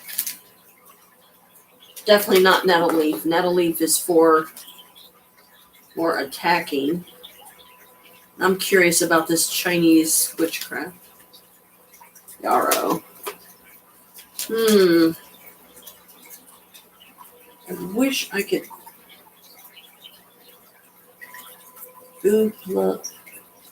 Buplorium Chinese, whatever that means. I don't know what that means. I've never heard of such an herb in my life. Not to mention, realistically, how much am I going to be able to fit in here, too? Let me see what you wrote. So, could do half and half. Interesting. Half and half. So,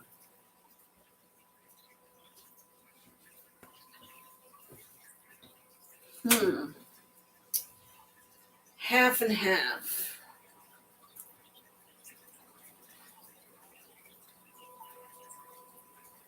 Like maybe that would be tricky though. Do the handles in white, even if it's just taken a dusting of the white mica powder and put it about where I want it to be, just a light dusting, like a spoonful from one of the spoons, and do that, and then just pour it as slowly as I can. And at least, I mean, try not to maybe put herbs in the handle part, but more like in the blade. But if I do put them in the handle, well, at least they might see parts of them come through. First, I'm going to do sage for purity.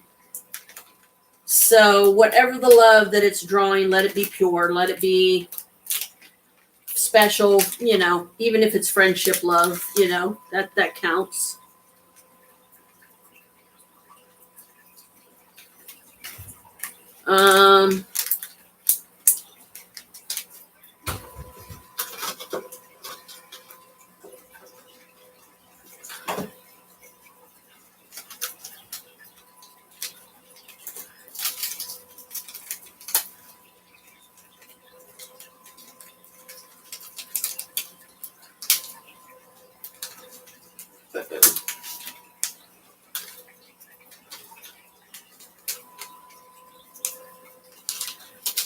They must not want me to use this one because I'm having a hard time getting it open. Here already? There we go. Chinese herb, just because I'm curious what it can do. Never heard of it before, but you know, Chinese witchcraft is usually pretty potent. Okay, red rose petals.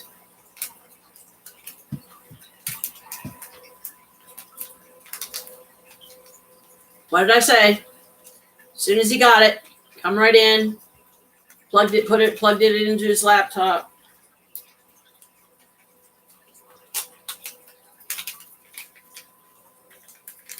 Okay.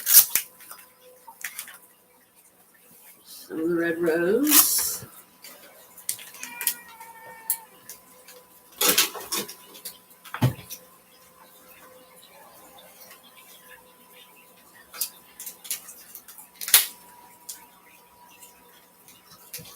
Never heard of it.